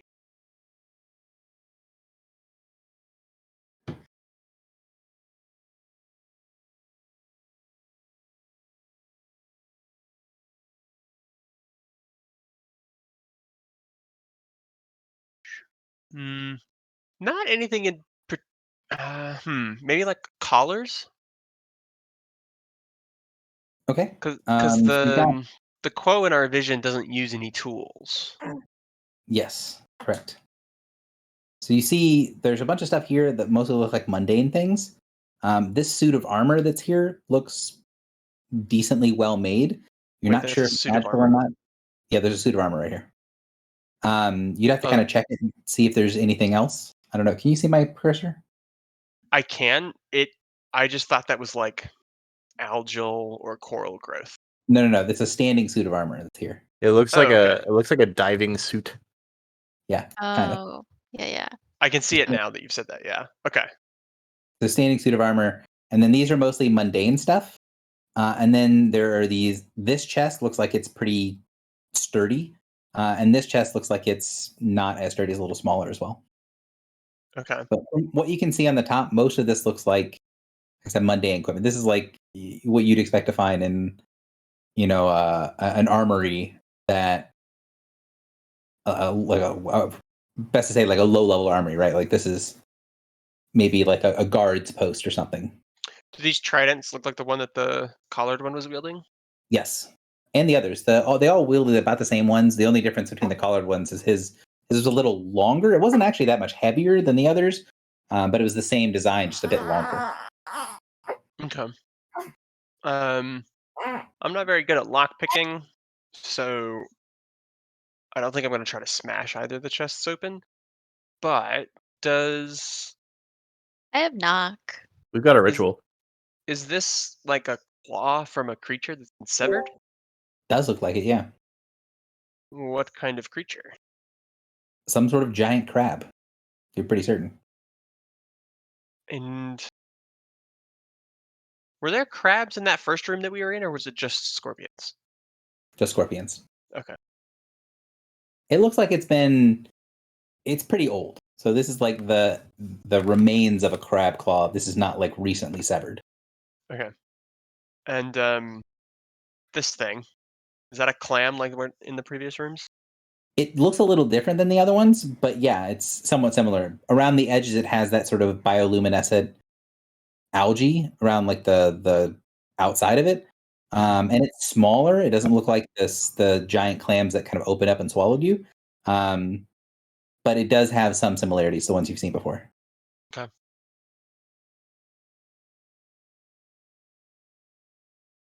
One, what are you doing? Can I use knock to help open the chest? How long does knock take? 10 minutes. 10 minutes. So that's the question. And a healing. It also causes a healing surge. Do you want to spend a healing surge in 10 minutes to open the chest? I only have one healing surge. So and 10 minutes will be 2 ticks on the alert. I don't know. Up to you guys. Do we really care to open these, or do we want to just get going? I'd say get going. Move on. Okay. Then I remember disabling one of the frogs before. Was I able? Did I have to get right next to it? Yes. Okay. It has already fired at me, so it should be offline for at least the round. Okay. So then, can I move up to it and try to disable it with Arcana? Sure. Okay. Give me an Arcana check. You don't know if you succeed or fail. Cool.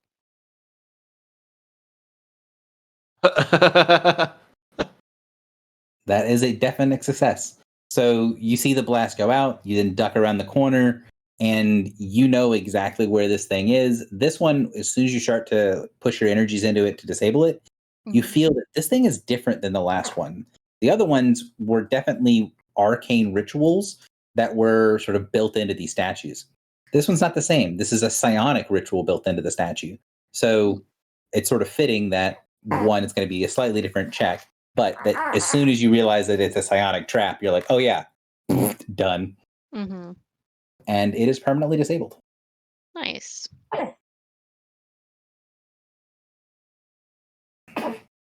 Yeah, Miss Grunts. And then what can I see to my left? So this thing goes down into another area that looks different. This looks like it's an area that's been tunneled away. I don't know if the reveal tool worked because it's the reveal tool. Music. Did that work? Nope. No. I can only see the frog and below. Did that hide it again? What the hell? What is this even doing?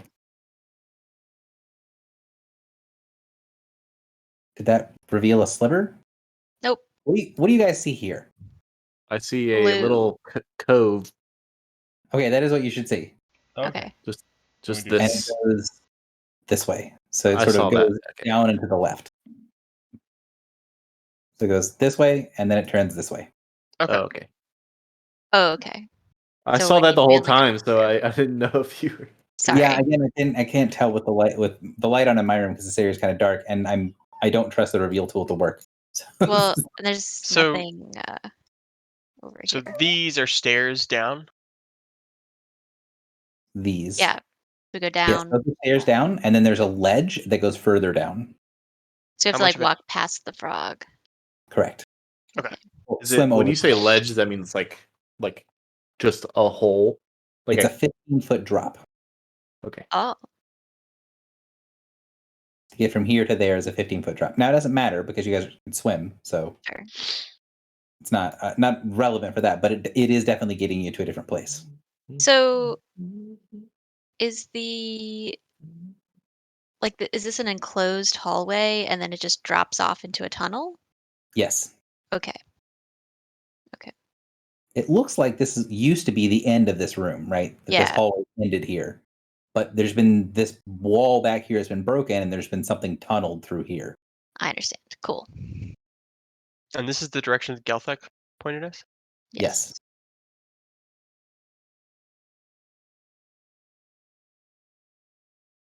So anything else you'd want to do in the sort of armory room before you guys headed off? No. So Moira and we decided to just leave the chests, or I decided to not do a ritual to open the chests.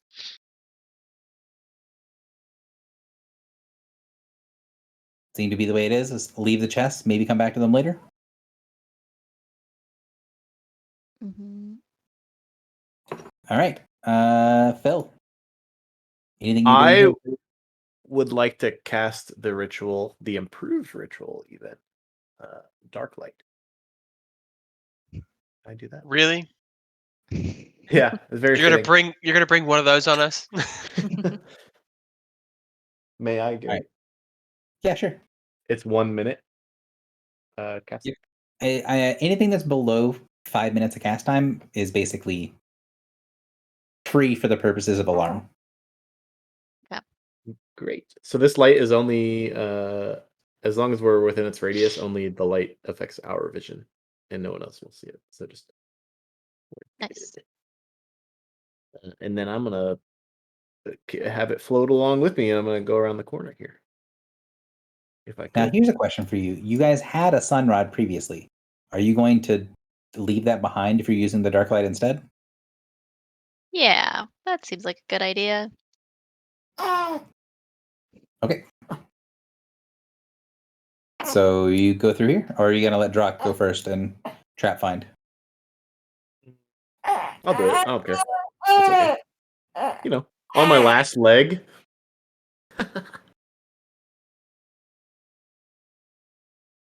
It is 10 squares, by the way, with the.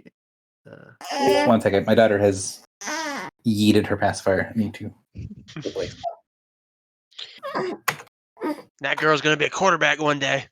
I don't know where she put it. I don't know how she spit her pacifier in some way that it is now gone. But I have like 4 around me for this reason. It's in the true dark now. Yeah. 1, 3, 4, 5, 6, 7, 9, 10.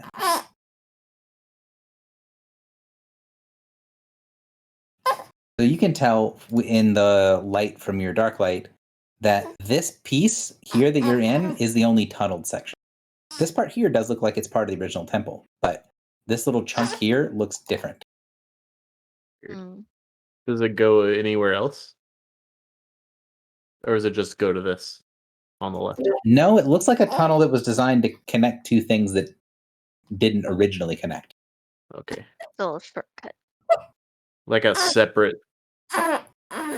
separate temple, possibly. Maybe, not sure. That's what you can see.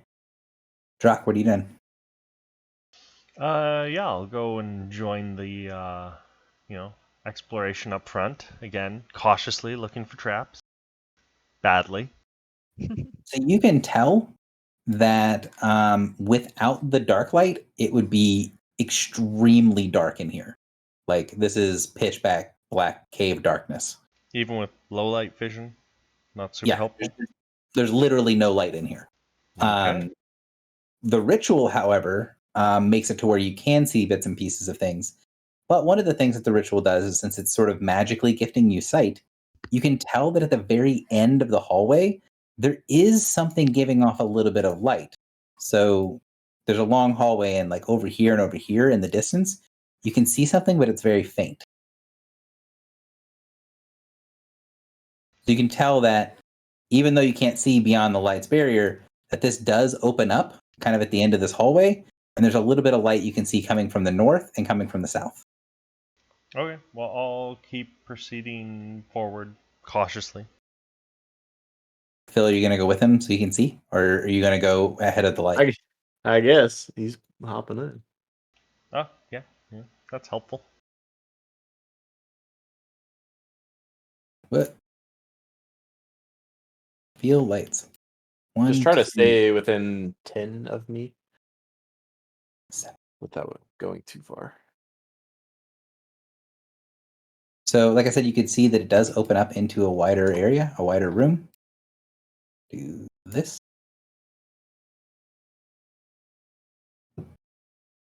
Some might even say a circular room. And you can see that here and here, there, even though your light doesn't go that far, there is a little bit of light coming in from this direction and a little bit of light coming in from this direction. Is everybody else moving their tokens to follow along? I think Yep. Griffle would definitely follow along. Yes. But definitely staying near the back.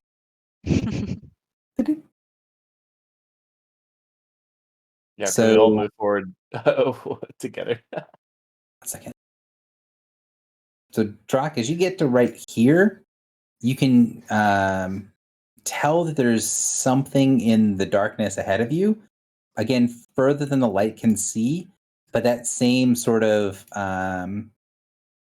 mumbling you can hear just barely over that background roar of whatever the sound is that's in the whole temple. But you can hear that there is something muttering in the dark ahead of you. Perfect. All right. Well, if we're all just kind of proceeding forward, I'll just keep slowly moving forward till we can figure it out. So when you get here, you hear a voice call out to you and say something in Abyssal. Am I still psychically linked to or psionically linked to one? Can I translate or like pass it along well enough that she can translate? That is a question for you. Insight or Streetwise, either one. Or you can just try to justify something else. Streetwise.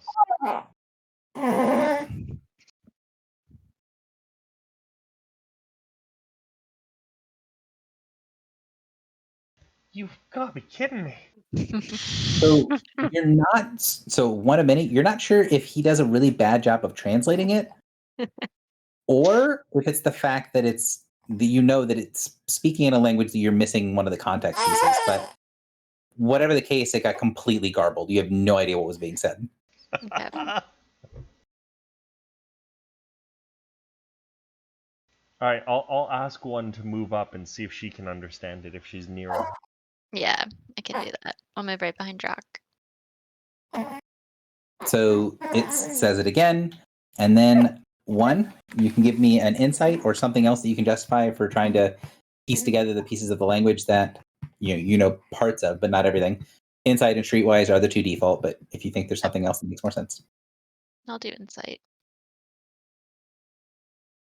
So while the words are a little wrong, the way that the creature says it is very makes the parts that you can understand clear enough, as it's saying, who goes there, who comes before the masters. So it's addressing us. Yes. You're pretty certain it can't see you. Mm.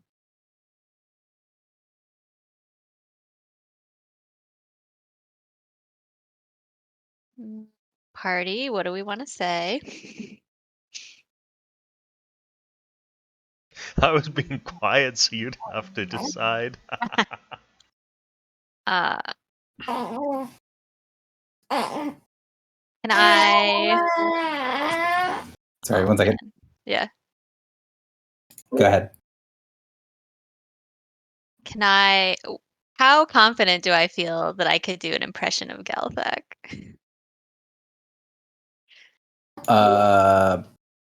You did speak to him quite a bit, but you spoke to him telepathically the whole time.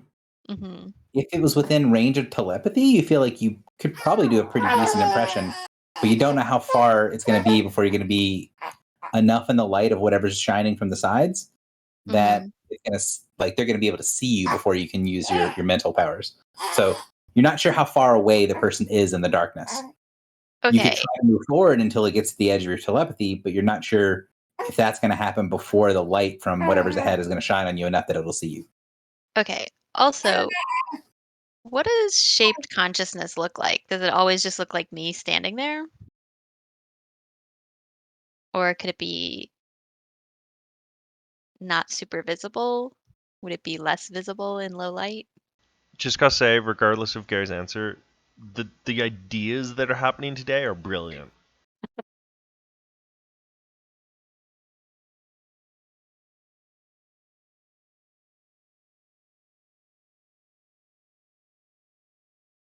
How good are you at intimidate?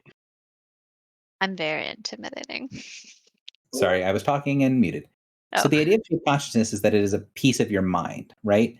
And Yeah. that you're kind of giving your self image. So it's not going to always look like you. It's going to look like your image of yourself. But Mhm. you could probably alter that. I would say with a decent bluff check, you're not going to be able to make it because it's a conjuration Mhm. and things in this world basically know how conjurations work. You don't think you're going to be able to make it a convincing duplicate of Gelfek, but you Mhm. could make it something close enough that you'd at least be able to kind of get in close or to do something else. Or you could make it as yourself and then try to speak through it or make it as something else. Like it's going to be a bluff check to get the job done, and it's not going to work under like intense scrutiny. But as Yeah. far as like a quick trick, you might be able to get it done. Yeah, so I think I'd like to throw my consciousness a little further forward, trying to keep it in the shadows and try to make it as Gelthek-like as possible, and then telepathically say, it is I, Gelthek, here to serve the masters. The intent. So there's your. So you should be able to control that shaped consciousness. Where do you want to put it? Like, is this shadowy? I mean, everything is dark, and that looks like it might be in the light from the south, but Okay. you're not sure. You're not sure how far this light goes, or how well the thing can see. Okay, so maybe I'll put it like here, and can I? Well, I guess I don't want it to be in the coral. Can I put it like here? Mm-hmm. And I should be able to see more now from it. Yes, and you would need to make a bluff check for me. Okay. You do not have low light vision, do you? No. Okay. Or, well, I don't know. Like, my body is Eladrin, but I But am. you're using the stats of a Kalishtar though for everything, right? Yeah. Yes. The Kalishtar does not have low light. Okay. So the bluff of 16. Yeah. So it forms there. I'm going to give you a bit of a benefit because you're using one of your powers that is an encounter power. And it is a really cool idea. So I would say that one, you're going to become in range of a consciousness, and you're pretty certain it's the speaker. And you can see in the middle of the room. I'm not going to reveal the rest of the room because you can barely see anything else, but you can very vaguely see this Swagan Alkalite who's sort of floating in the middle of the room, has this staff draped across its body, and is this sort of meditative pose. His eyes are closed, and his head is faced in the direction that you guys are coming from. So you'll see that, and then be able to try to speak at it. Okay. You're saying So I will. Yeah, I will say it is I, Galthak, here to serve the master.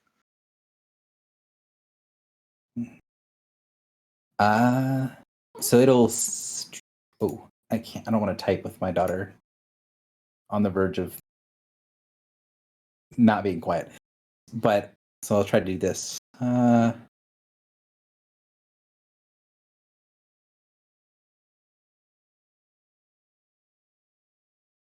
Trying to do this manually and make it still feel good. Been there.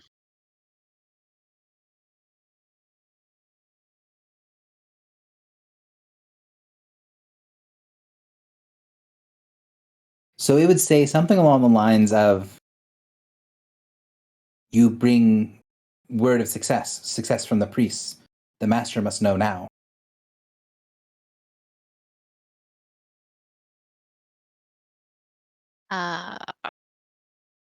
Yes, the priests were successful.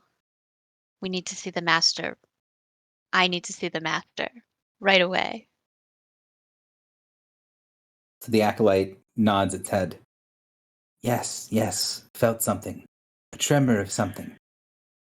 Knew this was prophecy. You see, when it says prophecy, its face sort of distends, and it has this sort of weird, like awestruck look on it. And then it kind of puts its mouth back together and sort of shivers while it's still floating in the middle of the room. It turns around, but it does it in 3D. Like, it doesn't have any problem with being upside down. So he just flips over, and then switches languages, and says in deep speech, which, does one have deep speech? Well, I have the abyssal, but that's it. The modern demonic Okay, so abyssal. he's not going to speak in abyssal this time. He's actually speaking deep speech. Okay. This is where my notes were actually supposed to be. This is the part of the notes that I was getting confused by, is Gotcha. which race speaks which language. So he says a bunch of things in deep speech to something behind, and you hear in the water like chittering and clacking and things moving. You're not sure what was said, but there's a lot of sounds of motion behind the acolyte. Its back is faced towards you. What do you guys want to do? So I will loop the party in to all of this, anything that they weren't able to see.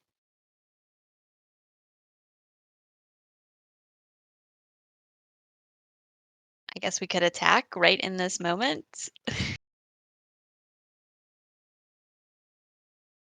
Question for the party: are you going to try to play the bluff out, or is the bluff to give you the moment of surprise? What does the group want to do? That's going to be basically what we're going to end the session on today.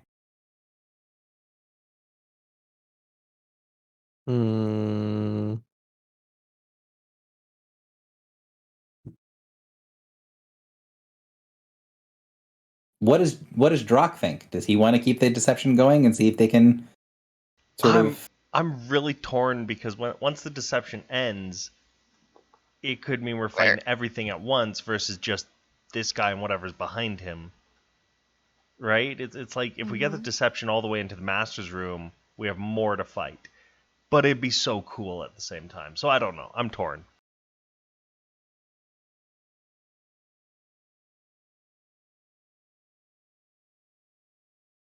What do you guys want to do? Should we leave it here and think about it and decide before next time? Yeah, I was going to say, you guys could also start next session with this decision. That is also perfectly fine.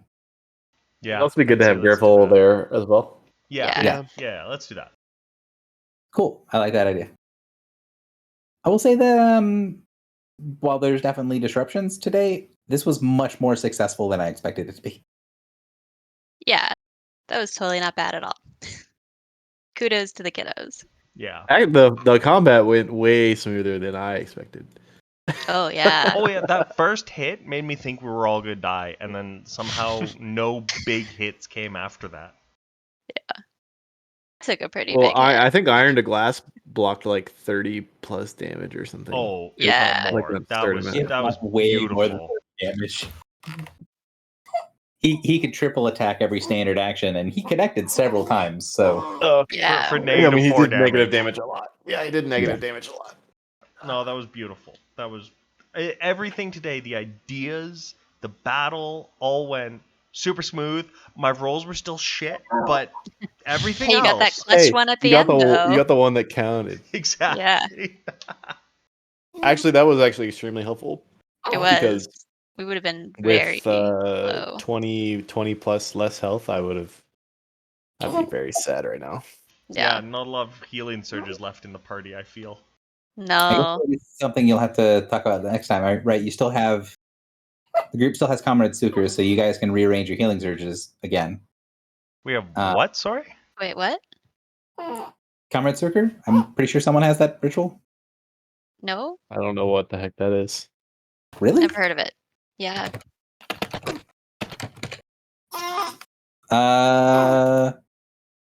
We Look up definitely the- don't have that. I just looked it up. I don't. Oh, well. Huh, okay. With how many healing surges I have, guys, sounds like something we need to look into. I think I- that's a thing. Okay. Yeah. here's the thing. The DM assumed that you had this ritual when I was designing this adventure. Oh.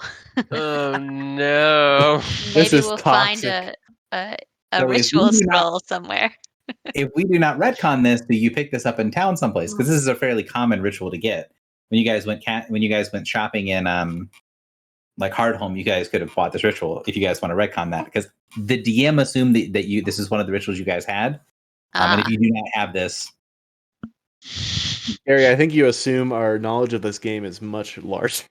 Yeah, I had never heard of this before. so the other group, right? The other campaign group, the anthologies group, they have been talking a lot about Comrade Suker. So I think when I was doing stuff, I was sort of assuming you guys all had it. Yep. Look, we get it. We get that we're the shitty group and they're the Yeah. great group. You don't have to No. rub it in all the time. Next combat, when I'm out of healing surges, I'm just be like, there's nothing that I can fucking do. I don't have any health. I'm using a spear, so I'm going to take an attack of opportunity. So what I'm saying Can't to you roll guys, worth shit? I'm asking you guys, I would be perfectly okay because it's a common, very inexpensive ritual to make the assumption that you guys can kind of pick this thing up so Yeah. that we don't If, have to retcon things and I don't have Wait, to change. so totally fine. if I say no, and I think it's more interesting if we don't, do you have to redesign the whole dungeon? Or are we Um, just gonna die? the change, and since this is definitely a mistake on my part, the change is going to be basically I'm going to reframe the level of threat that you guys are in, because right now I've not been treating like this place is quite as deadly as it's going to be if you guys do not have the ability to Comrade Suker before the end. Because in character, you guys know the Gelthek told you there's the crowd that are defending the entrance to the pet's lair, and then the pet defends the master, and then the master. So you have a minimum of 3 possible combats remaining. With some of you having 1 or 0 healing surges, those combats, if you do not find a way to avoid them, are going to be very lethal. Or at least the How many last healing surges does Drock have right now? 9 left. How many does Griffle have? 4. So none of us have a lot. I want Gary to redesign. No, I'm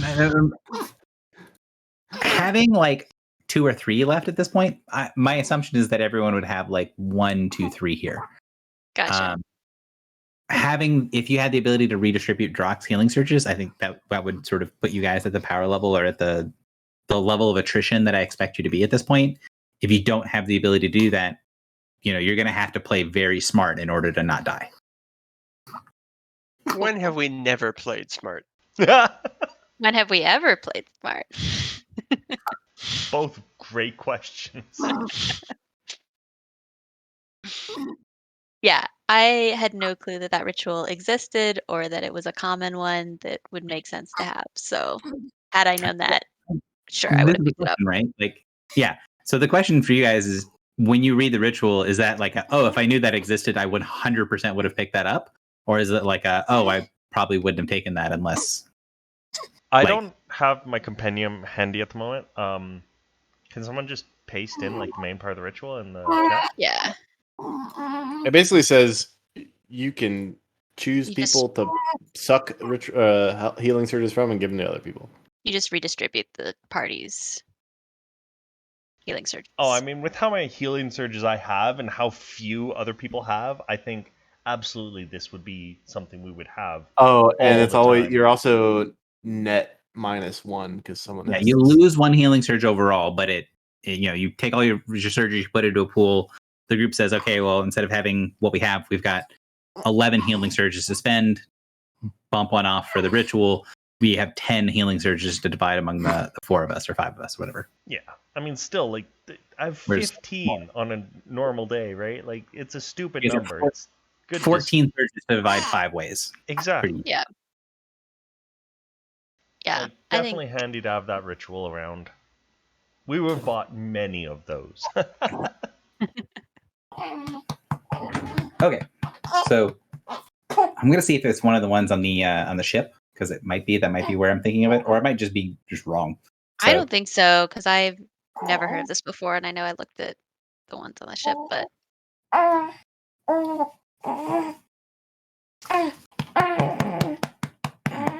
Cool. Well, I have to run if we are ending session here. Yes, we are ending session here. It was good to play with you all again. super Looking forward to fun. next Yeah. session. Yeah. Looking forward to next session. Looking forward to seeing what your guys' opinions of the sort of cutscene that you guys are going to get from Griffle and Griffle's perspective. Yeah. Griffle barely had to bargain away anything in order to get it. Oh, good. Interesting. Okay, I will catch you all later. That was a lot of fun, guys. Thank you. Bye. Sounds good. Yep. One Bye. last thing. No, What, Gary? I can I'll ask him. But it's fine. I was just gonna. It's not gonna ask. I was gonna show you guys something cool. I've been working with redesigning some stuff, and whoa, kiddo, give me like 2 more seconds, please. So I got a better representation of what the helm looks like that Griffle wears. I put it in Prosperity chat. Oh, have you been? Is this like an AI thing? Hang on. Say again. Is this like an AI art thing? Yes. Because I really like the image you put in the other chat as well. That was cool. Yes. I've been working quite a bit on that AI art thing now that I have a subscription. oh, that's cool. All right, well, I opened it up in the browser, so it's part of the recording now. So that's awesome. Nice. Cool. All right. Well, I will see you guys later. Take it easy. Take care, everyone. Bye. Bye.